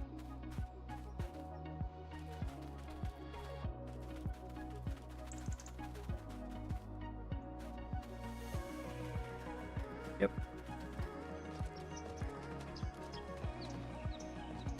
All right, we're gonna go. Let's figure out what we need to grow.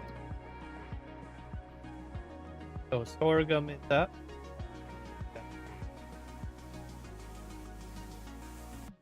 Already done oat. Sorghum. Sorghum bill. August will be harvest time. I can jump into canola.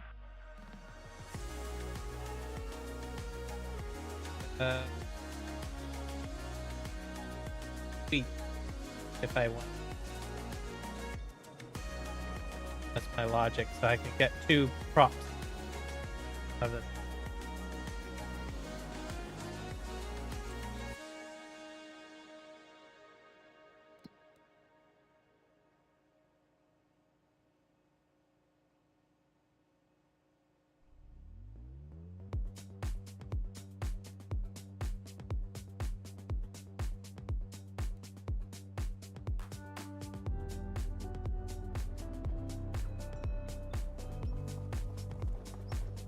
All right. What do we got on? Sorghum. I think I've only got one field to plant for sorghum.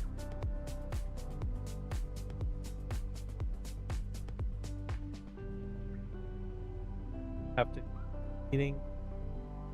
I don't think so, because I think I did plowing. Fields do I have this field? This field.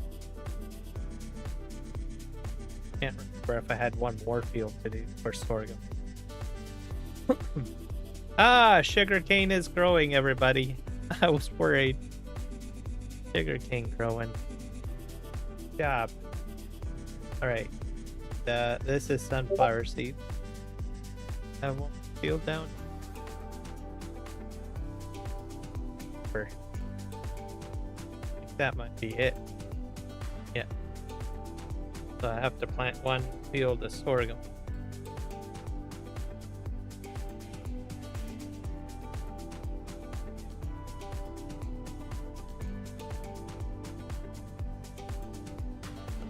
I don't have to do weeding because all good.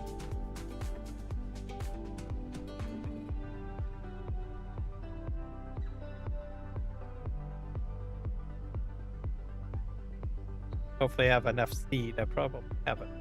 I have to.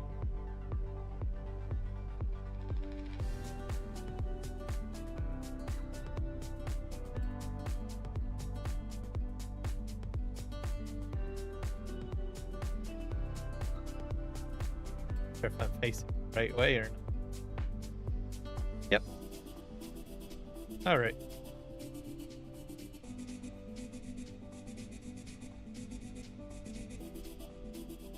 Some of this is already fertilized. Fine. All right. We're going to set this to 0.4 is fine. That's the less.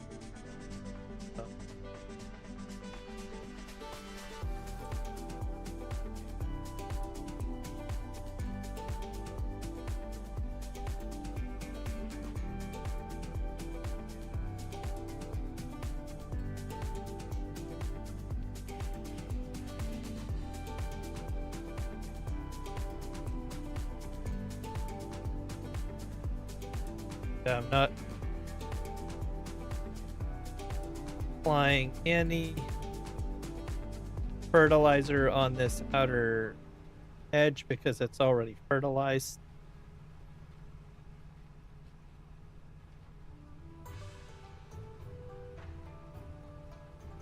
But yeah.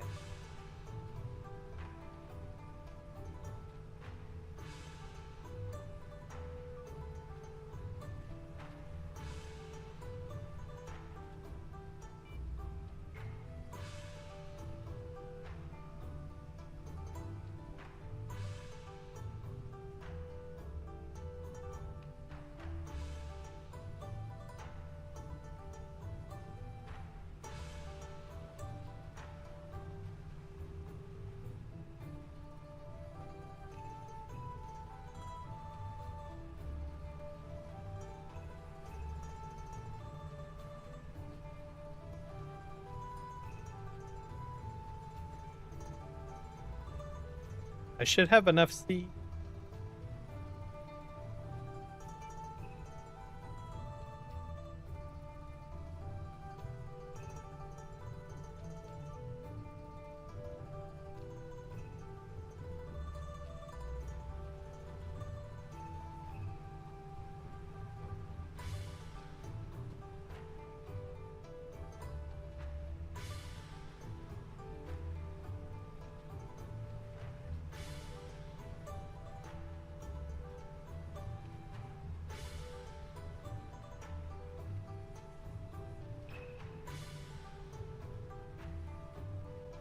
I'm not sure. I think I did do some manure and slurry spreading, so that's probably why.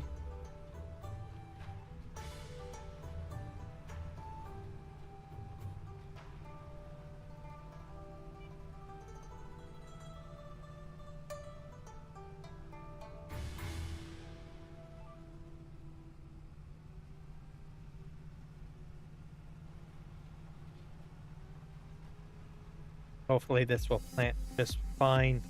I had to set it to 13.4. Always remember with the next at, reduce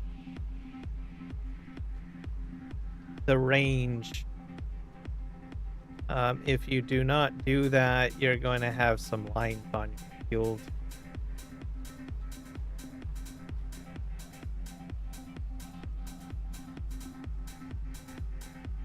Anything that you do with planting, I think it's the planters that are the problem.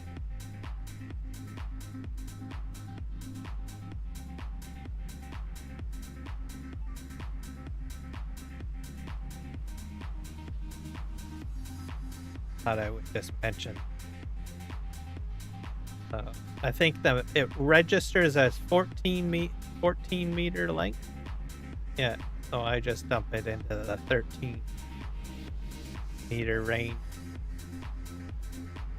just to be on the safe side, or else it just kind of makes your field look weird.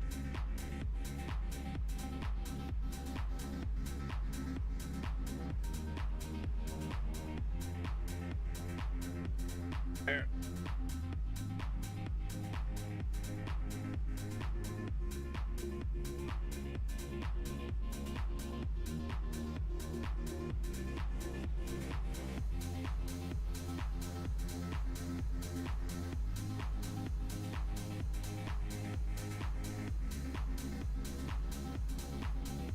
I think I over applied on the edge.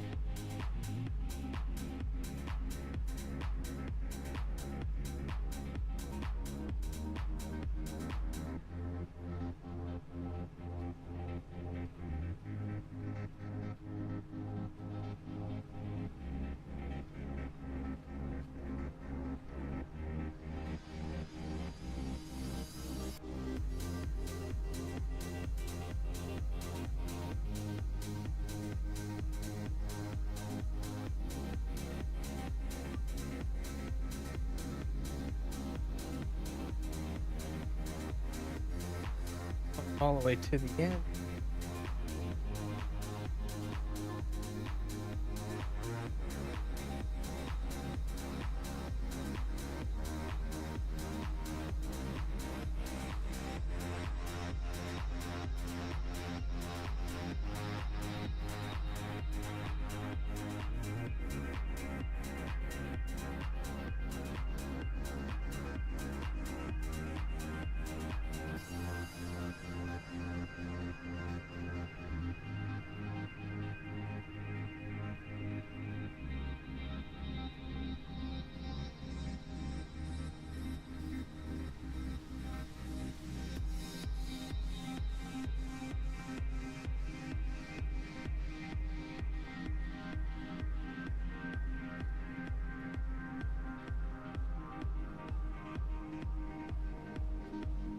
Perfect.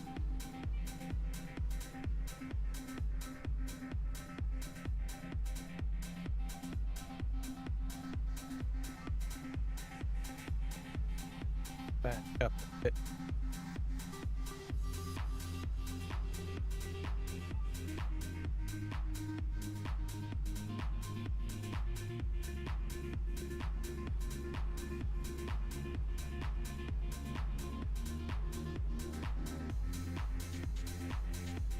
Yeah, no gaps, which is good. That's on it. So if I did the full 14 meters, I'd have like probably white lines on my field.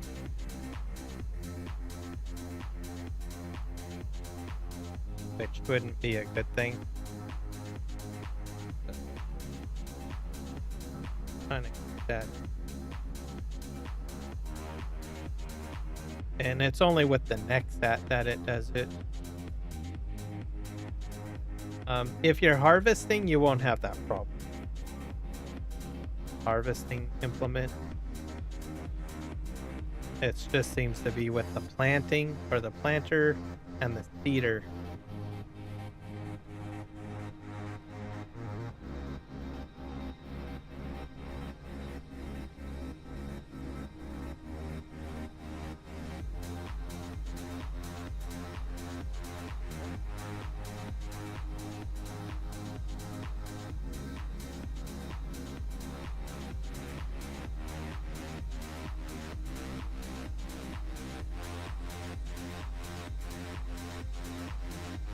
Okay.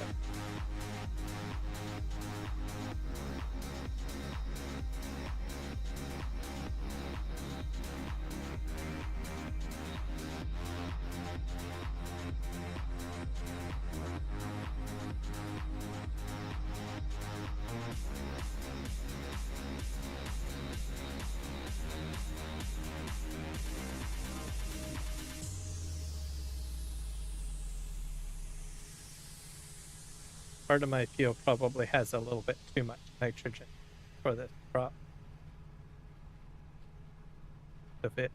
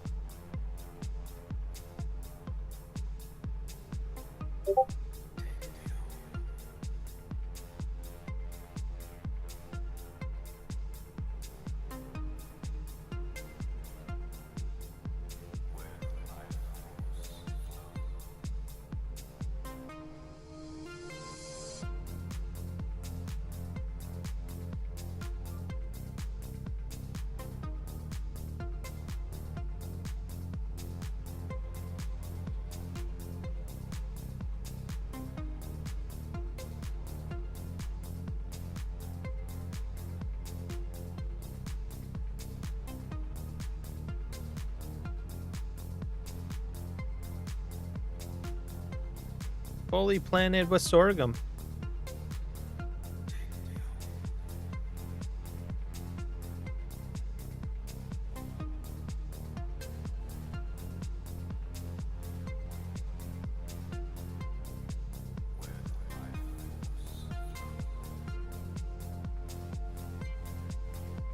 And I still have seed left.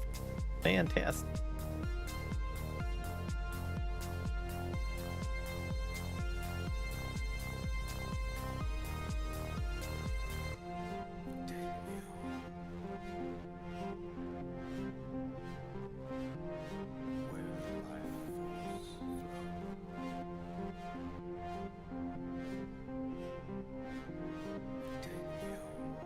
Be all the planting.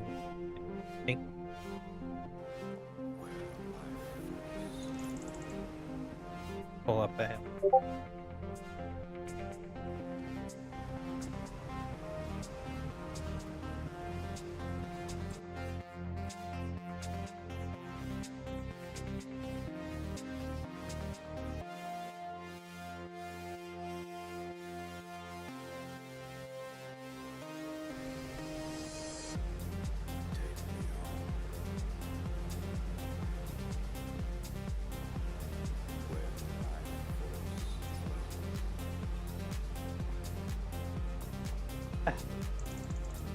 Accidentally grabbed it again. Keep on hitting Alt.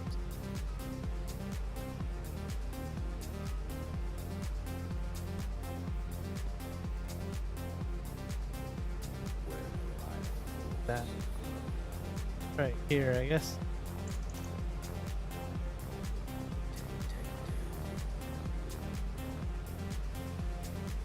I think you have to hold down Alt a little bit longer, I guess.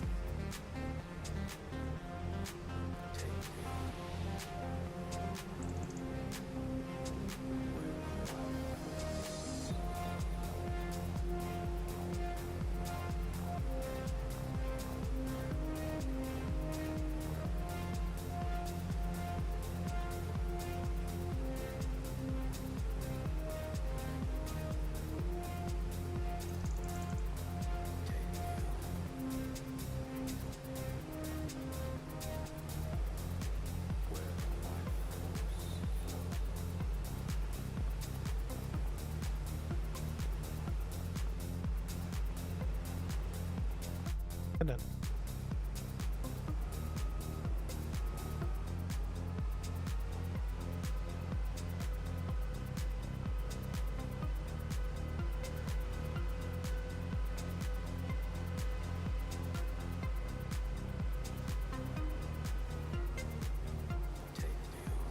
So yeah, I got a few different crops going. And then the sorghum field, I will be putting canola in. Sort of the plan.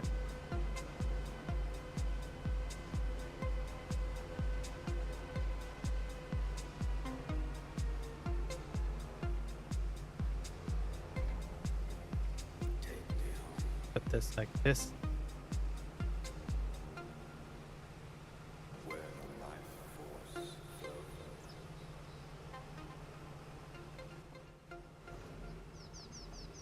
Can I put it on the upper floor? Or what I got up there? Nope. There's something else in there. Alright. The cultivator, by the way. That would go onto the front of this, by the way. If I wanted to do cultivation. But I have my slurry spreader for this to do the cultivating.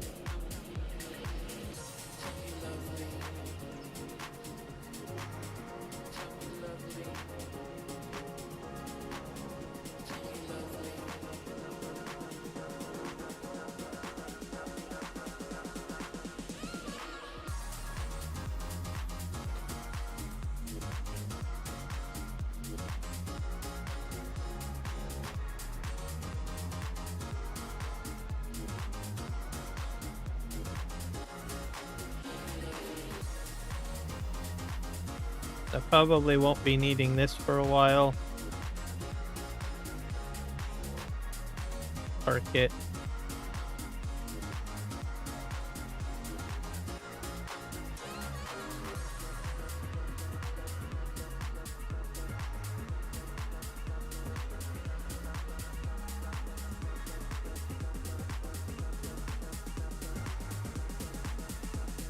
Right here.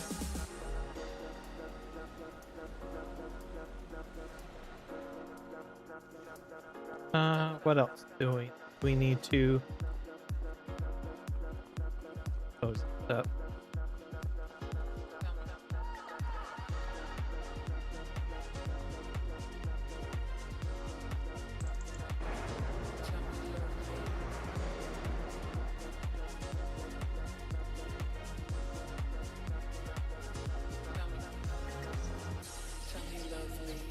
I thought I had a very large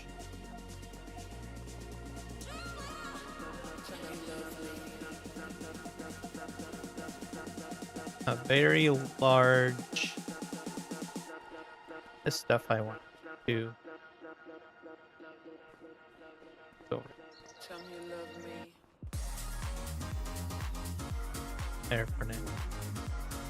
This as well. What is this? This is a weeder, I think. A weeder for the next at. Okay. Windrower. Had a very large windrower, but I don't know where I put it.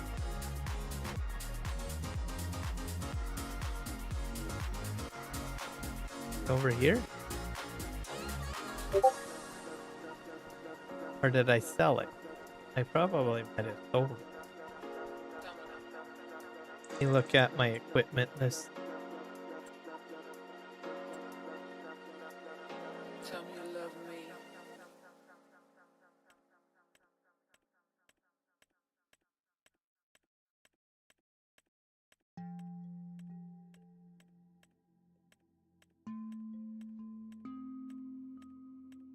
I just sold it.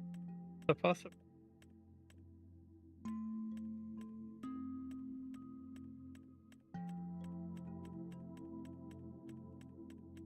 A lot of conveyor belts.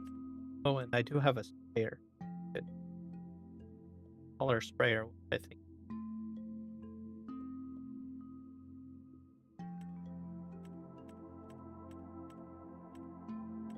think I might have sold it.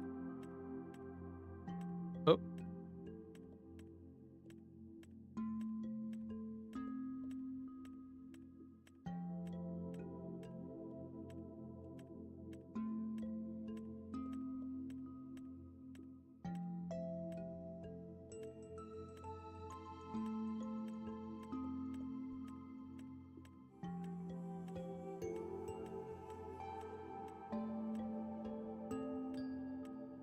Have to buy it.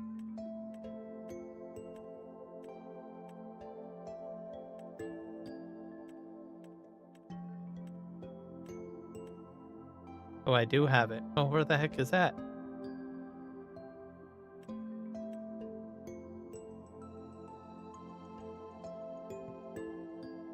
It's at the farm.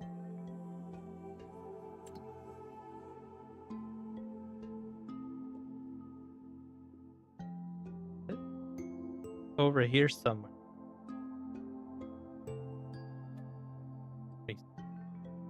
Better. Somewhere crazy.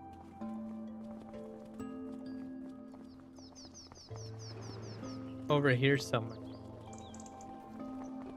Oh, yeah. All right. Bring that down to the other farm.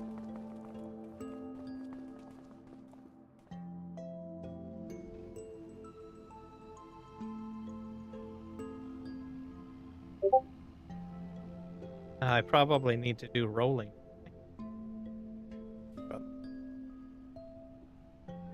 That.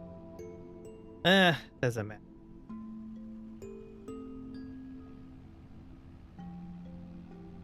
It's only going to be one field.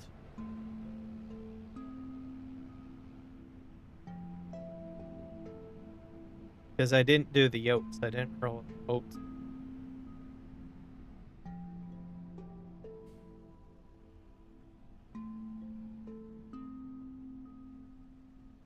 Always forget rolling. But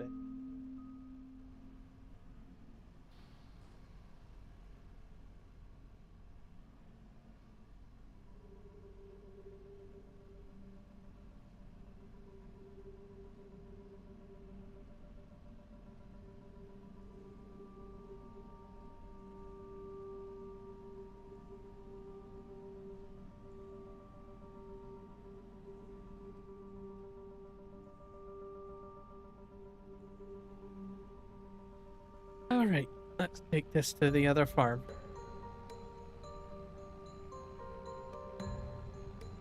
Pickup wagon over there. This is for the grass field.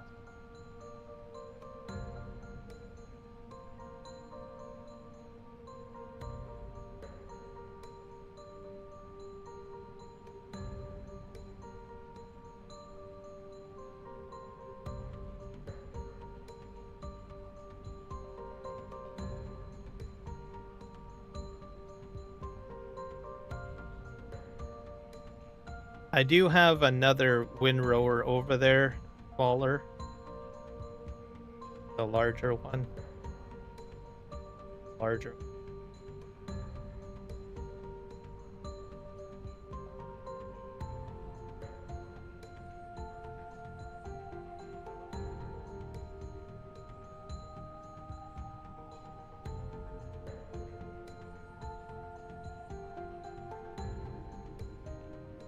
And I think I might need to do another mowing for their potential too. I think I have to mow at least one.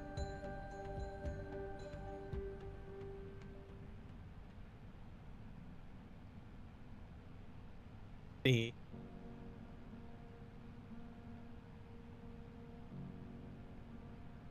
Start dumping it into the silo.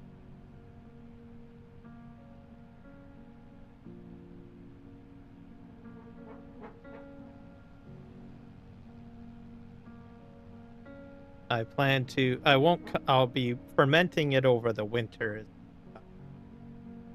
Plan. Because I do have silage bales already up here.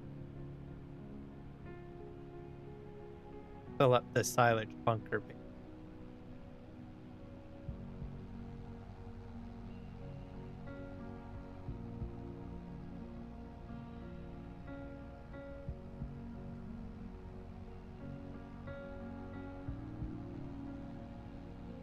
See how well grass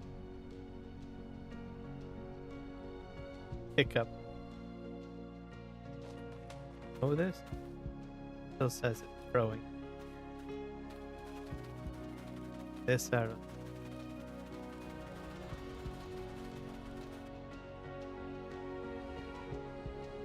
Probably once it's picked up, I will maybe spread manure on here.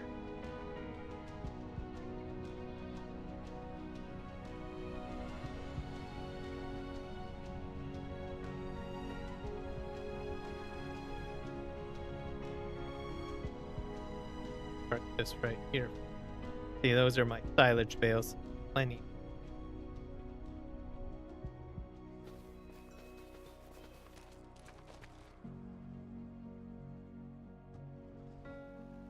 Probably set this up on course play, I guess.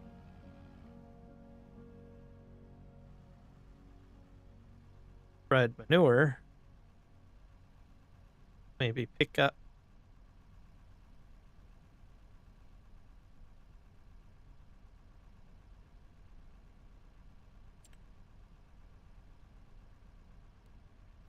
Or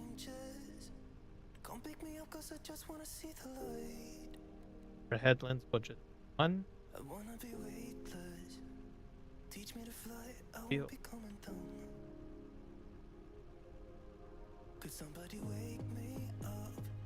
Start job.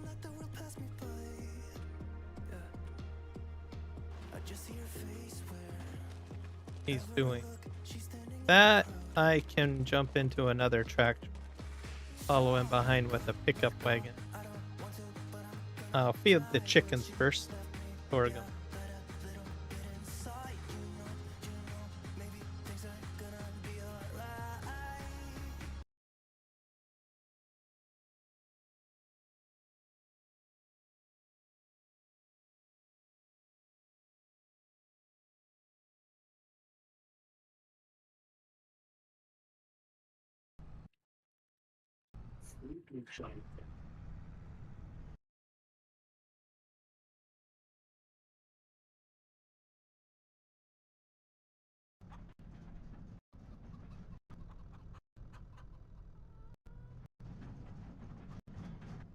All right.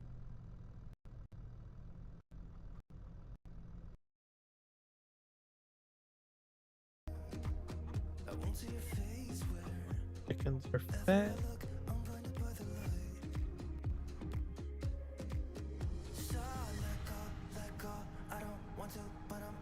All right.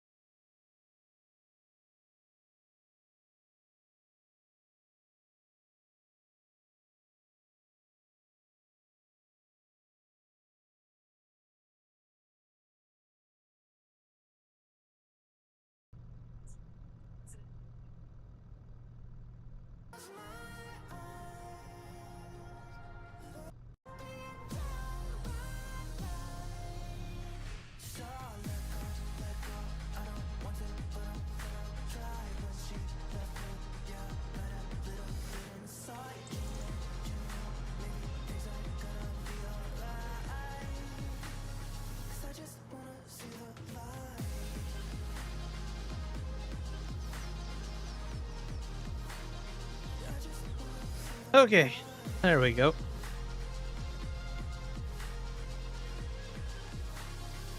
There. Go to the pickup wagon.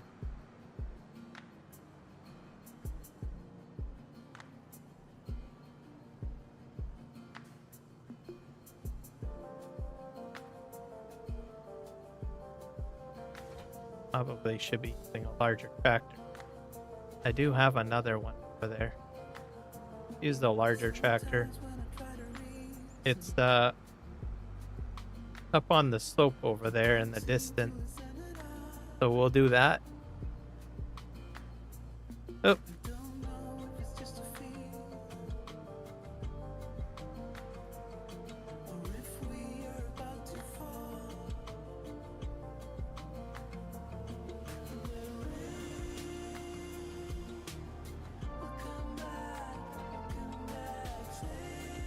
Move that there.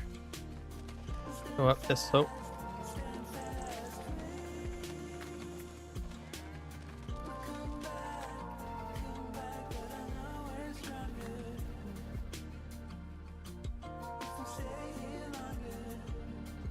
Do that there.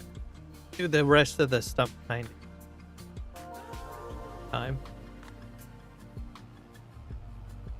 Prefer and this is repaired and has a lot of horsepower and fuel. Cool.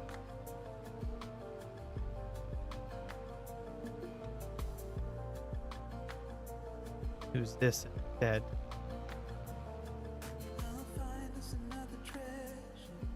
Back up and pick this up.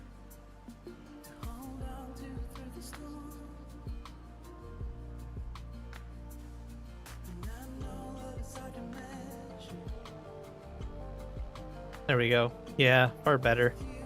Oh, and I got hay in here. I guess I can dump. Oh, perfect. Fantastic. Dump the rest here. I was like, oops, I got hay. Not a good thing.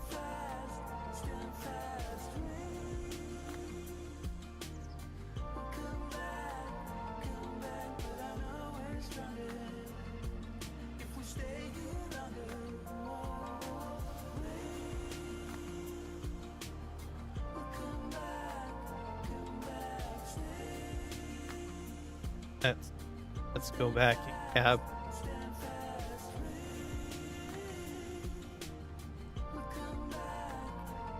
Pickup wagon.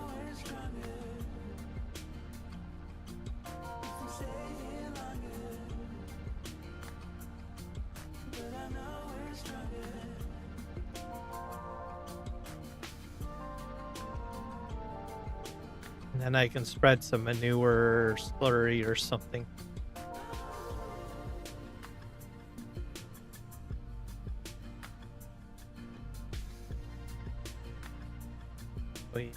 I thought I could sneak in front of him. Can't. Gonna block my route again, aren't you? Yes, you are.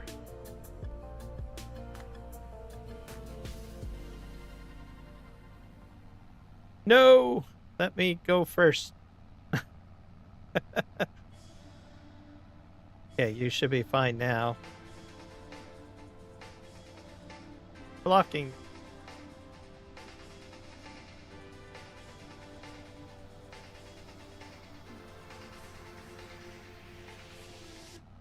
Alright, we'll go around here.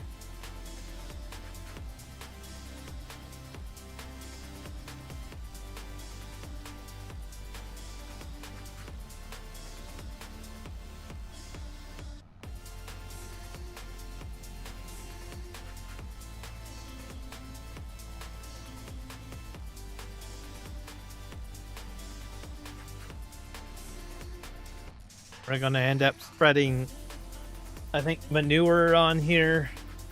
I have a lot of it. Slurry I've been just transporting over to the other farm. So I've got about 100,000 liters of manure that I have to get rid of. It's not full or anything, but at some point I probably will get too full and I will have to start transporting it to the biogas plant, I guess. At some point. It's going to kind of go slightly. Just going to do one of these and then spin around, I think. Here. It's a bit of a sharp turn.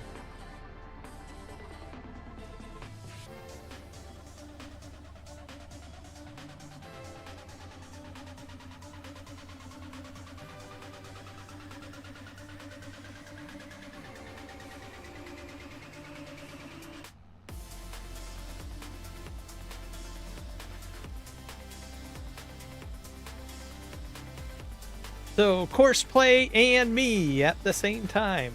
Fantastic.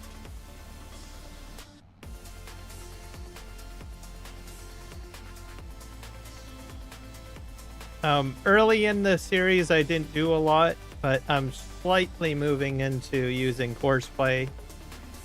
And I don't have auto drive fully used yet. I'm still a reasonably sized farm where I can just handle most of the work on my own, but as I get larger and I buy more land, I probably will end up getting more into Courseplay and auto drive and stuff like that.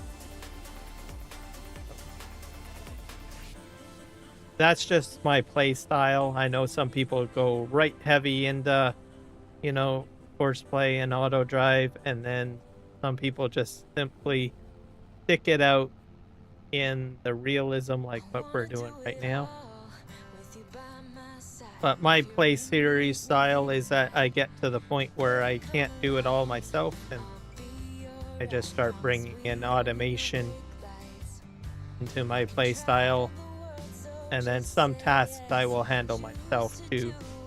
So I will collaborate with the automation like what I'm doing now. Cool.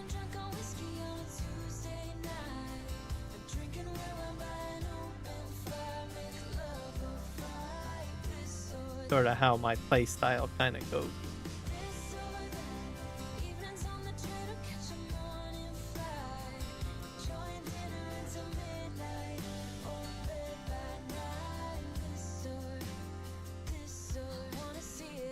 How far can I go in here? Oh, I.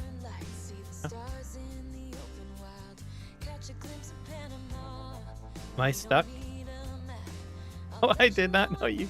Oh, I'm driving forward. Never. Let off the gas here.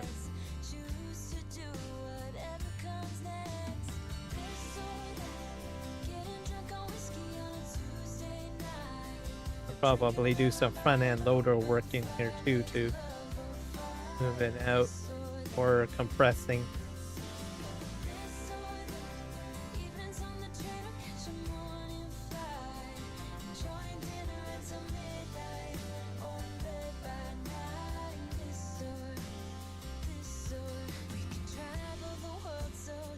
Am I empty?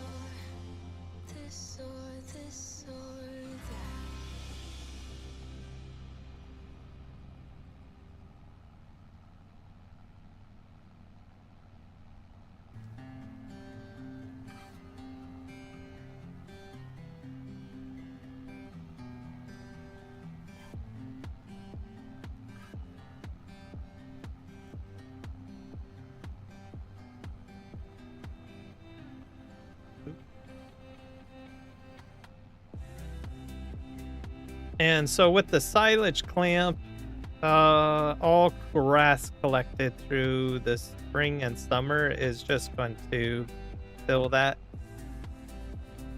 And then I will basically, what's the word that I'm looking for it? Ferment it over the winter, then unwrap it once it's ready, and then start feeding the cows, the plant.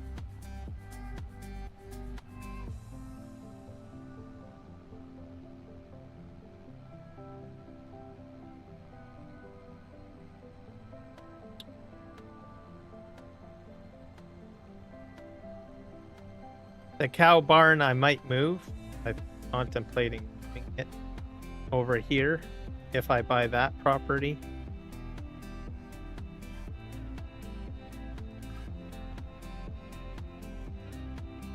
Either that or I might put more cow barns over here. Hard to say. I think at the fence line I messed up. So I'm gonna probably move it. I think I'm gonna probably re-put it down somewhere. Over here or something. If I buy that other property, then I might turn that into a big giant grass field. Or a cornfield for silage purposes. That's a possibility too. Grass or silage or both, I don't.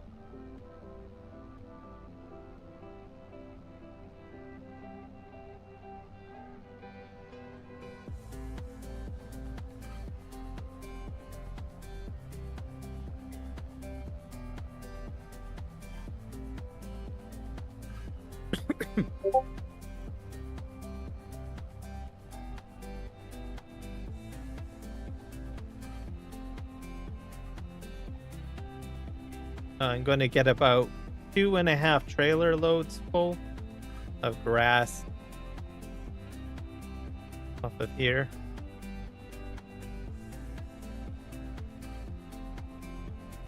They're almost full.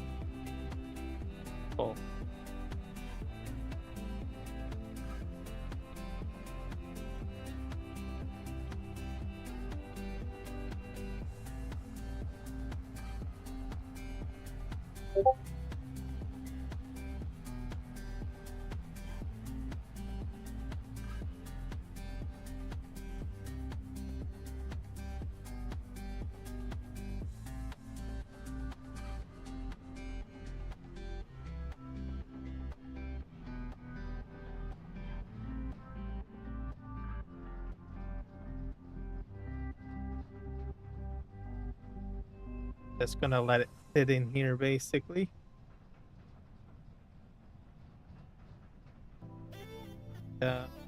Probably the next time I cut and unload, I will probably put a courseplay compactor in here. So have courseplay basically just a compaction.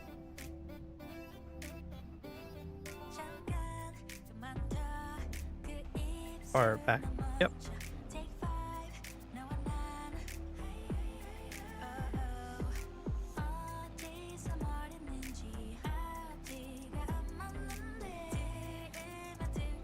Because probably I get about 3 lines in here, right?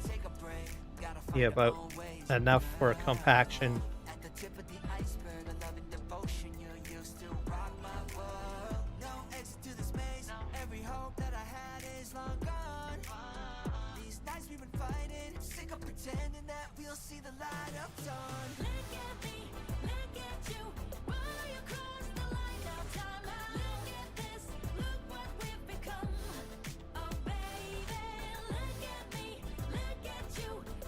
Pick up the rest of this, dump that in there.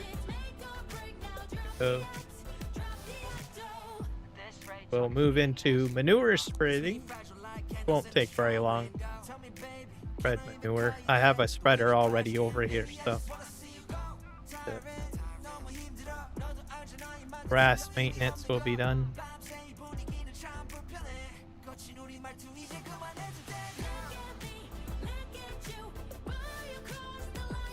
I can maximize my yield.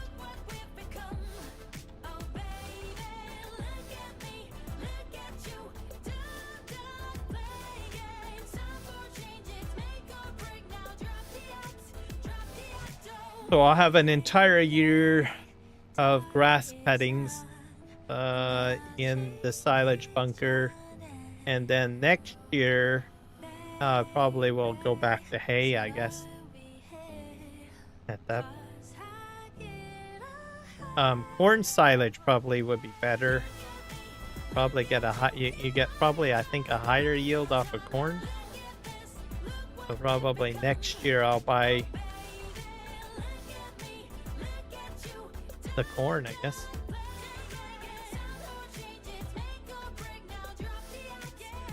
Buy that other field for corning.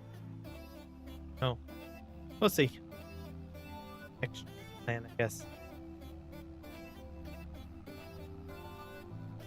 And then if I have too much silage over here, I will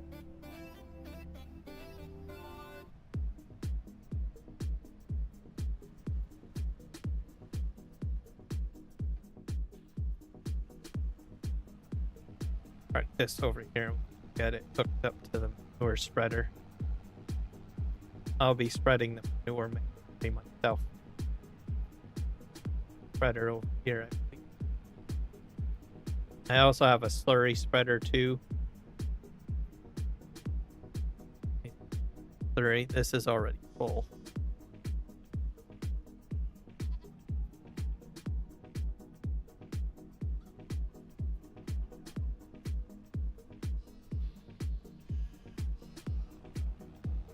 This.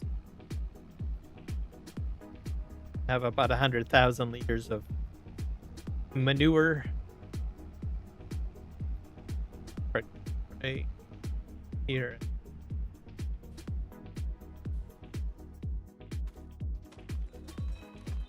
Pick up the rest of this grass. Good to go.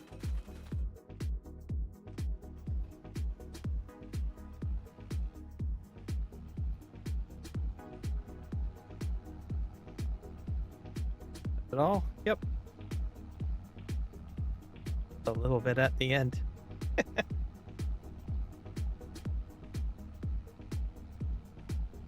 Bit here.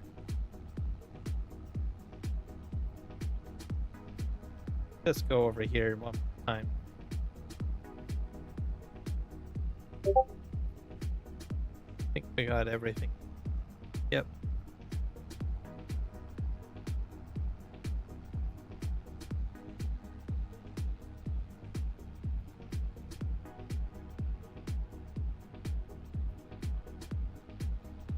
Wonder if I can put this in with the sheep. Sure.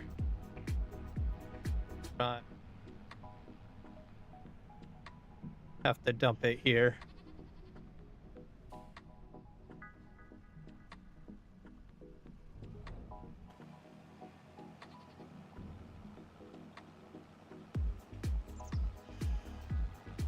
A lot of grass. Bad idea. Yep, that's for the sheep. And the goat.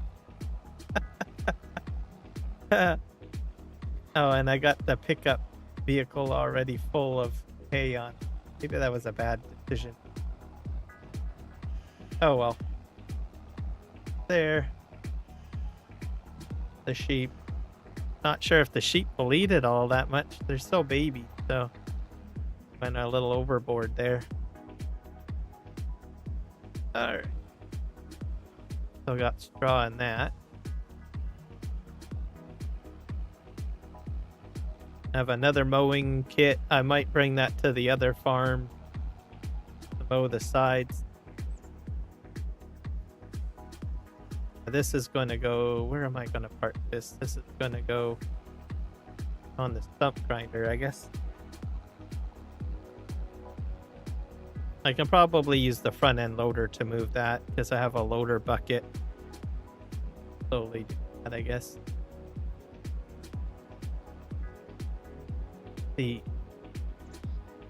This stuff here has to be all deconstructed, including that crane. We'll probably move that up the hill, I guess.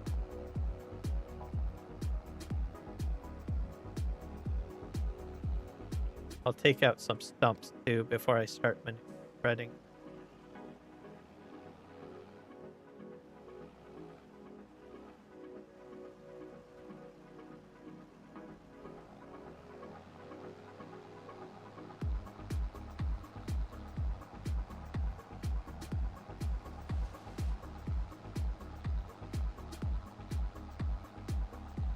A bit difficult to put the hill.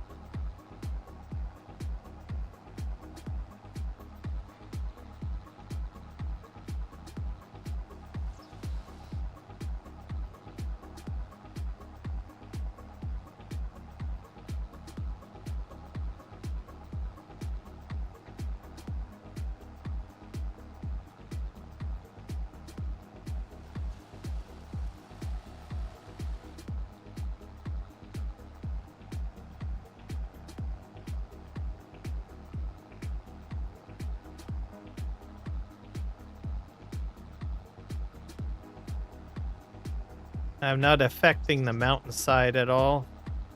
Is good.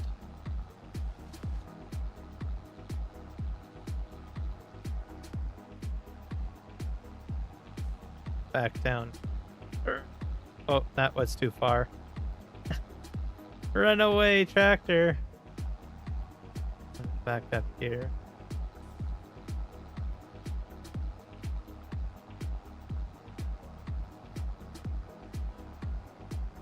I think I've got stump grinding over there to do, I think.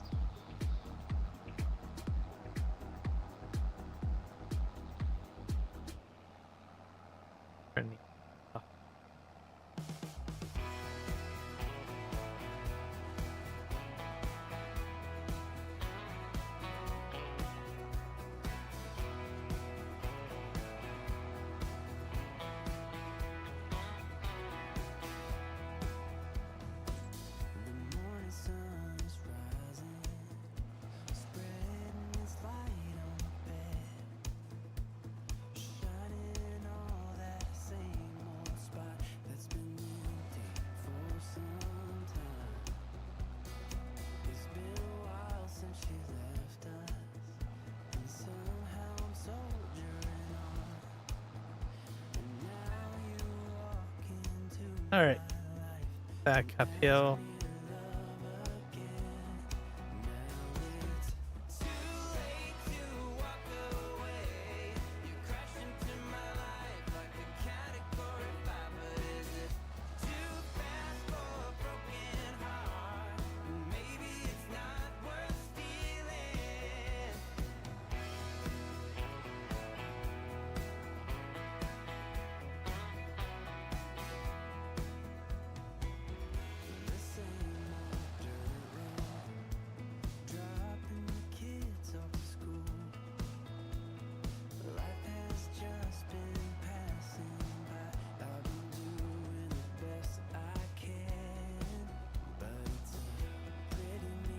Steep hill. Woo.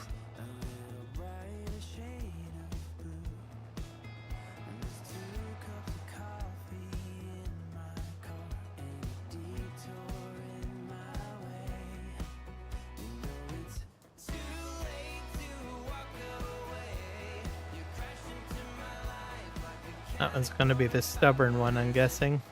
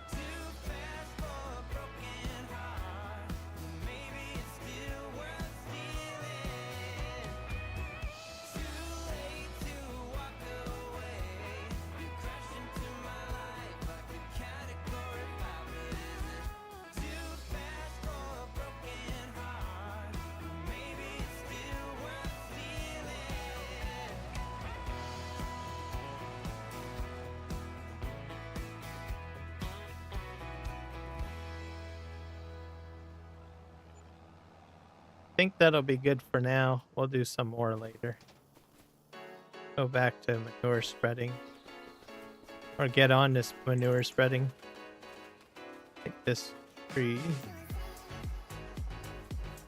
That over there. Good job. Alright. Get the manure spreading going.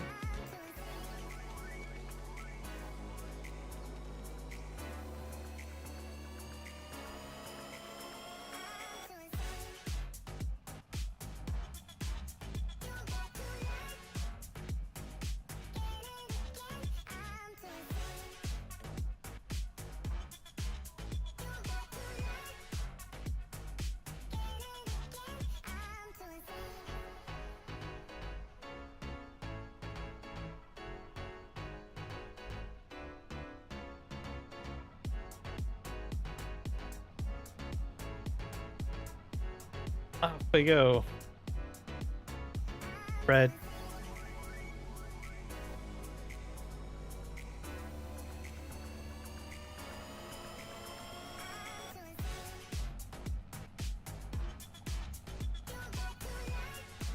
Some orange spots down at the end here.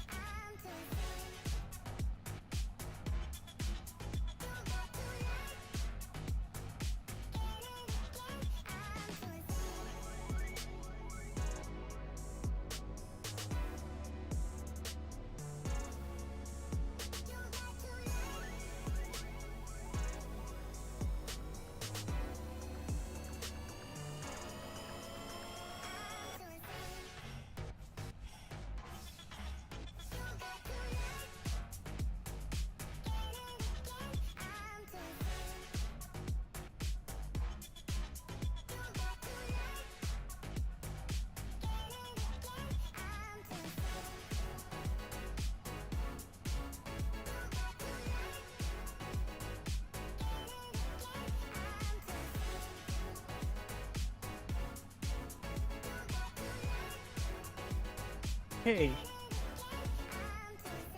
We got 52% feed out.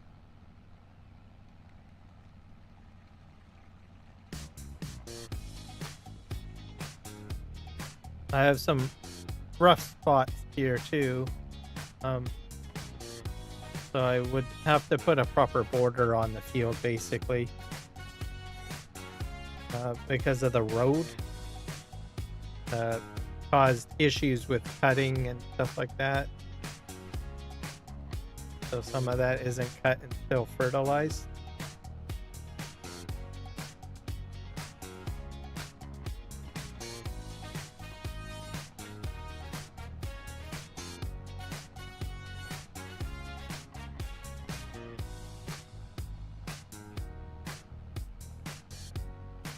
But that'll get fixed when I redo the road.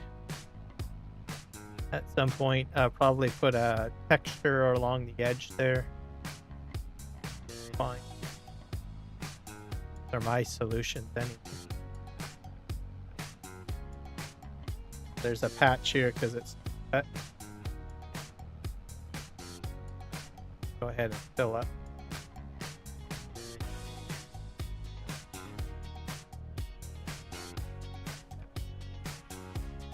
About 130,000.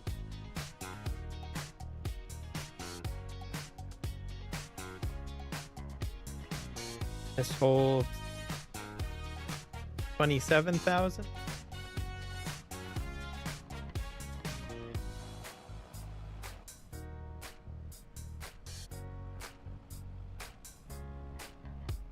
Sprayer. Cool. I'll be moving that to the other farm because I don't.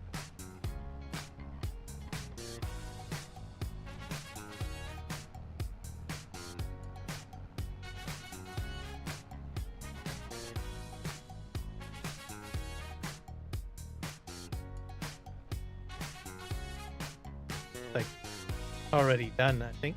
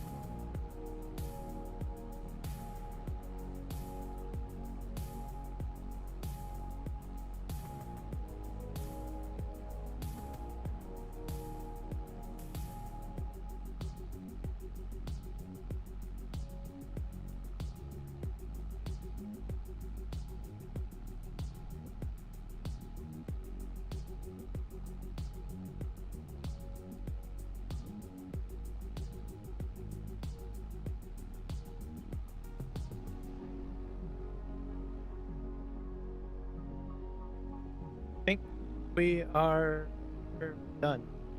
Do one threading.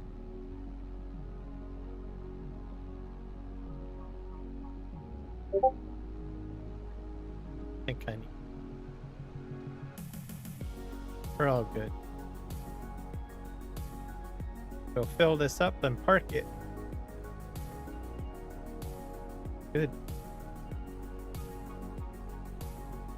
And I think I'm going to call it a live stream, but we'll see if we can get you guys over to someone fantastic.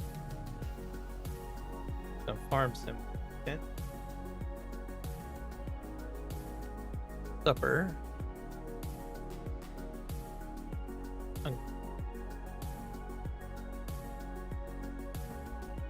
It. Fill this up. So pretty fantastic live stream, I would have to say. We got a lot done. A lot of work done on the slope. Remember what else we did here? We got some potato planting done. We got some next set sorghum planting done. Some barnyard work, grass cutting, horseplay in there, pear farm in there. All sorts of stuff on this live stream. Fantastic stuff. That there, animal care. Probably park this guy right over here. So some good stuff overall to say. Once again, thanks to Nick, Kelly, and them guy kicking in. They were able to test out my automation for shoutouts, so that's working. Fingers crossed. Seems to be working. Which makes my job a little easier because then it'll do the auto shout out in the chat, and I don't have to do a command, completely automated, and then I can just greet people. Makes it a little bit easier. Let's see who we got available that's live streaming this time. I think some farm sim.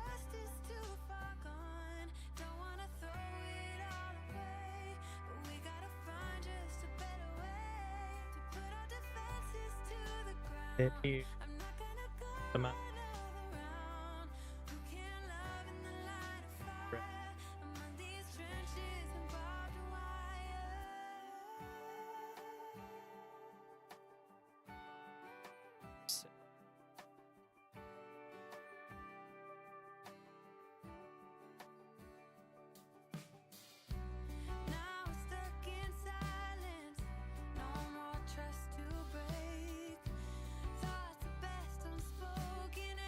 I think Bright is doing some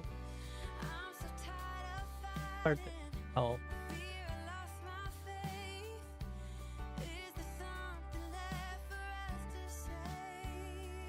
There's Southern Style. Says logging live.